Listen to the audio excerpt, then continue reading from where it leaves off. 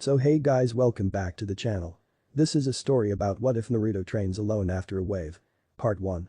If you guys enjoy this, what if? And if you want to part 2, comment down below. And let me know before I start. Please do support for more awesome content. And leave a like and don't forget to subscribe to my channel. And also share this video with your friends. And check out the description. And check out my playlist. So let's start the video. Chapter 1. Too much sake. Sasuke, I'm at point B. Sakura, I'm at point C. Naruto, I'm at point A. Believe it. Naruto is too slow. Naruto. Okay, Squad 7. The black beast leapt from a tree into the bushes below, using the surrounding forest greenery as an effective shield. The target is moved. Follow it. Three ninja can be seen from their hiding places. One with raven black hair, another with bubblegum pink, and the last with knucklehead blonde. Over there. The blonde whispered through his earpiece. What's your distance from the target? The silver-haired Jinin's voice came. 5 meters. Naruto replied, I'm ready, just give the signal. I'm ready too. Voiced the confident Sasuke. So my Sakura is finished. Okay. Now. Kakashi ordered. The three genin sprung from their hiding places at the beast. I got him, I got him. Naruto shouted out as he wrestled with a cat. This only startled the poor creature as Naruto became its new scratching post, with Sakura smiling all the while. Can you verify the ribbon on the right ear? Kakashi's voice echoed from the 3 sets of headphones. Affirmative, we got a positive ID. Sasuke replied, having almost nothing to do with the capture. Right. Lost pet Tora. Captured. Mission accomplished. And we get a better mission than this. I hate cats. Naruto yelled down the frequency as his fellow ninja grabbed their heads in pain. Naruto. We can all hear you loud and clear, stop yelling. Sakura's shrill voice now bellowed back down the earpieces. HMPH, pathetic. And now Sasuke sighed and began the short journey back into the village through the trees. Sasuke. Wait up. Sakura called out and hurried after him. Hey. A little help first. Sakura, get off me, cat. Naruto shouted, having enough of the feline, grabbing it by the scruff of its neck as it finally calmed down. Quickly rising to his feet to get a better grip on the animal, Naruto rose with the captured kitty in hands. With a flash, smoke erupted a few feet from Naruto. He almost dropped the cat. Almost. It seems you have a way with pets, eh? Naruto. Kakashi gloated as he emerged from the smoke with one of his famous eye smiles. Damn it, Kakashi-sensei, why can't we have a better mission than this? A B rank, or a C rank at least. Now Naruto, there is no use complaining to me. Again, we get our orders and missions from the Hokage, and we must complete them for the good of the village. The pair had now begun walking back toward the village. Yeah, but I'm way stronger now, I even caught this damn cat before Sasuke got near it. Naruto stroked the cat's fur lightly without loosening his grip on the animal. Speed doesn't determine the power of a ninja, Naruto, you should know this by now. All aspects must be taken into account. Any Chunin could beat you without a second thought. Now that hurts Naruto's pride. HMPH, Mizuki sure had fun losing to me. He whispered to himself. Kakashi caught that but decided to say nothing as the two made their way to the Hokage's office in silence. Oh my poor little Tora. Mama was so worried about your naughty little fuzzy face. Team 7's captive was in the process of becoming a pancake against its owner's face. Haha. Stupid cat, that kitty deserves to be squashed. Naruto laughed as he watched the client suffocated. No wonder he ran away. Sakura pitied the cat, but her job was over anyway. Sit back and let Naruto and Sasuke handle it. That's an easy street for her. Now then, for Squad 7's next mission, we have several available tasks. The third Hokage called Squad 7 over the screams of the poor cat. Among them, babysitting the chief counselor's 3-year-old, helping his wife to do the shopping, digging up potatoes at. No. Naruto interrupted, crossing his arms like an X with a strange buzzing sound heard from somewhere. I want to go on a real mission. Something challenging and exciting. Not this little kid stuff. Come on, old man. He's got a point. Sasuke considered as he agreed with the dead last for once. He's such a pain. Sakura sighed internally. Oh, I knew this was coming. Kakashi thought as Iruka suddenly took charge. How dare you? You're just a brand new genin with no experience. Like everyone else, you start with simple missions to develop your skills and prove yourself. Are you serious? Babysitting is not a mission, it's just as stupid. Gah. A punch to the back of his head shut him up, courtesy of Kakashi. Will you put a lid on it? His now bored voice sensei spoke. Naruto, the third began as Naruto sat up and rubbed the back of his head. It seems you do not understand the tasks you have been given. Listen, many different kinds of requests come into our village every day. From babysitting to assassinations. These requests are carefully reported. You always lecture me like you're my grandfather or something, but I'm not the little brat that used to pull pranks all the time. I'm a ninja now and I want a ninja mission. HMPH Naruto shouted and turned his back to the Hokage. Ah, I'm gonna hear about this later. Kakashi sighed again. The Hokage chuckled, Naruto wants us to know he's not a brat, he's a former brat, and he wants a mission. So be it. Huh? Was all Naruto could say. Since you are so determined, I'm going to give you a C-rank mission. You'll be bodyguards on a journey. Really? Yes. Who? Who? Are we guarding a princess? Or some big counselor? Don't be so impatient. I will bring him in now. The Hokage scolded, send in our visitor. Squad 7 turned towards the door as it opened, revealing a very drunk old man with a bottle of sake in his hand. What the? A bunch of little snot-nosed kids. The old man took one final swig and hit the ground. Wah? What the hell, who's this old geezer? Naruto shouted out, now poking the body. It seems our client has had a little too much to drink. Kakashi, if you would escort our client back to his hotel, Team 7 can begin in the morning. The third sighed. Huh? No fair, old man. You said we'd get a C rank today. Naruto, now furious, was denied his prize he fought for. Your mission will still be here in the morning, Naruto, you can't complete it without the client after all. I suggest you all go home and rest for tomorrow. With that, the Hokage rose from his seat and left the Chunin to sort through the remaining missions. The third's head suddenly appeared back at the doorway. If you'd like, Naruto, I could set up some D ranks for you instead. He chuckled as he heard Naruto go off like a bomb, returning to his office for some private reading. Geez, Naruto, did you have to make such a fuss? Sakura scolded him. It got us a better mission, didn't it, or would you like to be carrying groceries for other people your whole life? Naruto snapped right back. Naruto's face hit the floor again as Sakura stood proudly over him. You're such an idiot. She shouted at him as ran back to Sasuke's side. Kakashi had already gone ahead and taken the client, now identified as Tazuna, home. So it was just the genin and they each had their own plans. Leave me alone, Sakura. I'm going to go by train. Sasuke grumbled, and with Sakura right on his tail much to his dismay, he headed back to Squad 7's training grounds. Ow, why does Sakura have to hit me all the time? Naruto stood up and sighed, his voice-enhancing mask now gone with no one around. Why can't she just? He trailed off, with a slight tear peeking from his eye. All of a sudden, he became completely motionless. Nature chakra licked at his body, but he was blissfully unaware. His body then set itself to automatic and began home with an expressionless look on his face. Huh? Where the hell am I? Am I? He shouted as his voice echoed in the dark sewer around him. Ah! What is this stuff? Lifting one foot out of the water and examining it closely. The slime then slowly dribbled off his sandal and back into the muck before Naruto decided he didn't want to know. Wise choice.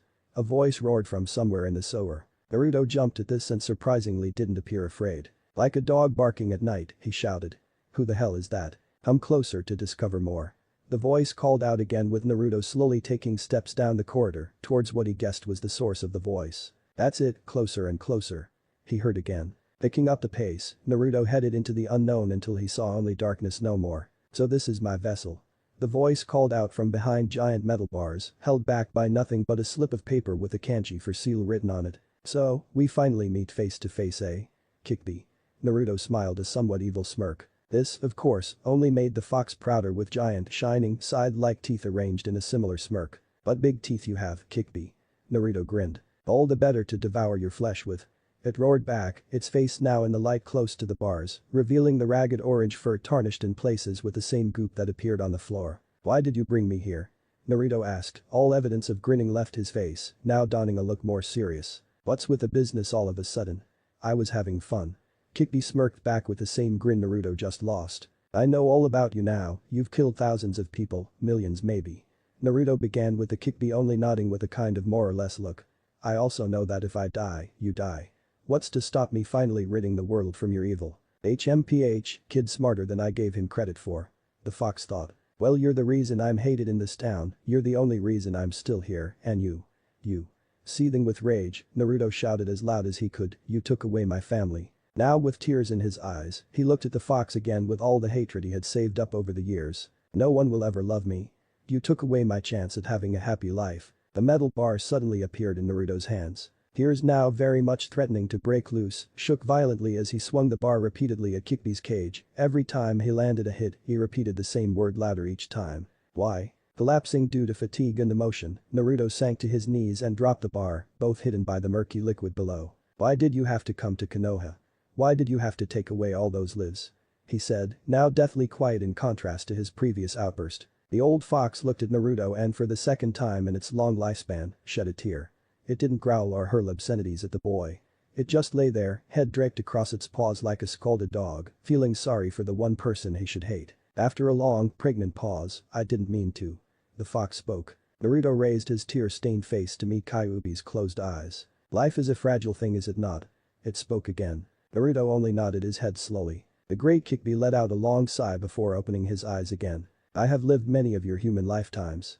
Yet I still haven't found a place to call home." Kyuubi was getting more vocal now as Naruto patiently listened. "There are no other Kyuubi. Just me. Alone for hundreds of years. I know the pain of loneliness better than even you, kid. I am the only Kyuubi, there are no others. I do not know why I am here or what to do in life with no one else out there for me." Naruto actually felt sorry for Kyuubi. True had only faced 12.5 years of hate and suffering, but the Kyuubi had endured hundreds. "I thought you appear when people get too cocky and evil, isn't that what you do in life?" Naruto asked, as was the legend of the Kyuubi. "No. No, my dear kid. This world is a delicate balance, I merely help it by reducing the amount of evil." Kyuubi sighed, remembering all the dictators and loyal subjects to them he had slaughtered. "Really? No tricks?" Naruto asked, now very curious. "Fox's honor." Kyuubi chuckled as he sat up again. "Unlike me, kid, you can be seen as a force of good in the world. You can know, love and honor yourself and become the ninja you truly want to be." Naruto scoffed, "Tsh, like that'll ever happen now. I have you to keep in line, how anyone could love me. This world is full of surprises, kid. Some are good, some are bad. You never know until you look for them though." The fox then pressed its paw against the cage door and took a deep breath. "What do you fight for, kids?" It suddenly asked. Well, I guess I fight to be acknowledged so I can protect people like Iruka-sensei and Sakura." Good answer. The fox thought and chuckled. Very well, how about a deal then?"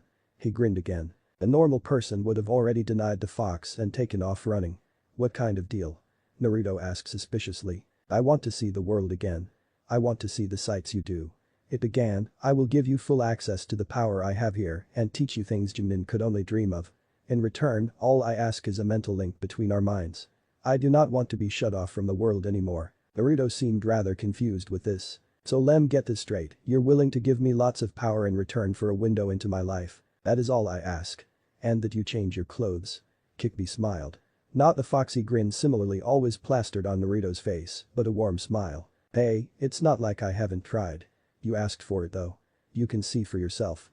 Naruto replied to the fox and pressed his own tiny hand against a bar on the cage, opposite of Kyuubi's own. The white light linked the center of Naruto's head and Kyuubi's head before engulfing the room. Chapter 2 Zabuza Mamachi. The sound of birds chirping drifted through the window, letting people know that morning had arrived. Despite having a mission that day, a certain blonde just rolled over, using his sheets to block the sun. "Wait for it. Wait for it." The voice in Naruto's head mumbled behind grins as Naruto's brain finally returned to the land of the living a second before. He shot up in his bed, scrambled to get out. "I can't believe I overslept. Why am I still in my clothes?" "You were so worn out from our little chat you didn't wake up," came the Kyuubi's now ever-present voice. You. So it wasn't all a dream, we really did make that deal, huh?" Naruto thought of Kyuubi. "Yes, and don't forget about your end. I give you access to my power and knowledge in return for this link and that you wear something other than that ghastly orange." "Oh yeah, hee. Unfortunately for you, you get to see my wardrobe now." "What do you mean?" The fox replied, quite confused. "How could your wardrobe be any worse than what you're wearing?" Naruto hurried to his closet, a look of absolute joy on his face as he flung open the door to the tiny space and opened his eyes as wide as he could to give the fox the full picture. My eyes." The fox reared back into the darkness of his cage. Naruto howled with laughter rolling around on the floor. Inside Naruto's closet was 10 different sets of the same jumpsuit Naruto wore every day. "Man fox, I wish I could see your face, haha, priceless." "Oh? You think so, kid?" The fox, now furious, stepped forward and put its paw against the cage. "Time for your first lesson." Naruto had just zipped up his next jumpsuit when a massive wave of pain slammed into him. He clutched his head as the pain focused around his face. He yelled out and jumped back onto his bed, burying his head under his pillow. The pain left as fast as it came as Naruto opened his eyes again. Picking himself up, he thought something nasty to the fox. "No need for that sort of language, kid. You should be thanking me on bended knee." The fox smirked, now relaxing back in the corner of his cage. "Why? You turned my head into your personal plaything just for looking at the only thing I'm allowed to buy." Naruto yelled at the giant fox in his mind. "Only thing? Why don't you just take something you want, they can't do anything with me around." Yeah right. You're the reason I get banned from nearly every store I walk into. Well, since you'll be leaving the village soon, you should find a shop that has some decent clothes for you. Plus I didn't do anything to your head, just your senses. What about my senses? Naruto was now out of the door and hurrying to the front gate. I'll explain once I see something worth using them for. Kick yawned and curled up in a ball before drifting off into a peaceful slumber. Damn furball. Naruto said as he focused on reality, Sasuke, Sakura and their client, giving him an odd look. What an idiot. Sasuke just muttered as he returned to leaning back on the gate. Hey guys. Where's Kakashi? Naruto asked Sakura, giving her his famous foxy grin. Where do you think it is? Probably reading his stupid book on the other side of Konoha. Sakura answered. Man, Kakashi-sensei has never been on time. When we finally get a good mission he decides to be late for that as well. You shouldn't talk that way about your teacher. Tazuna, one hand on his head in an attempt to stem the hangover he had, joined the conversation. But it's true. Kakashi-sensei is always late, he probably won't show up for another hour or two. Some leaves shifted unnaturally. Naruto's ears twitched. He turned his head to a tree just outside of the gate. Kakashi-sensei? That you? Naruto shouted out. The three spectators just resumed the weird look they gave him before. It was wiped from their faces as Kakashi just dropped from the tree, closing his orange book in the process. Well spotted Naruto. The silver-haired Chunin complimented. You were there the whole time, Sakura yelled. No, I showed up around the same time Naruto did. I decided to test your ability to sense others. Naruto here is the only one who passed. Sakura and Sasuke were taken aback. This runt actually has some talent. Tazuna smiled. No way, how could he tell he was there from all the way over here? Sasuke fumed. That's impossible. There's no way he sensed him and Sasuke didn't. Sakura was shocked. You knew he was there the whole time though, didn't ya, Sasuke? You just wanted me to sense him for myself. With hearts in her eyes, Sakura drifted off into her own fantasy world. Sasuke just scowled, can we get on with the mission already? Now this was a surprise, Kakashi mused, no Sasuke was the impatient one, and Naruto was the calm one. The others decided to ignore this sudden outburst and make final checks over their stuff. Naruto took one step past the gates before smiling and looking up at the sky. My first step outside of the village. Yeah, I can't wait. He thought. What? Naruto heard a low growl at the back of his mind. Up already, eh? Furball. Seeing as you even think loudly, yes. Kickby grunted and stretched. Everyone ready? Came Kakashi's voice, everyone nodded, then let's go. They all set out from the village. Kakashi began to explain the different regions while Naruto zoned out. Leaving already? I was hoping for a longer fox nap. Don't you mean cat nap? Naruto asked. Don't ever put me in the same category as them. A fox nap is completely different. Kickby shouted. Okay. If you say so. So are you gonna tell me what you did to my hearing? Couldn't you tell? You managed to find that Chunin teacher of yours easily when both of your teammates had no idea. You're making no sense, just tell me everything you did then I can get back to this mission. The fox just sighed. I'll put it simply for your human brain to understand. You can hear a pin drop at 100 feet, your sense of smell is rivaled only by my own and your eyes. The Kickby stopped suddenly. He spotted something out of place up ahead. Let's say we take them out for a test spin. What do you mean? Naruto asked. Push some chakra to your eyes and take a look under that tree. Do I have to mold it first? Naruto asked, remembering one of the few lessons he understood from the academy. Not for this. It's more like a switch you're turning on. Kickby explained. Naruto complied and tried focusing his chakra into his eyes. Every time he took a step closer he lost focus and the chakra receded. Stop walking, idiot. The fox shouted, annoyed at his container's lack of focus or lack of control. Both were as bad as each other at this point. Naruto stopped about 25 feet from the tree and focused hard. The chakra pooled at the back of his eyes. He blinked and his once crystal blue eyes became blood-red slitted ones. What the? Naruto looked at the puddle under the tree. There was a large source of chakra around and in the puddle. The others had walked ahead before turning back to the blonde. Naruto, hurry up. Sakura called out. In a second. Naruto walked up to the puddle and jumped into the center of it. In an instant, a smokescreen appeared around Naruto as two figures emerged from the haze, jumping back a few feet. One landed on his feet, the other on one knee, clutching his head. That hurt you, brat. The injured one shouted before the duo charged at him. Naruto jumped out of the way and landed several feet off. The two kept running. They were heading toward Kakashi and the client. Naruto ran after them but he was too late. They both had a massive chain of shuriken emerge from their wrists, linking the two and wrapped it around Kakashi. One down. The other said and they yanked the chain, splitting Kakashi in two. All three genin were too stunned to move, their Chunin sensei had just been killed on the spot. Now for our objective. The injured one spoke before they made a charge for Tizuna. The flash of blue and Sasuke were in the air. He threw a shuriken at their chain, pinning it to a tree, followed up with a kunai to reinforce it. I can't get loose. The right-handed chain user grunted as Sasuke landed on each of their gauntlets. They quickly looked at the young genin before he kicked both of them in the jaw. With a clunk, they both released their gauntlets from the chain ends, regained their footing and flew towards Tizuna. I've got to stop them. I've got to stop them. Sakura shouted at herself, stay behind me. She cried and jumped in front of Tizuna. Now kid. The foot slammed into one of the figures, destroying his face mask under his foot as he shot into the other figure before tumbling away. Naruto landed in front of Sakura perfectly with a hard look on his face. Then Naruto? Sakura whispered, more to herself than anyone else before Naruto ran over to where the demon brothers now lay. Both were taken out with that last attack. Whoa, what the hell was that? Naruto thought. Your new reflexes, kid. Like 'em. The fox grinned in his mind. A slight feeling of pride graced the fox's body before he brushed it away. You tuned them up too. Nice. Naruto smirked, inside and outside his mind. Good job Naruto. A voice came from the trees as Kakashi dropped down for the second time that day. Kakashi-sensei, you're okay. Sakura shouted out and ran to meet him. Sasuke was too shocked by Naruto to move. Slowly, he turned his head to see the spot Kakashi died on to see tree stump slices scattered over the ground. Replacement jutsu. He thought. Izuna was still scared and cautiously approached the group. Is it safe now? He asked. Thanks to Sasuke and Naruto, yes. Kakashi replied, tying a very tight knot as he finished securing the demon brothers to a tree. By the way, Mr. Tizuna. Yeah? What? We need to talk. An hour later and the group was back on the road. The bridge was built explaining his predicament and the reason for his deception. With a team vote, the group decided to continue on. This fog's so thick. You can't see anything.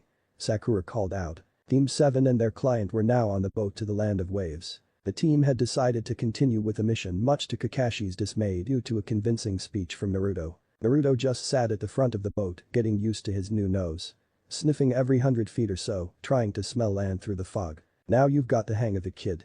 Kikbi grinned as Naruto smelled damp earth a few 100 feet ahead. Yes, finally. So what's next huh? Naruto asked eagerly. Nothing kid, you have to master these abilities before I teach you anything else. Oh, come on. No. The Kikbi roared, do as I say or I will feast upon your flesh. To a normal person, this would require a change of underwear. You dare threaten me, do you want me to sleep with my eyes open in my closet from now on? Naruto shouted right back with a hint of humor in his voice. No. Kikbi shuddered at the memories. Then teach me something new. No. And with that, the Kikbi kicked Naruto out of his own mind. What the hell? He shouted as everyone gave him another confused stare. Naruto looked around, discovering he was the last on the boat except for the driver. Oh, sorry he. He put his hand behind his head and gave his foxy grin as he disembarked. Okay, take me to my home, and I mean get me there in one piece. Tizuna barked as the group set off. Kakashi was deep in thought as they traveled through the small coastal town and into the forest. How did that idiot get so good in so little time? Sasuke thought, angrily.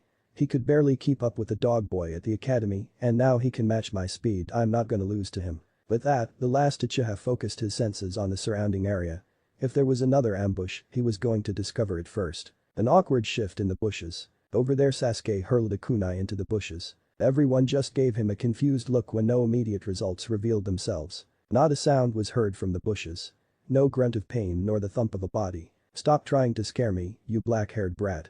Tizuna suddenly yelled out. Kakashi and Naruto's ears suddenly picked up another sound. There. Another kunai found its way into the bushes. Sakura just looked at Sasuke with stars in her eyes. Sasuke, you're so brave. She squealed. Kakashi made his way through the bushes to investigate and found a panic-stricken white bunny. Sasuke saw what he hurled his kunai at and just scowled. Stupid rodent. He muttered. Oh, don't be so downhearted Sasuke. Sakura made an attempt to hug him to console his embarrassment. Kakashi was deep in thought again whilst staring at the rabbit. Glancing at the trees he thought, so you're already here. Look out. Came two separate calls. One from Kakashi and the other, surprisingly, from Naruto. Did he hear it too? Kakashi thought in record time as everyone hit the deck. A giant sword cleaved the air above their heads and embedded itself high in a nearby tree. It looked like an oversized butcher's knife with a semicircle on the blade edge missing and a full smaller circle towards the end of the blade in the middle. The figure landed on the handle of the sword, his gaze sweeping over the group. He wore matching brown and white cameo arm and leg warmers with lined blue pants. His face was masked with bandages, covering his mouth, and short black hair outlined his Kurigakure headband. Well. If it isn't Zabuza Mamachi. Rogue ninja from the village hidden in the mist. Our Rouge ninja. Naruto muttered. Kakashi reached up to his headband. If he's our opponent, I'll need this. Kakashi of the Sharingan. Did I get that right? Zabuza's cold voice descended. It's too bad, but you'll have to hand over the old man. Kakashi and Zabuza locked eyes. Sharingan. What's that? Naruto thought. The powerful ninjutsu. It was the last thing I saw before. Stop talking to me and focus on your enemy. Kikbi's voice boomed back in Naruto's mind. Got it? Naruto didn't bother to argue, this was serious if Kakashi was using his trump card, whatever it was. Now quick, get in formation. Protect the bridge builder and stay out of this fight. Kakashi ordered. I taught you teamwork, now it's time to use it. Kakashi lifted his headband back to its proper place, revealing his scar and opening his eyes. Showing a red and wide eye with black pupil and 3 black tomos circling it. Well, it looks like I get to see the Sharingan in action. This is an honor. Zabuza spoke atop his perch. The Sharingan. A rare power. It resides in the eye. Sasuke began. Don't explain its mechanics to an enemy Sasuke, you idiot. Naruto shouted across Kakashi. Without warning, a thick mist descended around the battlefield. I don't care what you have. I need to eliminate the old man. Zabuza began. As soon as he threatened Tazuna, Squad 7 formed up a defense around him. So, I'll have to eliminate you first, Kakashi. With a flash, Zabuza and his sword were gone. Naruto channeled chakra to his eyes as they became red slits once more. Over there, on the water, he shouted out. Zabuza was just standing on the water, one hand above his head, focusing. Ninja art. Hidden mist. He cried and disappeared in the further thickened mist. He'll come after me first. He's a master of the silent killing technique. Kakashi explained. As the name suggests, it happens in an instant without a sound or warning of any kind. It happens so fast you pass from this life without realizing what has happened. The Sharingan cannot fully neutralize it, so don't lower your guard. But if we fail we only lose our lives. How can you say that? Sakura reprimanded him. The mist's thickness increased further. The land of waves is surrounded by ocean. The swirling mists are ever present. Tazuna told them. The mist became so thick that Kakashi faded from view when being not even 5 feet in front of them. Sensei. Sakura cried out. 8 points. Zabuza's voice surrounded them. Watch your back, kid. Kikbi warned. Naruto heard him but continued focusing chakra to his eyes. The more he pushed in, the clearer the mist became. Larynx. Spine. Lungs. Liver. Jugular. Artery. Kidneys. Heart. Now, which will be my kill point? Everyone stiffened their stances. The mist suddenly cleared in a small area. Kakashi had flared his chakra to blow away some of the haze. Sasuke started sweating. Naruto noticed and saw him raise his kunai around his stomach. What is he doing? He thought. Sasuke. Calm down. I'll protect you with my life, all of you. I will not allow my comrades to die. Trust me. Kakashi said, giving them one of his famous eye smiles. Sakura breathed a sigh of relief. I wouldn't be so sure. An eerie voice came. Suddenly, Zabuza was between the genin and Tazuna. It's over. Zabuza calmly said before swinging his sword round, a fear-stricken Tazuna couldn't move. Chapter 3 The Real Rookie of the Year. Don't move. Kakashi said, his Sharingan focusing directly on Zabuza and jumping towards him, kunai raised. Small drops of condensation dripped off Naruto's kunai as the Zabuza water clone gasped for air it could not keep before losing all chakra and becoming a small puddle on the ground. Then Naruto. Kakashi was stunned to say the least. The other two had jumped away from the client at the first sign of danger to them. Naruto however swiftly took out the enemy in the second's warning he gave them. Sensei, behind you. Naruto shouted as another Zabuza emerged from the mist and swung his cleaver at Kakashi. Kakashi couldn't escape, he was already mid-jump at the now puddled Zabuza who was no longer a threat. The mist ninja's sword cut him clean in half like a knife through water. But the small splash, where Kakashi was, there was now only water. The water clone. Zabuza thought, can't be. Don't move. A voice behind Zabuza spoke coolly as a kunai was raised to his neck. Now it's over. You're finished. Smart move Kakashi-sensei. Naruto said, not moving an inch since he'd sliced the water clone Zabuza's neck open. Sakura and Sasuke who jumped back were now staring in awe at the three. Zabuza began chuckling. Finished? You really don't get it, do you? Your technique is just a crass imitation. I'll never be defeated by a copycat ninja like you. Zabuza grinned under his mask. You are full of surprises though. You copied me when you made your little speech.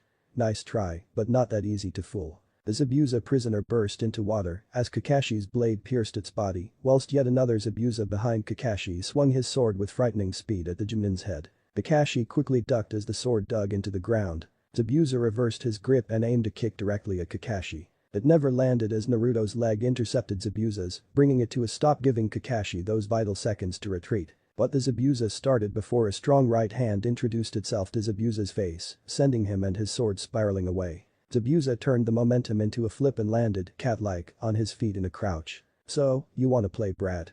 he shouted, his pride hurt as he, one of the 7 swordsmen of the mist, took a sucker punch from a genin that actually hurt. "Fine, see if you can keep up with this." Zabuza sped towards Naruto.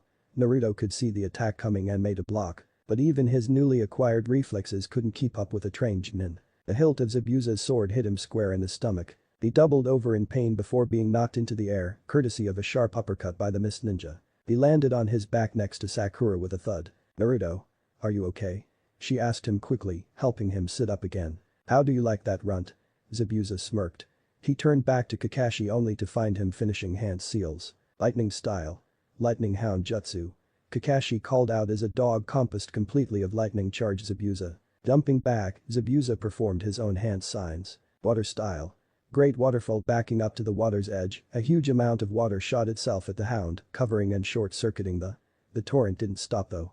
It shot through the clearing and straight towards the team and their client. Acting fast, Naruto grabbed Sakura and jumped into the trees while Kakashi took care of Tazuna. The water quickly let up as the group jumped back down. It seems one of you little students didn't make it, Kakashi." Zabuza taunted as the group glared at him. "Fire style. Fireball jutsu." A voice shouted as a figure jumped out of the tree nearest Zabuza as a big ball of fire descended upon him, engulfing the swordsman. Sasuke smirked. The fire quickly cleared as he released the technique, panting a little. There was nothing left. No grass or rocks or body. Sasuke winced as he landed, looking around for the ninja. "Too slow kid, water style. Water dragon jutsu." Sasuke turned back to the river only for a large water dragon, with yellow menacing eyes to crash into him, sending him skidding away back towards his team. "Shadow clone jutsu." Naruto shouted out. 9 exact clones of Naruto appeared, complete with red slitted eyes, and charged at Zabuza. "Naruto, wait." Kakashi shouted, but Naruto continued, throwing kunai and shuriken between them at Zabuza. "HMPH, pathetic." Zabuza mocked with a sigh as he used the blunt of his blade to block any weapons that came close. "Damn it, we're gonna have to pull out the big guns." One Naruto yelled as the others just nodded their heads. 5 Naruto withdrew Fukuma shuriken from their backpacks before the remaining 4 charged Zabuza again. Each Naruto approached the bladed ninja from a different direction, they all made their attempts to beat down Zabuza and fell prey to his blade. The Naruto closest to the shore remained intact however. Zabuza made his way to the boy when several black objects were hurled at him. Zabuza quickly turned to face the shuriken, he caught one in his left hand and jumped over the next one. The third clipped his right arm but not badly, while the fourth missed completely. "Only 4. Zabuza quickly thought. He quickly scanned all the Naruto in front of him to see all 5 empty-handed, but with massive grins on their faces. A light chuckle was heard as he turned his head mid-jump to see Naruto from before releasing the final shuriken directly at him from 10 feet away. Thinking quickly, Zabuza hurled his caught shuriken at the new one, cancelling them both out before backflipping to land halfway between the single Naruto and the remaining 4. "Wasn't there?" Zabuza couldn't finish that thought as a small burst of smoke appeared at his feet as a small rock transformed into Naruto, bringing a rising uppercut to his face, sending him over the treetops. "It's not over yet." Zabuza snarled through the branches as he crashed back through the foliage. Kakashi rose to meet the 7 swordsman member and swiftly elbowed him in the gut, sending him back down to earth, creating a small Zabuza-shaped crater and raising a small dust cloud. Kakashi landed next to the Naruto that sent Zabuza flying as the rest disappeared in a puff of smoke each. As the dust settled, it revealed a barely conscious Zabuza trying to struggle to his feet. Do you think you've won? Ha. It's not over until." Suddenly he fell silent and limp, collapsing back into the crater as 2 planted themselves in his neck, his eyes still wide with shock. The Konoha group gasped as they saw the culprit of the throne standing in a nearby tree. The figure just giggled. "What's so funny?" Sasuke shouted at the newcomer who had made him miss his chance to finish off the missing nin. "All it took was 2 and he's gone for good. Yet you decided to waste all that energy and chakra." The figure said, "Thank you though, I have been tracking Zabuza for a long time. Waiting for this chance to finally take him down." Kakashi cautiously walked over to Zabuza and measured his pulse. "Nothing. By your mask, I see that you're a tracker ninja from the village hidden in the mist." Kakashi addressed the figure. "Impressive, you're well informed." The tracker spoke again. From his eyes, voice and grace, he must be the same age as Naruto, yet he's an elite assassin. Kakashi thought as a soft wind blew across the clearing. He's not an ordinary kid, but what is he? The tracker jumped down to Zabuza's side and checked him over. Now some more of the mist had cleared, the tracker could be seen more clearly. He was dressed in a strange green top with yellow trimming, a pair of dark orange pants and arm warmers with matching sash around the waist. His mask was bone white with two eye slits with a flame pattern that looked like it was licking the bottom and the hidden mist village symbol carved into the forehead area. The tracker then proceeded to lift Zabuza onto his back before speaking again. Their struggle is over for now, I must deal with the remains. There are many secrets in this body, they must not be allowed to get into the wrong hands. Please excuse me, farewell. With a one-handed sign, the two disappeared in a swirl of mist and leaves. The group just looked at the spot where the two were before snapping back to reality. Kakashi was the first and pulled his headband back down over his Sharingan. We haven't completed our mission yet. We still have to get the bridge builder to his bridge. Kakashi announced. Hee, sorry I caused all this trouble for you, but you can rest at my house when we get to the village. Alright, let's move on. Kakashi started before kneeling down and taking several deep breaths. Kakashi-sensei, are you alright? Sakura cried out, hurrying to his side. You're not hurt, are you? Kakashi-sensei. Naruto joined in while Tazuna stood silently looking a little worried with the ever-brooding Sasuke, not moving an inch. Do not worry kid, he has pushed his body hard with that Sharingan of his and he's just tired. The fox's voice returned to Naruto. Really? Why? Naruto thought curiously. Hikbi could only fathom him. Do I have to spell everything out for you? You're doing the same at this moment, continuously pushing chakra to your eyes to give yourself an advantage. You gain enhanced sight while your sensei gains the Sharingan's powers. Judging by his last name, he shouldn't have the Sharingan at all. Kikbi explained. Huh? I'm still pushing chakra to my eyes. Naruto withdrew the chakra from his eyes and blinked. They were back to their old crystal blue. I must say I'm a little impressed by the kid. Before the fight you could barely walk and channel chakra, now you're fighting full on with it and don't even notice yourself doing it. The Kikbi grinned. Cool. So will you teach me something new now huh? Naruto asked, much to the great beast's annoyance. Patience kid, if you haven't noticed, you yourself are wearing a bit thin on the fatigue scale right now. That blow to the stomach really knocked you down a notch. Rest for now and I will teach you tomorrow.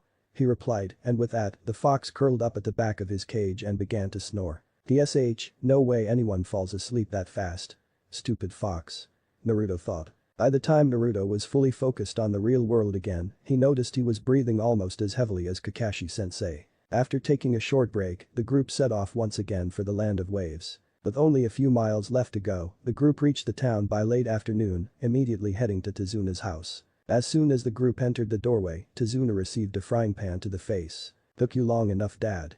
A black-haired woman shouted, stepping into view. Tsunami, my dear, we got a little sidetracked by some enemy ninja, but nothing these fine ones couldn't handle. He smiled at his daughter. Is the spare room clean? We have to get this one to lay down for a while. Pointing to Kakashi. Yes, the room's clean dad, just take him up and I'll start dinner. Tsunami made her way back into the kitchen, taking her frying pan with her. Try to stay out of her way for now you lot, Tazuna whispered to the team, when she gets mad, she starts throwing things. Heavy things. He finished with a shudder. Sasuke and Naruto quickly hurried up the stairs with Kakashi's arms round their shoulders and found the spare room. Removing their sensei's bedroll from his pack, the two boys slipped him into it and walked for the door. I'm really proud of the way you boys handled yourselves today. Kakashi called out to them. They both turned to face their senses. Was nothing. Sasuke brushed it off, leaving the room. Thanks, Kakashi-sensei. Naruto grinned before heading out the door and closing it quietly behind him. On his way back downstairs, Naruto heard a soft whimpering from one of the rooms. Doubling back, he peered through the slightly ajar door to see a young boy kneeling on top of his dresser looking out to the sea, crying whilst looking at something Naruto couldn't quite make out. He was about to comfort the boy when he decided it was best to leave the boy and ask the other residents of the house if they knew anything about this. After all, no one wants a stranger bursting into their room asking them why they're crying. The rest of the night passed quickly for Team 7. Dinner was prepared and eaten in the rooms prepared for them to sleep in, and after dinner, everyone decided to get an early night and talk in the morning. Naruto fell asleep that night with a feeling of pride. He was proud that Kakashi-sensei finally acknowledged his abilities as a ninja, even if he did get a little help from the Kikbi. Chapter 4 Time to Train. Waves licked the docks as the sun rose the morning after the encounter with Zabuza. Kakashi, still in his bedroll dressed in his Chunin uniform, was going over the battle again and again in his head. Something just doesn't seem right. He thought as his door creaked open, revealing Tsunami. Waking up huh? Are you alright? She asked, laying a small plate of food and drink of water by him. I've been better, I'm just a little tired is all. He replied, sitting up and grabbing the glass, taking a sip. Well, just rest until you get your strength back, Tsunami said, smiling at the silver-haired Junin as he lay back down. Tsunami made to leave just as the rest of Team 7 and Tazuna made their way into the room. Morning, Kakashi-sensei. Feeling better? A slightly concerned Naruto asked. Much better, thank you Naruto, just a bit stiff still. Kakashi replied, flexing his neck muscles giving a soft click. Listen sensei, your Sharingan is amazing and everything, but if it puts that much strain on you, maybe it's not worth it. Sakura told him, not knowing just how often his Sharingan saved his and others' lives. Well, you did manage to take out one of the most powerful ninja assassins, so we should be safe for a while. Tazuna sighed, wiping the sweat from his brow. What about the boy that took him away? Sakura asked. He's from the elite tracking unit from the village hidden in the mist. Those masks are only worn by the most elite shinobi. Kakashi began. Everyone listened in, except Naruto who had an annoying case of bored Kikbi to deal with. Wow, this is boring. The great-tailed demon complained to his jailer. Where's the channel changer? What else is on? He chuckled, looking around his cage looking for control. Oh ha ha, very funny fox. Naruto thought, zoning out of the real world. When are you gonna teach me something new huh? It's tomorrow already. Naruto smiled. He wasn't truly an idiot, he just liked messing with the fox. There's nothing more fun than winding up an all-powerful entity by pretending not to understand a single word he says. It's only just morning. The fox roared, God you're like a child. Wanting a new toy as soon as he's finished with the old one. Well you did say I'd mastered the eyes, I bet I can see through them at 100 yards. Naruto thought proudly. Compared to my 10,000 yards, yours is comparable to me when I was a few days old. Kikbi smirked. Naruto was gobsmacked. Both entities did care for the other somewhat, but when one is stuck inside the other, in all sense of the term bonded at the hip, you can't help but try to annoy one another. Especially when both barely had anyone to talk to for 12 years. DSH, like I care. Naruto crossed his arms, acting hurt, you've had hundreds of years to get better, I've had 2 days. Well many more days and maybe you'll be as good as me. In 100 years or so. Kikbi said, letting out a roar of laughter at Naruto's shocked face. Naruto was filled with determination and let the fox know. Just you wait. I'll master your powers and become even more powerful than you. I won't stop until I learn all of your powers and master them better than you ever will. The fox expected this but was taken aback a little at the fierce determination written all over Naruto's serious face. Kid's finally got the fire in his belly going again. Now I just need him to focus on it. The fox thought proudly. Well. What are you waiting for? Kikbi grinned and kicked Naruto back into reality. And obliterate every trace of their existence. That's their specialty. Kakashi finished Sasuke and Sakura's eyes widened. Naruto just remained oblivious to this information. Elsewhere, a certain masked ninja was helping another treat his injuries. The mist has cleared. The now unmasked Anbu member said, next time. Will you be alright? Next time, I'll see right through his Sharingan. If Zabuza is gone, why do I feel this way? As soon as Kakashi finished explaining Anbu Black Ops to his students, memories faded in from when he himself was Anbu. Something's wrong, it's like I've missed something. Kakashi-sensei? Are you feeling okay? Sakura asked with a worried look on her face. Oh, yes. To finish what I was saying, Tracker Ninja deal with the body immediately, on the spot, so there's no room for error. Kakashi continued. Is that really important? Sakura asked, confused. Something decided to click in Naruto's mind at that instant. Zabuza is still alive. He shouted out. Sakura, Tazuna and Tsunami gasped. What? You can't be serious. Sakura shouted at Naruto. No, really. That masked guy hit him with 2 tiny needles and took him away. He could be a good actor and pretend to be dead or something. Naruto explained his theory. While not entirely true, he wasn't entirely wrong. Close to Naruto, and I'm afraid with all the evidence I have considered, it seems to me that Zabuza could still be alive and kicking. Kakashi sighed. Sasuke's eyes widened at the possibility of having a rematch with the assassin. Kakashi's words had confirmed his own suspicions. Kakashi-sensei, you checked him yourself, you said his heart stopped. Sakura began to panic, she couldn't bear to face the bloodlust of that terrible Chunin again. His heart did stop, but that was just a temporary state, to simulate death. Well, kid. Looks like we've got ourselves a rematch. The fox chuckled back in Naruto's head. HMPH, I thought you were going back to sleeper summoning, since you won't train me.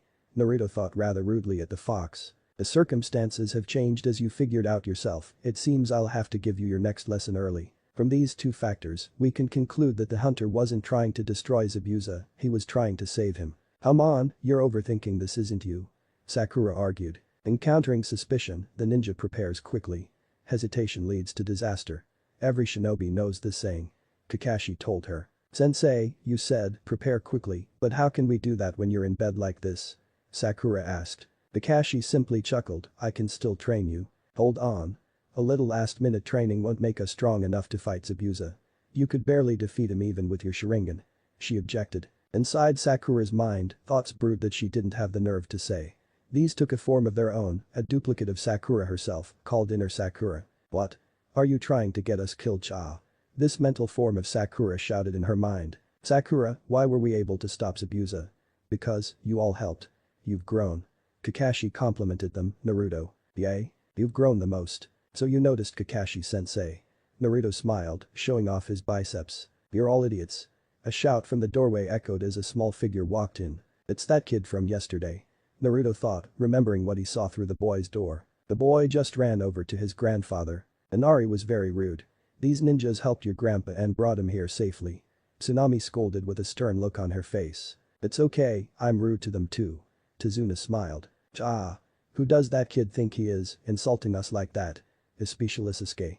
Inner Sakura shouted out again. Can't you see these people are going to die? Gato's men will come and kill them. Inari cried out again, hoping he could prevent the loss of more lives. A dark chuckle rose in response. Everyone turned to see the source, it was Sasuke. So, Gato and his men are gonna come? Perfect. Sasuke rose from his spot on the floor and left the room. Sasuke, was all Sakura could say. The remaining Squad 7 members were stunned at the Uchiha's abrupt departure. Sasuke stepped off the dock and looked back at the house, a smirk plastered on his face as he entered the forest nearby. About an hour later, after everyone else had eaten lunch, Naruto, Sakura and Kakashi, who was currently walking on a single makeshift crutch, headed into the forest. Kakashi led the two while Naruto walked next to Sakura. What do you think Kakashi-sensei is gonna teach us? Naruto asked her. I don't know if I am Naruto. Just be patient and keep an eye out for Sasuke. She yelled back. Geez, what's your problem, Sakura? I was only making conversation. The rest of the walk was spent in silence with Sakura looking round every few minutes, hoping to catch a glimpse of Sasuke. They arrived in a clearing to see splinters on the ground. The trees around the area were full of slash marks, kunai and shuriken. Sakura and Naruto were shocked. What happened here? Naruto asked, not really expecting an answer, running around the clearing. Kakashi just hobbled over to one of the trees and examined it. Sakura just stood in shock, her mind racing through possible scenarios where Sasuke had left. That was until Naruto snapped her out of it. Kakashi-sensei, I found Sasuke. Both Kakashi and Sakura's necks nearly snapped at the force their heads turned. Ah, Sasuke.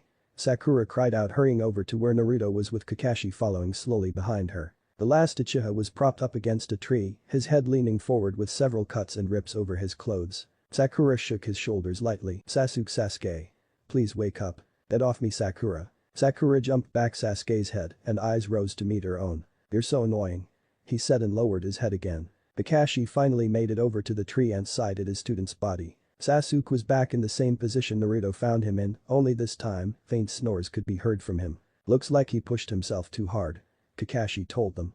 Well, seeing as he's done his own training, I'll have to teach him this later. Kakashi put his hands in the ram hand seal and a small wave of dust lifted off the floor. Naruto and Sakura both looked up at Kakashi as he walked up to a nearby tree. Reaching up with his left foot and placing it on the bark of the tree, Kakashi began steadily walking up the tree, apparently defying gravity. Naruto and Sakura could only stare as even in his fatigued state, Kakashi could still hang upside down on a tree branch with only his feet to keep him there. Surprised. With the power of chakra, this is possible and can be a huge advantage in both battle and spying. Kakashi's eyes smile. Wow, Kakashi-sensei, how do you do it? Naruto asked, almost jumping in joy. Just focus your chakra towards the soles of your feet. Then use it to connect to the tree. This will improve your chakra control. Learning how to draw chakra to any body part and maintaining the flow of chakra will enable you to master any. The red eye speaks with wisdom. The fox's voice was back. Any tips you can give me, fox? Naruto thought. Like you taught that young kid, there are no shortcuts. Naruto seemed a bit downhearted at this, however. Naruto bounced right back. Now that our chakra is no longer fighting each other, you should find you have much better control over it. Now that you mention it, my shadow clones did seem a bit easier to make when we fought Zabuza. Naruto pondered. Listen kid, the sooner you learn this, the sooner I can give you my next lesson. The Kyuubi smirked, leaning back in its cage. Until then, all I need is some popcorn and a drink cause this is gonna be a funny show. Oh yeah, I'll show you, you stupid fox. With that, Naruto awoke to see Kakashi throw two kunai into the earth in front of him and Sakura. Use the kunai to mark the tree at the highest point you can climb. Then try and beat that point. Try running to build some momentum. Ready. Go. Naruto and Sakura both performed the ram hand signs, and two small waves of dust were pushed away from their feet. Naruto sprinted at the tallest tree he could see. "This'll be a cinch," he shouted proudly. He lifted his foot and it stuck to the bark. Yes.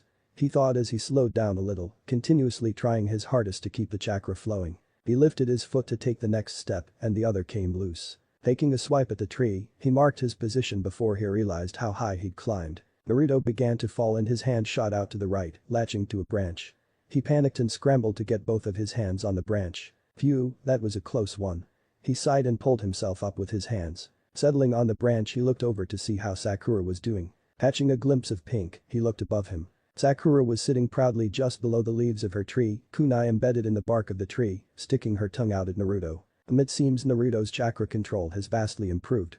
It must be all the shadow clones he makes. Kakashi thought. As for Sakura, it seems as though she's the better of the two. I wonder how good Sasuke's control is though. Sakura looked below Naruto when she spotted something shiny on the ground. She just burst out laughing. "What's so funny?" Naruto asked, tilting his head, confused. "You can't even hold onto a kunai.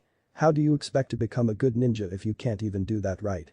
She laughed. Naruto peered over his legs at the ground. Point down in the grass was his kunai. "Damn it, how am I gonna whoa?" "Ah." Naruto leant forward too much and fell off his branch, watching the earth come rushing to meet him. He closed his eyes and braced himself for the pain. He heard a soft think but never felt any pain. Slowly he opened his eyes and saw the ground an inch from his nose. "What the? How am I?" he began and looked at his feet. Both were on tiptoes planted to the tree. No sooner did he realize this than he hit the floor. Oof. Kakashi was now right side up again and was surprised at Naruto's actions. Inside his head, a mighty roar of laughter could be heard ringing through the sewers. Such a small area so soon. Kakashi thought. Alright Naruto, enough laying around. Try again. A short distance away, hidden behind a tree, a small figure dressed in green overalls, blue sandals and a white and blue hat watched the two genin run up and down the trees. What a waste of time.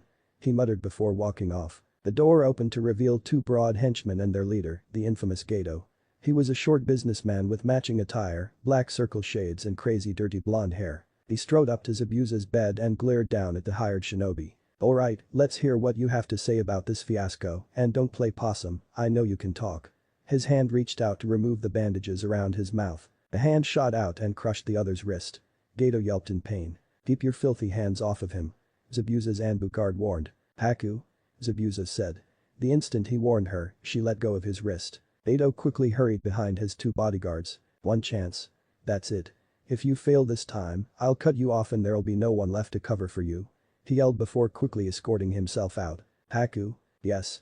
Zabuza. "I have a bad feeling in my gut. That's just the herbs doing their work." Haku giggled. Underneath Zabuza's mask, he smiled. "No, aside from that. When we go to finish off Kakashi and his brats. If something goes wrong you leave me and run. But nothing. You will do as I order and I order you to run if I should fall." Haku had a look of dismay on her face. "Understood, Zabuza. Their training has been going on for a while now." Naruto and Sakura were both worn out and had multiple scratches where they had fallen. Sasuke had woken up a short while after they had started and Kakashi had given him the rundown. Sakura currently holds the title of highest run, she was only a few steps off the treetop. Unfortunately that's when her chakra pool had run dry, she couldn't make it halfway up without falling now. She kept at it though, trying to extend her chakra pool so she could catch up with the other two. Naruto was next, falling only 3 feet short of Sakura's height. He had the chakra and the control, he just wanted to let his Sakura be the first to make it to the top. Kikbi had of course reprimanded him for this. To make up for it, he told Naruto to now climb the tree with his hands only, which meant doing a handstand. Sasuke was rested and ready, though his chakra control was even worse than Naruto's and only made it halfway up. Luckily for the others, he was too tired to brood from his earlier workout. "Alright everyone, that's enough. It's getting late so we'd better head back," Kakashi announced. Sakura just flopped onto the floor. Sasuke and Naruto however landed neatly after finishing their final run. Slowly, they all began to troop back to the house. Once they reached the end of the forest, Sakura rested her back against a tree. "Hey, you okay Sakura?" Naruto asked, concerned. "I'm okay Naruto, I'm just a little tired is all," she replied. Pushing herself off the tree, she took another step and collapsed to her knees. Naruto gave her a sympathetic look. He walked round to her front and bent down. "Here. I'll give you a lift back," he muttered. Sakura wasn't one to deny help when she really needed it and climbed onto Naruto. He gripped under her knees and began walking back while she wrapped her arms round his head. Naruto walked into the house and made a beeline for Sakura's room, dodging Tsunami who was setting the table for them. He hurried upstairs and lay her down atop her sleeping bag. She had fallen asleep on the way back. Naruto smiled at her as he folded the covers over up to her neck and left the room. On his way through the kitchen he grabbed his plate of food and made for the door. "And just where do you think you're going?" A stern voice called behind him. He froze, like a deer caught in headlights. He slowly turned to face Tsunami armed with a spatula. I was gonna train, I just need a snack to recover." He gave her his fox-like grin. Tsunami was not impressive. "You are going to stay here and eat with the rest of us like a good ninja," she ordered as Naruto opened the door. "So you think I'm a good ninja? Thanks, then like a good ninja, I'll escape with my objective." He smirked and there was a puff of smoke as Naruto stood there. This Naruto had no plate of food however and just burst into smoke. Replacement mixed with shadow clones. Kakashi muttered, entering the kitchen just as the little display ended. A short distance from the house, Naruto just let out a long laugh and headed back to the clearing in the forest, eating his dinner all the while. Naruto heard a large yawn in the back of his mind and he felt his prisoner waking up. He left his plate on a stump and walked into the middle of the clearing and sat down. "All right Fox, I can run up and down the tree without falling, on both my hands and feet too, now teach me," he thought. "Good evening to you too," the fox said sarcastically, "so you can do it on your hands and feet. Now just your tongue." "No way. I've been waiting all day. Just teach me whatever you have planned." He's gonna regret that," the fox thought as he burned some information into Naruto's head. "Ah. What the hell? What did you do now?" he thought, clutching his head as the familiar pain ebbed away. "You're going to learn something very useful tonight," the fox began. Unfortunately, as soon as Naruto heard the words learn and jutsu in the same sentence, it set him off. "Alright. Woohoo," he shouted out, jumping up and down. "Calm down." Naruto froze. "I know you're not this big of an idiot, so stop acting like one around me. We are together until you die and I am not putting up with that stupid farce all the time." Naruto just smirked. "When did you figure it out?" "I took you up on your offer and saw for myself. When I linked our minds, it also gave me access to all your memories and previous thoughts. That's how I knew you had spoken to the Hokage's son," Kikbi explained. Find anything interesting?"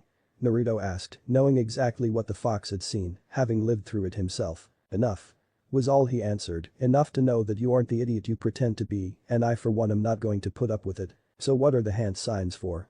"I thought you, being a fox, couldn't use them," Naruto asked, talking about the signs the Kikbi had burned into his memory. "I do not need such trivial things to unleash my power. You, however, do. At least for now. It's called the Kikbi's Claw. When used correctly, it can cut through any substance known to Kikbi." Me." He grinned. "Cool, but you know I'm going to have to rename it. People won't be happy with the name," Naruto reasoned. The fox recalled painful memories of the boy who did not understand why the villagers called him Fox. A sneaky way to avoid the third's law I see. Kikbi thought. "Why not rename it Fox's Claw?" he asked. "Why would I call it that?" Naruto retorted. "Perform the hand signs and channel the chakra into your right hand and you'll see." Kikbi grinned. Naruto did as he was told and gasped at the results. "Whoa. Nice." He smirked. Back at the house there was a loud crash coming from the forest.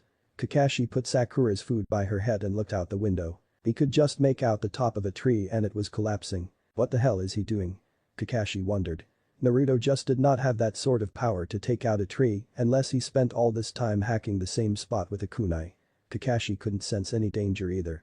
Nor any trace of Naruto's prisoner's chakra. 3 more trees fell that night and Naruto did not return. Kakashi resolved to look for him as soon as he finished breakfast, finally rid of that damn crutch as his chakra returned. Tsunami served breakfast bright and early. When all but Inari were present, Naruto walked in through the door without a care in the world, plate in hand. "Morning everyone."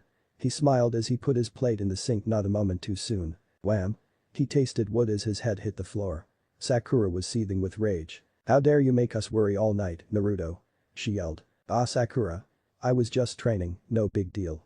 He waved his hands in front of his face, trying to prevent another punch as he jumped back to his feet. "No big deal, why are you? That's enough for you too." They both turned to see Tsunami with her hands on her hips, a look of annoyance on her face. "Sit down and eat your breakfast, then spar," she yelled at them. Faster than a blink of an eye. The two were in their places at the table. "Wow. She's scary when she's mad," Kakashi whispered to Tazuna. "Do you think this is bad? You should see the time I tried to bring a girl home, she." The frying pan flew between the two adults like a kunai at its target. The shadowy-eyed Tsunami was holding another one. "What was that, Dad?" she said in a sickly sweet voice. Only Tsunami was left at the table as both Ninja and grandfather alike had inhaled their food and gotten out of the house as fast as possible. Inari chose this moment to walk into the room. "Morning, Mum, what's for ah?" He took one look at her face, and even he knew the wrath of the Tsunami was something to be feared and disappeared in a flash too, deciding to skip breakfast today. Today, Tazuna was working on the bridge. Sakura was on guard. Kakashi was. Somewhere in Naruto and Sasuke were allowed to return to the forest to train some more. They split up to train today. Naruto fled deeper into the forest as Sasuke just returned to his tree climbing. Determined to reach the top before dinner. After about 10 minutes worth of warm-up Sasuke ran towards the tree. He sprinted towards the top and passed yesterday's last marker. A large crash echoed throughout the forest, breaking his concentration. Sasuke couldn't help it, he lost his balance and flow of chakra before crashing back down to earth without marking his position. What was that? He thought, that came from the direction Naruto went. Forgoing his training, Sasuke hurried in the direction of the crash and Naruto, not out of concern for Blonde, but so he could see what kind of power made a sound like that. He heard heavy breathing nearby and whirled around looking for it. Catching a glimpse of orange, he ran over to it. Naruto was standing over a broken tree. It had fallen due to the power of his latest attack. "Seems I've got at least a grip on it now," Naruto said as Sasuke walked up to him. "What happened here?" Sasuke asked, looking over at the mutilated tree. "My latest, one that'll beat the pants off of anyone," he shouted out, his mask of idiocy back in place. With no one and nothing else around, Sasuke concluded that Naruto must have been the one to destroy the tree. "Show me?" he simply asked. "DSH, yeah right, like I'm gonna show you my new strongest attack." Naruto laughed and began to walk off. "I said show me," Sasuke shouted and aimed a punch at Naruto's back. Reacting quickly, Naruto sidestepped the punch and jumped into a tree. "Only if you catch me." He chuckled. Sasuke grinned, thinking how easy it would be before at least 50 Naruto clones surrounded him. "Catch us if you can."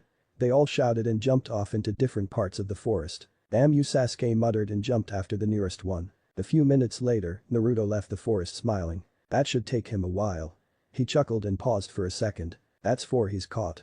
Regaining the memories of the latest caught shadow clone as he heads towards the village. Even before Naruto entered the town, he could tell things were bad. Buildings had chunks missing, some places looked like they could collapse at any moment. There were even big patches of black burned boards where houses once stood. Must be Gato's doing. Naruto mumbled as he passed many sections with burned down houses. Making it into town, Naruto found the atmosphere to be a bit livelier, even if only a little. This also meant the amount of beggars increased as well. Despite having the fiercest tailed beast in his belly, Naruto felt heartbroken at the amount of kids he saw scrounging in bins, robbing from shops and dressed in rags. He swore to himself that he would help this land however he can. Finding what he was looking for, Naruto entered a small shop entitled Kuromo's Clothes. The shop was dusty and run down, but fine clothes stood proudly on display, gathering dust like the cash register. An old man looked up from the counter as he heard Naruto enter. His white beard and bald head reflected a few rays of the sun. Good afternoon, sir. Can I help you with anything?" he asked. Naruto assumed his name was Kuromo. "Yay?" Naruto slowly asked, still taking a look around the place. "I would like some much darker clothes than this. Something with a kind of black and dark orange motif if you have it." The owner glanced up and down Naruto. "Are you a ninja, young sir?" "Yes, why? Is something wrong?" No, the elderly man replied. "In fact, I think I have just the thing for you." He scuttled off into the back room of the shop. Naruto patiently waited, looking around at the clothes. Something hit the floor in the back room and Naruto heard the old man curse. He chuckled to himself as the man re-emerged carrying a wide thin box. "Is this the kind of thing you're looking for?" he asked, taking the dusty lid off. Inside sat a long-sleeved black jacket with dark orange stripes down the arms. Pants that fit perfectly with more dark orange stripes on the inside of the black pant legs. The outfit was complete with new blue sandals. "It's perfect," Naruto shouted, almost deafening the poor old man. "How much?" "Only 3,000 ryo." The old man told Naruto with hope in his eyes. Even without his enhanced vision, Naruto could see how desperate the man was to sell something. "Old man, how long has this town been like this?" Naruto asked. The shopkeeper lowered his head and sat back behind his desk. "It seems like forever now, the ruthless businessman Gato has drained this country of everything. Money, resources, hope." Naruto thought if he was going to start helping the country, what better time than now. "How much did you say this was?" Naruto asked again. 3,000 ryo. Please say you'll buy it. Here, this is all I got." Naruto opens up his Gamachan wallet and empties its contents onto the desktop. I want you to go out and buy up all the food you can, minus what I owe you for the outfit, and help everyone who's hungry." The shopkeeper's eyes widened as he shifted through the notes and coins, finding well over 10,000 ryo. "Hey. Are you serious?" The shopkeeper's eyes were glistening, filled with the same hope he'd seen in Tezuna's eyes when he talked about the bridge. Naruto just nodded. "I place my trust in you, sir. I'm going to take down Gato with my team, the old man's going to finish his bridge, and you're going to help feed everyone you can." Naruto picked up the dusty box and opened the door. "Make sure my trust in you is not misplaced."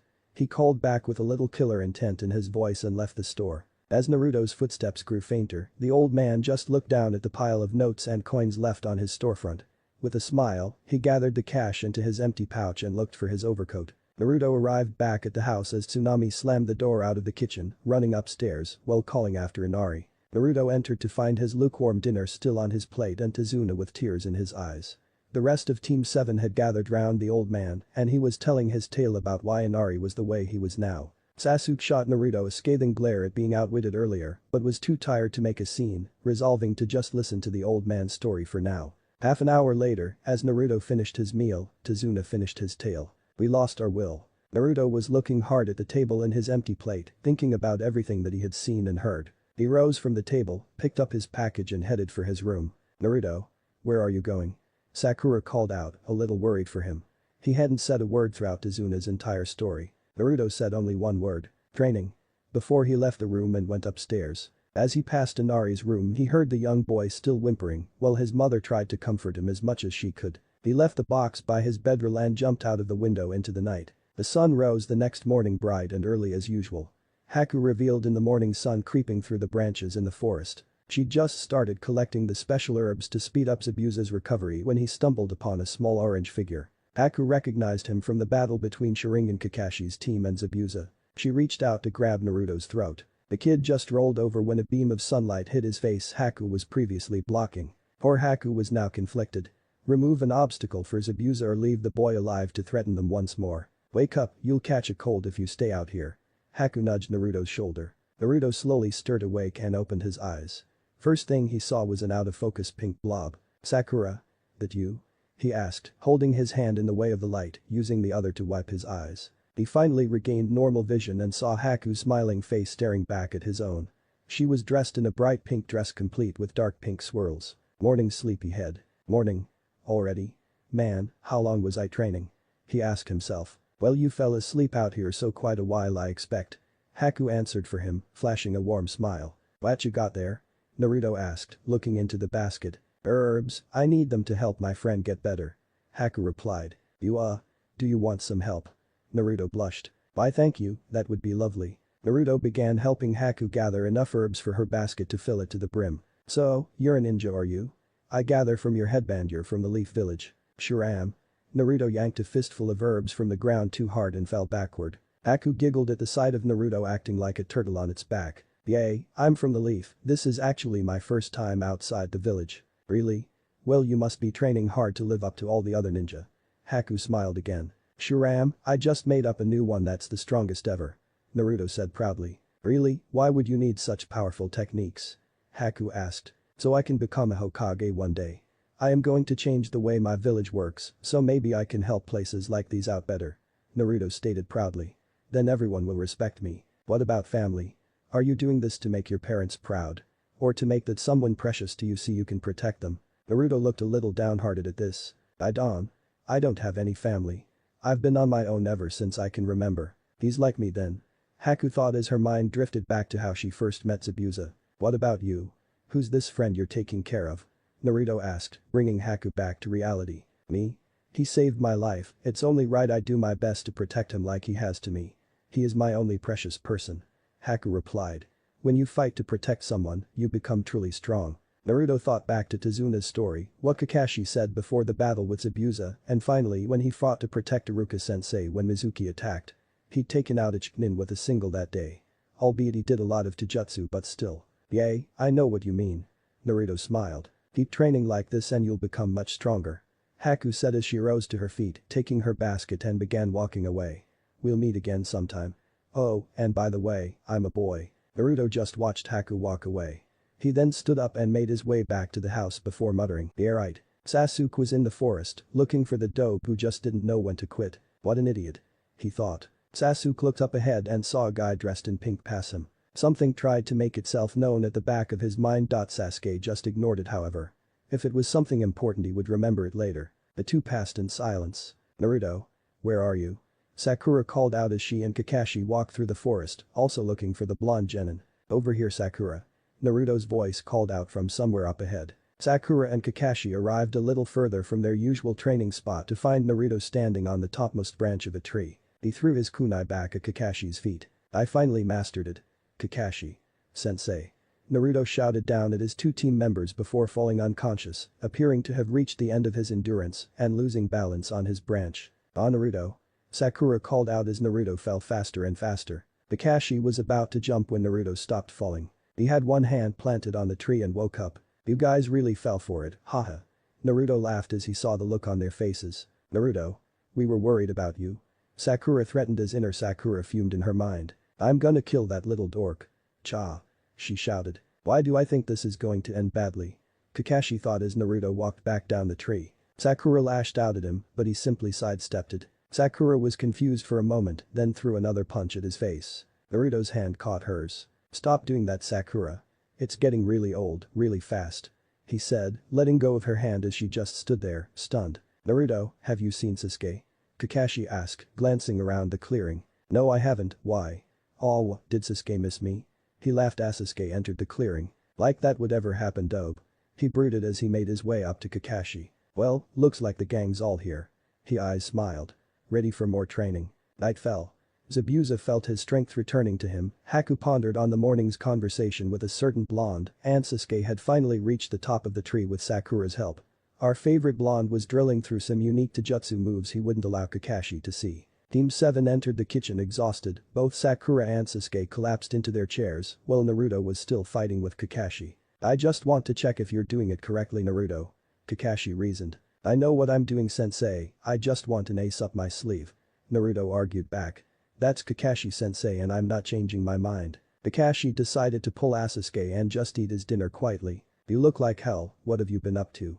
Tazuna asked politely. We've been training to get stronger. All of us can reach the top of the trees with our chakra.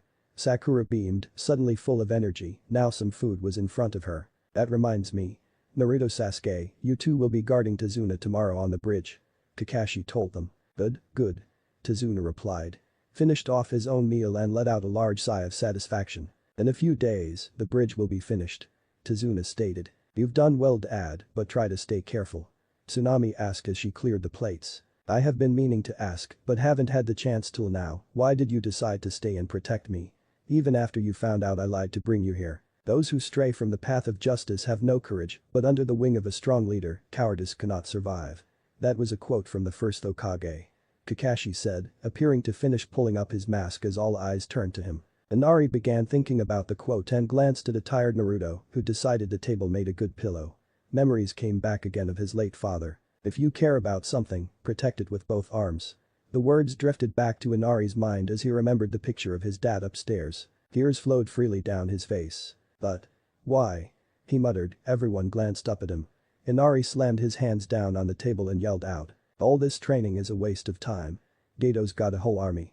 They'll beat you down and destroy you. These cool things you all say, they don't mean anything. No matter what you say, the strong always win and the weak always lose. Inari was cut off by a soft chuckle. Instantly, Sakura turned toward Sasuke, but he wasn't making a peep. It was Naruto who was chuckling and getting louder all the while. Well, it's a good thing we're stronger then, isn't it?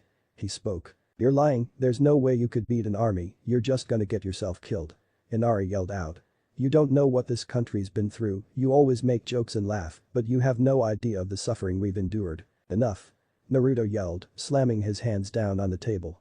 Inari's tears suddenly stopped. Don't know what you've suffered. I know more about it than you ever will. If you're so tired of being pushed around all the time and weak, work to make yourself stronger. Inari just stood there, silent tears flowing back down his face. Naruto rose from the table and put his hands in his pockets. What a coward.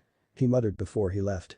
Everyone in the room heard this and were too shocked to say anything. Naruto just stood at his window, looking out at the unfinished bridge in the distance. Down below, he heard a door slide open and Kakashi's voice rang into the night air. Can I talk to you? he asked a small figure that was Inari curled up in a ball. Naruto just let out a sigh and turned his back on the view, resting his elbows on the window frame still. There was a knock at his door. "Come in," he called out. A depressed-looking Sakura opened the door. "Oh, hey Sakura, what's up?" Naruto asked as she stepped into the room. "Hi. Naruto." She started slowly. I just wanted to apologize for earlier when I tried to hit you." "It's okay, it's no big deal Sakura." Naruto smiled as he heard Kakashi's words drift up from below. He didn't know either of his parents and he didn't have a single friend in the village. Sakura also heard these words and looked at Naruto with a little sympathy in her eyes. Naruto pretended not to hear and carried on their conversation. "Is that all Sakura?" he asked, his typical grin plastered on his face. "Is it true though? Is that true?" Naruto replied, pretending he didn't know what he was talking about. "But you've never known your parents." She drifted off. Naruto just let out another long sigh before replying. "Yay, but I don't feel bad for it. I can't miss them if I never even knew about them." He replied, his happy mask still in place if only just. Kakashi's words came back through the open window. "He wants to be respected, that's his dream, and he'll put his life on the line for that in a heartbeat." Another pang of guilt hit Sakura's heart and another crack in Naruto's mask appeared as his mouth twitched. "Naruto," she whispered as he closed his eyes, willing the tears to not break free. Before he knew it, Sakura enveloped him in a hug. He felt confused at first but leant his head on her shoulder as he softly whimpered. "I'm sorry, Naruto. For everything." Chapter 5 Zabuza returns. It was a bright sunny morning in Wave Country. There was barely a cloud in the sky and today looked like a good day to get that little bit closer to finishing the bridge. "Take care of Naruto for us." Sakura waved back to Tsunami as Squad 7 and Tazuna headed towards the bridge. As they walked, Sakura thought back to the night before, to the things she heard drifting through the window when holding Naruto. Sakura let out a small sigh as she remembered holding him close while he cried. Naruto hadn't let out a single tear, but he was as close to crying as Sakura had ever seen him. Screams and yells echoed into the mist as, one by one, men felt Zabuza's blade skills. Not dead, just unconscious. After all, Gato did have to have people to extort after this. A small brown bird landed on Naruto's window and chirped its morning song. Naruto stirred at the noise before opening his eyes slowly. "Wow, I feel drained," he thought. "Yay, releasing your emotions will do that to ya." The fox stirred in his mind. Naruto just grunted and rolled over. It took a few seconds for his brain to fully boot up. "Ah!" he yelled out, startling himself as well as the fox. "What? What's going on?" "Wah." The fox jumped to his feet. Unfortunately, his cage was not built for him to jump in. His head struck the ceiling before letting out a roar of pain. "I'm late. I can't believe they forgot to wake me up." Naruto shouted as he scrambled to get his new outfit on. "Calm down Naruto." The motherly voice of Tsunami slid through the doorway as he passed her and Inari in the lounge. "Your sensei told us to let you rest." Naruto still hurried as he hopped on one foot, putting his last sandal on. "Rest? I'm fine, just need to wake up more is all." Naruto slapped his face a few times before heading off through the door. "See ya." He took off like a rocket into the trees, hoping he could catch up to the team before they reached the bridge. A weird noise came from below. "Oh man. Perfect timing." Naruto yelled sarcastically and hopped down to the ground. Team 7 and Tazuna had reached the end of the bridge only to find all the workers out cold or groaning in pain scattered across the ground. Tazuna quickly rushed over to one of the men, propping his head up. "What happened here?" he asked the man sternly with worry heavy in his voice. It was a monster." The man croaked out before falling into unconsciousness. A thick mist descended around the bridge. Hidden mist. They all thought as small sounds they made became amplified in the silence it brought. Sasuke was shaking. Sakura couldn't see his face, but she redoubled her efforts, trying to sense Zabuza or any attack he threw in the mist. "Long time no see, Kakashi." Zabuza's voice rang out through the mist. "I see you're still with those brats and look, one's ready to wet himself." A sinister chuckle reverberated around them moments before several Zabuza clones surrounded the group. "I'm shaking from it."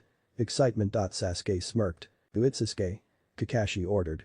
In a flash of movement, all of the Zabuza clones were reduced to water. "Seems like the brat learned something. Too bad he still can't keep up with Haku." Zabuza laughed as the hunter ninja from before stepped up behind Zabuza, blocking the escape route back down the bridge. "Seems like I was right, he is working with Zabuza," Kakashi said. "Take off your mask, you phony, and show us what you really look like." Sakura yelled as the hunter ninja just remained motionless. "I'll take him." Sasuke said, confidently taking a step forward. "He tricked us and now he's gonna pay for it." Sakura stayed quiet and edged towards Tazuna, making her role clear to the other three. Impressive, water clones are only 1/10 the strength of the original, and he bested them all," Haku stated. Zabuza chuckled, but we have the advantage. Go. Haku disappeared in a flash. But Sasuke gasped as he readied himself for an attack. The sound of metal on metal rang out as Haku and Sasuke clashed blades, kunai versus. The door in frame caved in as multiple slashes destroyed them. Are you Tazuna's daughter? One of the two men asked, sheathing his sword. Tsunami could only look at them with shock on her face. Inari heard the crash from downstairs and hurried to investigate. Rounding the corner into the kitchen he saw the table upturned and his mum backing away from the two thugs. Mom? He shouted out as the thugs turned to face him. Run Inari. Get away from here. She yelled out at him as he stood frozen in fear. Should we take him too? The thug with the eye patch asked the other. We only need one hostage. The shorter one, with marks like tears from his eyes, replied cruelly. Should I kill him then? Eye patch asked, drawing his blade. Wait. Tsunami shouted. If you kill that child, I will bite off my tongue and kill myself. The two were slightly stunned at her threat. You want a hostage, right?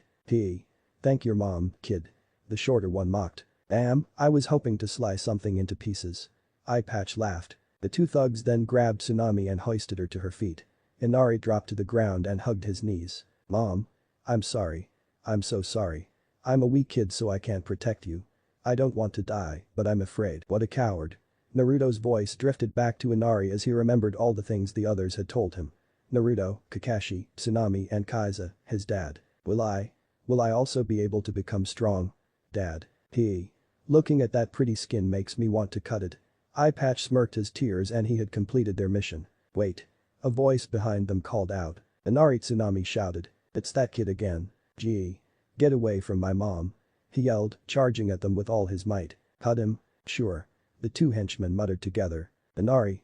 Tsunami called out, wishing with all he might that he would turn and leave her. Two swords were joined and slashed through the air at Inari. 3 pieces of wood hit the ground in his place. What? The eye patch thug thought as they heard a triumphant voice behind them. Sorry for being late, Inari. Naruto smiled at the boy, lowering him down to the ground. But the hero always arrives at the last second. Replacement the thugs turned to face Naruto, dressed in his new outfit that only amplified the dark look he was giving them. You tried to kill my mission. You'll pay for that. He yelled out, raining shuriken upon them. Backing up, the two struggled to block all the shuriken, some catching them in the knee, others slicing skin, and one made its way between eye patches and legs, firmly planted there. The eye patch went down with a high-pitched squeal as his partner looked on helplessly. The kunai dug into his arm, causing him to drop his sword. Naruto rushed up to him and kicked it away before wheeling round on his other foot and roundhoused the guy in the face, knocking him into the water out cold. Naruto walked up to the eye patch, who was still clutching his extremities. He grabbed him by the collar and lifted him to his height, which wasn't that much. Where's Gato? He yelled in the guy's face. You're too late, kid. By the time you reach the bridge, all your friends will be dead. This earned him a swift punch to the face. Shut up and tell me what I want to know. Naruto throttled him again. Probably on his way to the bridge to finish off Zabuza and his annoying brat. He smirked. Naruto was at a loss. Why would an employer kill one of his own men? What are you talking about? Naruto asked, now calmer, trying to make sense of the situation. The demon's brat nearly broke his arm. Gato's not gonna stand for it. Eye patch finally passed out from the pain. Tsunami and Inari were locked in a fierce hug. Don't ever do something like that again. Tsunami cried, holding on to Inari as tightly as she could. I'm sorry, Mom. I just didn't want you to get hurt. Inari choked out over his own sons. You two better get inside, Naruto called out, using a clone to drag the thug from the water back to the small dock and tie both up. Naruto. Why did you come back? How did you know that? Inari started before Naruto interrupted. Using my awesome ninja skills, I managed to find these guys' tracks even while jumping through the trees. I thought they were suspicious due to the slash marks on the trees and everything, so I came to check you were safe. Naruto gave them his signature foxy grin. Besides, I made it just in time to see how strong and brave you've gotten. He laughed, patting Inari on the head. Inari just looked dumbstruck and looked down, tears beginning to form in his eyes. Thanks, Naruto. He yelled out as Naruto covered his ears. Inari, I need these things. Are you trying to make me deaf or summon? Naruto yelled back. The two just smirked at each other and laughed. Naruto glanced back over to the thugs. I think that's everything taken care of here, I'm going to go help my friends. He said. Take care of things here, Inari. You can count on me, Naruto. Before Inari's eyes, Naruto burst into a puff of smoke. I don't want to have to kill you. But you won't stand down, will you? Haku asked Sasuke, and she continued their blade battle, each trying to outmatch the other in strength. To a loser like you? Forget it. He smirked. Haku sighed, her mask appearing downcast. Very well, I'll have to take you down then. She said calmly. Haku began forming one-handed seals as Kakashi looked on in shock. One-handed seals, that's impossible. He thought. Hidden jutsu. 1,000 needles of death. Haku finished. The water around Sasuke and Haku rose before hardening into 1,000 ice needles. What the? Sasuke started as Haku released her stance and jumped back, out of the way of the incoming needles. Focus my chakra. To the legs. The tinkle of ice shattering was heard on a massive scale as each crashed into the ground or each other. He's gone. Haku thought quickly before a single shuriken landed in front of her. Jumping back, several more landed before her each time she landed. Too slow. A voice hissed from behind her. Wheeling around, Haku saw Sasuke's kunai aim right for her throat. Reacting fast, Haku brought her arm up to block the blow, before realizing the true intent of the attack and ducking as the kunai cut through the air his head was a second ago. The swift kick sent Haku rolling back to Zabuza as Sasuke ended his attack perfectly. Looks like I'm faster. Sasuke smirked, standing upright. You shouldn't underestimate my team, Zabuza. Kakashi called out. Sasuke is the Hidden Leaf's #1 rookie. Sakura is the bright one. As for Naruto, he's the #1 unpredictable ninja in the village. Both Sakura and Sasuke felt proud that their teacher recognized their abilities. Our chuckling could be heard coming from Zabuza before it turned into full-on laughter. It seems we've underestimated them, Haku. At this rate, we won't finish till noon. We can't have that. Haku replied, rising to her feet and putting both hands in a seal Kakashi hadn't seen before. Water rose around Sasuke again, but this time it became thicker and taller, almost like hidden jutsu. Demonic ice mirrors. Haku then calmly walked into the closest mirror before appearing on all 21. Kakashi realized too late that his student was trapped. Damn it. He charged before Zabuza appeared in front of him. Your opponent is me. He said, blocking his path. Our Sasuke's yell erupted from the ice mirror's prison as a hail of ravaged his body. Sasuke. Kakashi yelled out. Try to pass me and I'll kill these two. Zabuza nodded in Sakura and Tazuna's direction. Sasuke. Sakura cried out as the senbon still tore at his body. I'm sorry Mr. Tazuna. I'm going to leave you for a second. She told him quietly while he just grunted in response. Sakura pulled a kunai from her pouch and jumped to where she had a clear shot of her teammate. Sasuke. Catch. She called out as she hurled the kunai between the ice. It stopped in midair as Haku leant out of her ice mirror to catch it. She just glanced at the kunai and looked directly at Sakura. Haku pulled his wrist back to flick the kunai when a fist connected with his cheek. This knocked Haku clean out of the mirror as Naruto landed with a shining grin on his face. Naruto. Sakura squealed with joy, now back in front of Tazuna. Erg. It's you. Haku stammered, returning to her feet, staring Naruto down with a large crack appearing on her mask. You. Wouldn't be willing to quit while we're ahead, would you? Naruto asked, grinning with one arm back behind his head. Naruto. Like that's going to. Sakura began. It was at this time that the group discovered Naruto's new look. Kakashi actually raised an eyebrow. No one had ever seen Naruto in anything but orange unless you caught him in his nightwear. Like my new look, Kakashi-sensei? I think it makes me look like a proper ninja.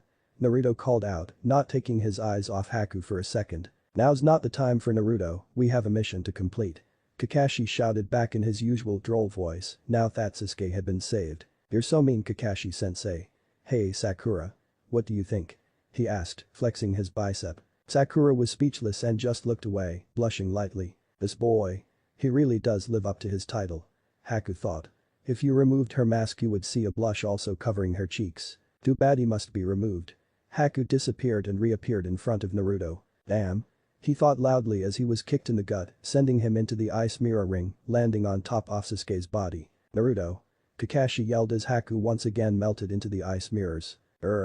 Get off me. Murmured a Tourette Sasuke, giving Naruto a shove off his leg. Sasuke, are you okay? Naruto asked, jumping up and lifting Sasuke to his feet. I'm fine. I can do nothing. Can't handle it. He panted, removing several from joint areas. Did you figure out how to beat him yet? Naruto asked, watching as the mirrors were filled with clones of Haku. If I did, would I still be here? Sasuke yelled. He's right though. If we can't figure out a way out of these ice mirrors then we're finished. He thought. Wait. Ice mirrors. Naruto, cover me, Sasuke ordered as Naruto instantly formed 8 clones of himself, surrounding both Sasuke and himself. Sasuke punched through the one blocking his vision. What the hell was that for Sasuke? Naruto yelled as the clone's short memories returned to him. Sasuke shrugged off Naruto's yells as he performed the hand signs for fire style. Fireball jutsu.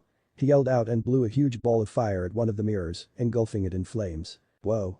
All the Naruto muttered as they stood there stunned. Sasuke let up on the fireball to reveal the ice mirror still intact, only the outer frost had been melted, leaving the rest clear and flat. Such a low level can't possibly destroy these mirrors.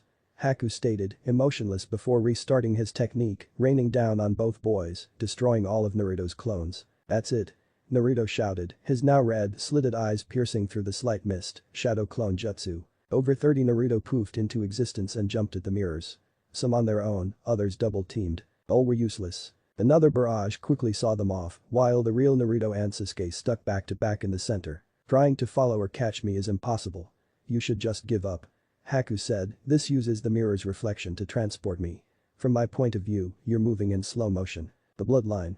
Kakashi murmured before raising his headband. I'll just need to even the playing field. The Sharingan again. Don't you have any other tricks, Kakashi? Zabuza chuckled. Bloodline or not, I still have to fulfill my dream and become a Hokage. Naruto shouted triumphantly. Dreams.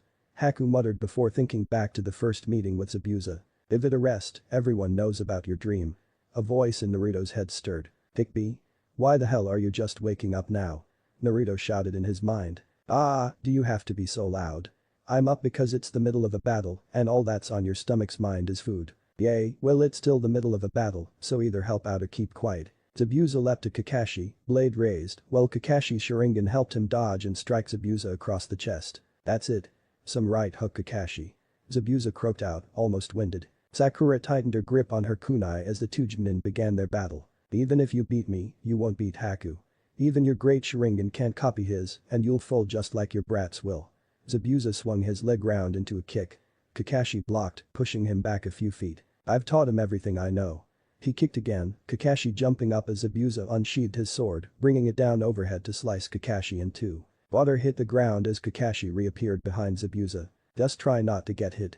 He'll run out of chakra eventually. Sasuke ordered, raising his kunai with Naruto mimicking. Another volley flew towards the two as they did. They ducked, dodged, and blocked as many as they could, while others found unprotected points and struck hard. Naruto was running on pure instinct and reflexes.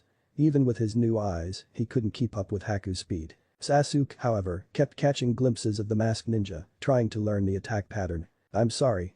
It's time to finish this. Haku's voice drifted from one of the many mirrors. Come on Sasuke, you can do this. Concentrate. Now Sasuke urged himself to move and yank Naruto out of the flight path of several. Thanks Sasuke, I thought I was a goner there. He grinned. No problem. Sasuke turned to look at Naruto, an incomplete Sharingan whirling in his eyes. Dope. He has a Sharingan too. Naruto half-asked himself as it was obvious he did. Stand back Naruto. I'll finish him off. Sasuke smirked as he stepped forward, back into the center of the mirrors. I don't have time to play with you anymore, my chakra is at its limit. Haku stated. As I said. It's time to finish this. She then shot up into the topmost mirror blocking access or exit from the sky hurling down. Sasuke was faster, he blocked many, but all he could do was defend. Haku had him pinned down. My turn. Naruto shouted forming hand signs, keep him distracted Sasuke, I'll get us out of here. Hidden jutsu. Fox's claw. A large amount of chakra gathered at Naruto's right palm before extending along the back of his hands, along his fingers and beyond, the chakra became visible as blood-red claws extending from Naruto's wrist. Naruto smirked and charged at the ice mirror leading to where Kakashi and Zabuza battle was taking place. Kakashi and Zabuza both felt the raw power from this technique as diagonal cuts appeared in an ice mirror before each layer sliding away as Naruto burst through. No way. That's impossible. Both Haku and Zabuza thought. Sasuke, this way. Naruto called out. Haku's moment of hesitation was all Sasuke needed to escape and followed Naruto out of the opening he created. Naruto, claws still shining bright red, ran around the mirrors, giving a powerful slash to each one before they cracked and smashed on the ground. Haku was dodging, but running out of places to hide, the entire bottom layer of mirrors was gone and the top were being taken out too. Naruto smashed his 20th mirror before jumping straight up over the last one, which acted as the ceiling of the dome for the most part of their battle. This is it.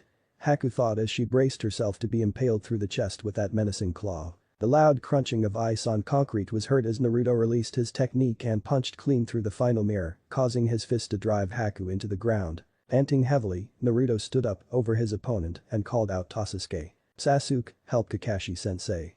I've got this one. Sasuke compiled but was cursing himself on the inside for not being able to copy that. Damn it. I missed my chance. I know my Sharingan can copy, but why couldn't I take the most powerful dove? He thought as he ran over to aid Kakashi while Sakura was cheering for both her teammates. Naruto knelt down and took out some wire from his back pocket, restraining Haku's hands and feet, making note to tie the fingers up, as well as the wrists. Go ahead. A soft voice came from below him. Was all he replied. Finish me off, I am of no use anymore, my life's purpose is at an end. Haku told Naruto as his mask cracked completely, shattering beneath him. No. He stated, not having seen who Haku really was, you also have someone precious you want to protect. Haku gasped, did he really know who he was all along? That day in the forest. You told me that when you fight to protect someone you become truly strong. Haku shifted his body weight to turn and face Naruto who had a hard look on his face. Me and you both fight to protect people precious to us, and I won't take you from them or let them be taken from you. He stated, his hard looks changing into kinder, smoother ones as he looked deep into his eyes. I promise. Haku blushed at this, but it quickly left as Naruto lifted him to his feet and held a kunai to Haku's neck. Zabuza. He called out. The Mist Ninja turned after blocking an attack from Kakashi to see Haku hostage mere inches from death. One slip of a kunai and his life was gone. Either listen to my offer or your partner dies. Naruto shouted again. Zabuza looked fiercely at Naruto, bloodlust was pouring from him and all was directed at Naruto. Sasuke could feel it radiating and backed off, standing just between and to the right of Zabuza and Naruto to intercept any counter-attack. Like you have the guts, kid. Zabuza shouted back. Kickbee? Do you mind? Naruto thought. Finally, playtime. The Kickbee shrieked with happiness as its bloodlust flowed through Naruto at Zabuza. This bloodlust. I've never felt anything so pure. So evil. Zabuza thought as he withdrew his own. Speak, kid. Do you want to die? Naruto asked simply. Zabuza scoffed at the ridiculous question. Of course not. That's why I have to take the bridge builder out. He yelled back. You have two options, Zabuza. 1. You lay down your weapon and we will take you into custody. Or 2, you continue to fight and not only will you die, but Haku here will die in the best case scenario for you. Even if you kill all of us. Naruto said. What do you mean, brat? Zabuza shouted in confusion. Even if he killed all of them, both he and Haku would die. Beto and his army of thugs are on their way here to kill you as soon as you finish your job. Heh, you're bluffing, Geto wouldn't do something as stupid as that. Zabuza chuckled. Would he? Naruto asked and nodded at something behind Zabuza. Toward the end of the bridge, several hundred thugs had gathered with a greedy little businessman in front of the mob, hands resting on his cane with his left heavily bandaged. That yellow-haired brat got it right, Zabuza, you worthless ninja shit. Geto smirked. I had no intention of paying you, in fact, I was going to hand you over to the Mist Ninja, I'm sure they would have been happy to see you. As for your little friend, I'm sure the boys could have thought up a suitable punishment for him. Zabuza felt his blood boiling by itself. After today, if he lived, he would have to go on the run again if he wanted to be free. Since we are no longer enemies, I would be honored to fight by your side, Haku, to protect those precious to us. Naruto murmured in his ear, holding the kunai to the knot keeping the hand bindings in place. You would let us go free after we are finished? Haku asked, another slight blush appearing from the proximity of Naruto's lips to her ear. Yes. Naruto replied. Very well. The knot in the arm and leg bindings were cut in an instant as Haku stood beside Naruto in the middle of the bridge, daring the thugs to attack them. Both Zabuza and Kakashi were both surprised at this action. Shadow Clone Jutsu. Naruto yelled out as the two-man line he and Haku had formed became a 100-man line, 99 Naruto and 1 Haku. The thugs looked a bit shaky as Geto took a step back. One condition. Haku spoke. Name it. Naruto replied. Geto's mine. Naruto. Don't do anything Roz.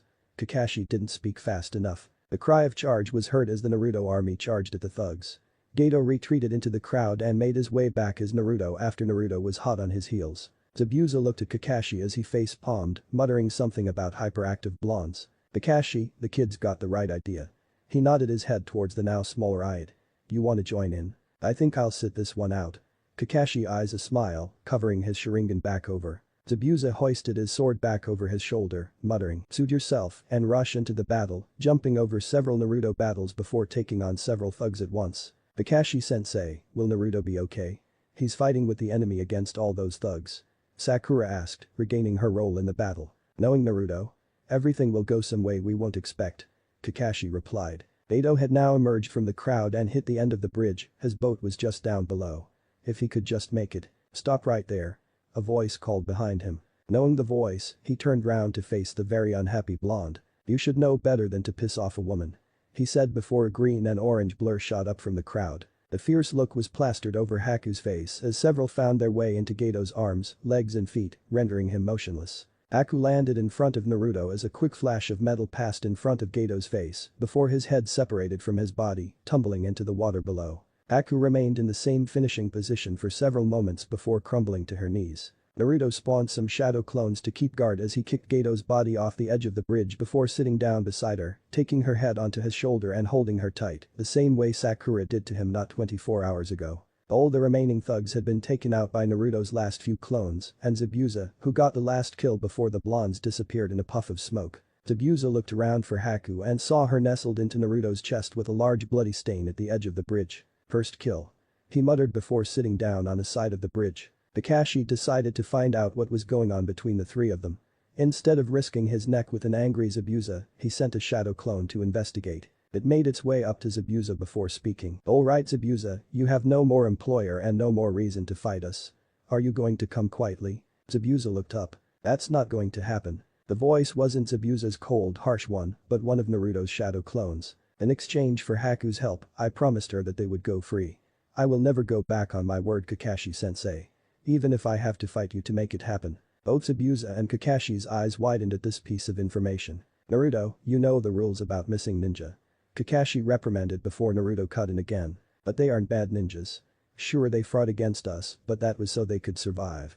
Being constantly on the run from real tracker ninjas would make anyone bargain for a way out." Naruto explained. "I may be the demon hidden in the mist, Kakashi, but I am not heartless. I know when something is done for the right and wrong reasons.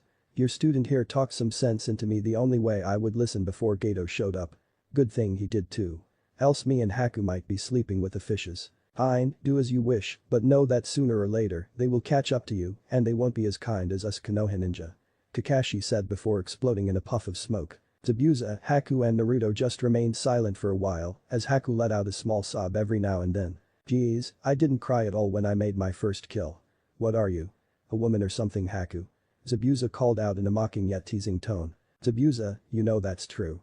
Naruto retorted for Haku. "Eh? Haku's a girl, you know that." Naruto laughed back before he went deathly silent. "Don't you?" Haku had been very scrawny as a child after her parents' deaths from looking for food in bins and barely getting enough sustenance. When Zabuza had found her, her voice hurt so much from thirst she sounded more like a guy. Zabuza had assumed this was her normal voice and accepted the fact that she sounded a little like a girl afterward. As Haku stayed with Zabuza, she'd noticed he treated her like a guy. Hell, he'd even given her the male version of the birds and the bees talk. That was weird.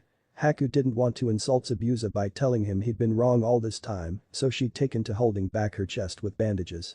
As for the other female stuff, it wasn't worth thinking about at this point. All this suddenly dawned on Zabuza as he sat there. Totally unsure of the world around him now. The awkward silence hung in the air before Naruto noticed a light snoring on his chest. Haku had fallen asleep. She seems to feel quite safe with you, boy." Zabuza chuckled, accepting the new Haku faster than Naruto thought he would. "Appears so. What will you two do now?" he asked, lifting Haku and laying her in Zabuza's arms. "First we're going to collect our pay for killing Gato by raiding his hideout. Then continue running, I guess." He replied, a little downhearted at the last part. "Well, if you're ever near the Leaf Village, look me up. I'll gladly spar with you next time, Haku too." He smiled before taking off down the bridge as villagers began coming to clear up the mess. Zabuza looked down at Haku's sleeping form up and glanced back at Naruto. "We just might take you up on that offer, kid." He muttered before jumping away as the villagers reached the unconscious and dead thugs. Chapter 6 returned to Konoha. Time passed quickly over the next week for Team 7. Workers returned to the bridge, and on Naruto's days to guard Tazuna from any more threats, his shadow clones made excellent support workers. All three genin could now run from the bottom of the tree to the top and down again without faltering. After a further week of training and guarding, the bridge was finally finished and Team 7 were leaving, their mission complete. Half a town, including Tsunami, Tazuna and Inari, had turned up to see the ninja off. "Thanks to you guys, we managed to complete the bridge," Tazuna announced. "I think it was the right thing to do," said Naruto as he grinned back at the crowd. "It is our duty as ninja to assist those in need," Kakashi stated. "Don't worry about paying us now. We'll send you a bill." I smiled. Tazuna chuckled. "It's not gonna be the same around here without you guys. Promise you'll come back and visit?" Inari asked. "Only if you promise to keep getting stronger, you little squirt." Naruto held out his fist. "Promise?" Inari grinned and bumped fists with him. Kakashi looked over the group and decided they were all ready to head back. "Well, we'd best be off. Team 7, move." "Wait." People turned and parted as an old man hurried as fast as he could through the crowd, a brown package tied with string clutched in one hand. "It's you, the guy from the clothes shop." Naruto was surprised. He knew the man had done as he'd asked and spent the money helping everyone who needed it. The man ran, slowed down and walked up to Naruto. "Here," he presented Naruto with the package. "A little thank you from the people here at Wave. It's not much, but we are thankful for your assistance." "Thanks, old man." Naruto smiled and put it in his pack. The old man stepped back into the crowd as Kakashi tried once again to leave the country. "Team 7, let's go. Bye everyone, we'll come back soon." Sakura waved back to the people. Sasuke was as silent as ever as they crossed the finished bridge. "Oh yay, we haven't named the bridge yet." A villager thought out loud. "I have the perfect name for the bridge." Tazuna began, grinned at the sight of the savior of Wave Country, the great Naruto Bridge. Two dark figures watched from afar as Team 7 made their way across the bridge. "That boy has much potential, don't you think, Haku?" "Yes, he knows true strength, and he'll only get stronger." Zabuza. Team 7 reached the end of the bridge and disappeared amongst the trees. "We better be going, Haku, ladies first." Zabuza chuckled. "Don't make fun of Zabuza, this lady can still take you down if you get too cocky." Haku replied, a dark look in her eye. I know. Zabuza leaped back into the forest. Haku took one last look at the end of the bridge where Team 7 disappeared. "Till next time. Naruto." Naruto sneezed. "Someone must be thinking of you, Naruto." Kakashi's eyes smile. Well, I am the hero of the wave, obviously someone is thinking of me. I wonder if she's pretty." Naruto pondered. "Don't get ahead of yourself. We all helped. Besides, what girl would want you?" Sasuke smirked. Naruto gave Sasuke a cold look. "Sasuke, cut it out." Naruto turned to see Sakura as the source of the scolding. All three boys looked surprised. "If it wasn't for Naruto's you might not have made it out of those mirrors." Sasuke gaped at Sakura as though she was crazy before he returned to brooding. Thanks, Sakura." Naruto stuttered. Sakura just gave him a kind smile before they turned and walked on. "Well, that was weird," Kakashi stated, following his students. It was nearly noon, and the group had just passed the battle site of their first run-in with Zabuza when they decided to take a break. "So Naruto, what did that old man give you?" Sakura asked, taking a bite out of one of her rice balls. Oh yay. Naruto remembered, taking the brown package out of his pack and pulling the strings till the packaging fell away. Inside there were 5 more of his new outfits, minus the sandals, and a small envelope. Sakura took this opportunity to check Naruto's new lookout, another small blush forming on her face. Naruto smiled, picked up and opened the envelope. Inside was a letter from the shopkeeper and a picture of what looked like Wave Country in its prime. He began reading the letter. "Dear Naruto, once again, we can't thank you enough for the help you have given Wave. As a thanks for all your hard work, here is a small token of my gratitude." The picture was taken 2 months before Gato arrived, when Wave still had business. "Hopefully, with the completion of the bridge, you will have helped the Wave begin to return to its former glory. Yours, Kuromo." Naruto smiled at the letter and passed it to Sakura as he admired the picture. "HMPH, still be done to me whatever you were." Sasuke muttered, finishing his own lunch and pulling his pack back on. "Finish up, Naruto, we still have half a day's walk left." Kakashi's droll voice came from above them. The group packed up and began the final stretch home. The gates appeared on the horizon as they drew closer to Konoha. Finally, home. Naruto pumped his fist in the air and ran ahead. "Race you back." He called out before the dust he kicked up consumed his form. That Naruto, always full of energy. Kakashi thought as they walked on. Naruto Uzumaki, reporting back from a mission. Naruto shouted at the sleeping Chunin. "Ah. Whoa." He promptly fell off his chair. "You alright, man?" Naruto looked over the counter. A demonic aura began coming from the Chunin. "Naruto. Can't you tell I was sleeping?" he yelled back at Naruto. Naruto just flashed his foxy grin and rubbed the back of his head. "Sorry Katetsu, but still, you shouldn't be sleeping on the job in the first place." "What happened?" I heard shouting. Another Chunin ran up to the guard hut. "Hey Izumo. I just caught Katetsu sleeping on the job." Naruto grinned. "I wasn't sleeping, I was resting my eyes." Katetsu defended. "Yeah right. You admitted it a minute ago. Where's your team anyway, Naruto?" Izumo asked. "Oh, they're behind me, I just wanted to grab some ramen before we have to see the old man." Izumo and Katetsu chuckled. "Go ahead Naruto, we'll tell your team where you are." "Thanks guys." With that, Naruto ran off again towards his favorite eatery. "1 bowl of miso ramen please." A large boy called out. "And 1 beef for me." A bored voice asked as they sat down at Ichiraku's, laying down a few notes. "Coming right up." The cheerful AM responded as she and her dad began cooking. "You haven't seen Naruto have you?" Tucci asked whilst stirring the noodles. "No, he's still out on his C-rank mission." The bored boy replied, leaning on his arm. "He's been gone a while, I'm starting to lose profits." Tucci chuckled. Did you really miss me that much, old man? A loud voice shouted from behind them. Naruto. Good to see you back. Tucci smiled as Naruto plopped onto a stool next to the bored Naruboy. Hey Shikamaru, hey Chinjai. How have you guys been? Naruto asked to take out his wallet.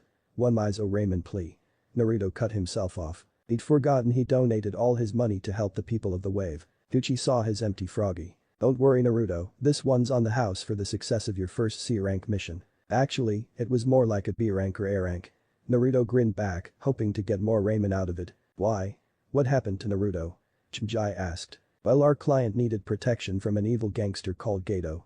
He'd hired a missing ninja by the name of Zabuza Mamachi, who had this massive sword. Shikamaru's eyes widened at this piece of information. One of the 7 swordsmen of the mist, he asked, shocked. Yay, he even knew that hidden mist jutsu. Naruto began retelling his adventure, telling them that Zabuza escaped instead of Naruto, agreeing to let them go while they ate their ramen. Just when the boys had finished. Enjoying yourself, Naruto? Another bored voice sent chills down his spine. Hey, Kakashi-sensei. Man, you're really slow. Naruto chuckled as he hopped off his stool. Thanks for the ramen, old man. See you around, guys. Naruto and Kakashi began walking the path to the Hokage Tower where Sasuke and Sakura were waiting for them. It was indeed an A rank mission, and the team had been paid accordingly. Naruto was planning on going shopping with Sasuke, and Sakura just went home. Gather your energy for tomorrow, kid. You won't be able to move after your training. The rough growl of Kikbi came from the back of his head. More training. Awesome. Naruto thought as headed to the shops. What are you gonna teach me this time, Fox? Geez, does surprise mean nothing to you? Be patient, brat. Oh come on, it's not like I won't find out later, or do you want another look in my closet? Naruto chuckled. Anything but the closet. The fox yelled. Fine, I'll teach you everything I know about weapons. First things first, get yourself something better than a kunai. Yo, Naruto. A voice snapped him out of his conversation with the fox. Oh Kiba. What are you doing here? Naruto asked. Denton's shop has a sale on. You should go check it out and resupply. Denton. Yay, that weapons girl a year ahead of us. She owns a whole shop full of weapons. Kiba explained. Akamaru chipped in with a small yip. Sounds good, thanks Kiba. Naruto said and hurried on. Well, that was convenient. Kikbi thought, settling back down in Naruto's mind. Small chimes rang as the door hit them when Naruto entered the shop. Good afternoon, how may I? A girl dressed in a pink top, blue pants and bunned, brown hair, started before seeing who her customer was. Naruto was still in his new outfit, it was not like his old jumpsuit, it hugged his body more, showing off his muscles. Hi, Tenten, isn't it? Naruto smiled, catching her eyeing him up. Yes, that's me. Were you looking for something? She asked, hiding a small blush as she checked a few kunai. Kiba told me you had a sale on. Oh, yes, it's on everything you see here. She smiled, looking at some of the more precious and expensive things. Naruto decided to look around for a bit till he came to a glistening short sword. The fox growled his approval of the blade in his mind. How much is this one? Naruto asked as he admired the blade. It's 15,000 ryo, but I don't think I should let you spend that much though, Naruto. It's no problem, me and my team just got back from an A-rank mission. An A-rank genin shouldn't be put on A-rank missions. Tenten stated. Well, it was a C rank, but we ran into Zabuza. Naruto smiled, again proud of his defeat and befriending the missing nin and his assistant. Zabuza Mamachi, Tenten asked, clearly knowing the famous swordsman. How did you survive? He's one of the 7 swordsmen of the mist. Did you get his blade? Oh, can I see it? Tenten began playing 20 questions with Naruto as he casually brushed them off. Yay, it looks like a huge butcher's knife with a circle cut out in the middle and half a circle cut out on the blade's side. Naruto explained. A decapitating carving knife. Tenten finished. Is that what it's called? It just looked like a butcher's knife to me. Naruto chuckled. Wow, so what happened? Is he dead? Did your team get it? Tenten asked. Naruto thought for a moment it was best to tell her the same story he told the others, that Zabuza had escaped. Damn, you got me all excited, Naruto. Tenten sulked playfully while she sheathed the sword on display and rolled it up on the register. You never know, either of us could run into him again. Naruto chuckled, taking his sword. One can only hope so. She replied dreamily. So that'll be 14,000 ryo please. I thought it was 15. Naruto asked, confused. I gave you a little discount for the information. Tenten winked. Do you even know how to wield one of those? Naruto looked like he was having a little difficulty strapping it on. I'll get the hang of it. He replied before clicking the strap into place over his right shoulder and the sword clattering to the floor. Damn it. Tenten sighed. Look, come round sometime and I'll give you some training when you decide to learn properly. You'll at least make for some good target practice for my own skills. Fine. If I have trouble I'll come to you for help, promise. He grinned, slotting the sword back into its sheath. Naruto handed the cash over as he left the store, waving back to Tenten. Why did you tell me to get this one? Naruto thought of the fox. Short swords are best for a ninja. They are easily carried, easily hidden and can be drawn faster than you can move. Kikbi growled at him. What about your knowledge about weapons? You're a fox, you have claws. Insolent fool. You think after years of roaming the lands I don't know, change my form and move among you humans? The fox yelled in anger. You can do the transformation, Naruto asked. Of course I can, unlike someone I know who has trouble with making a simple clone. Kikbi smirked. That was a low blow. Naruto thought back, mocking him. HMPH, serves you right for underestimating me. The fox trailed off as Naruto arrived at the corner before the grocery store. Naruto put his hands together, performing the dog, boar and tiger seals, and focusing his chakra. Transform. He muttered as his image became that of Iruka's. HMPH, seems like you finally managed to do even that in the end. The fox grunted in approval before curling up to sleep. Lazy fox. Naruto thought as he entered the shop. He emerged 20 minutes later with a few bags of shopping that would last him a week. He walked to the end of the street before ending the transformation. Shino had watched him leave the store. He considered the actions before heading home. Naruto made it back to his apartment before nightfall. He dragged his shopping upstairs, making it to his floor. He arrived at his front door only to see the words. Leave demon. Painted over the door and wall in dark red paint. Naruto just sighed and opened the door, dropping his shopping and backpack on the sofa and putting what needed cooling away in the fridge or freezer. It was barely 8 o'clock before Naruto slumped into bed, removing his new sword. Unusually tired from the day's journey and shopping. Rise and shine, sleepyhead. The Kikbi yelled like a badly timed alarm clock. What? What is it? Wah. Naruto yelled, instantly sitting upright. Time to train for it.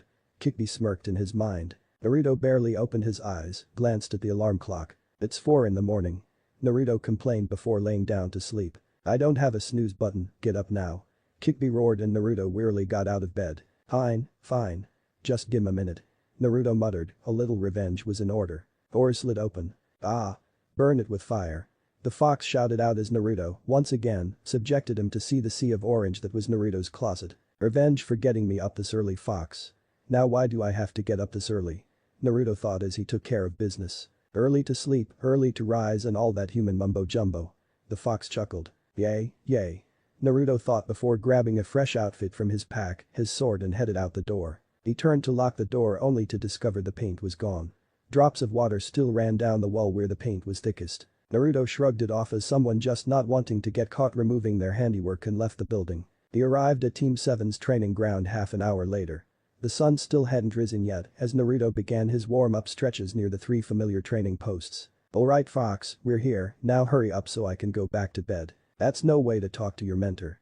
The fox smirked. Naruto sat down and crossed his legs with his back resting on the middle stump as he appeared within his mindscape. Light kid, brace yourself. The fox warned as his knowledge flowed into Naruto's mind. Well? Are you gonna do it or what?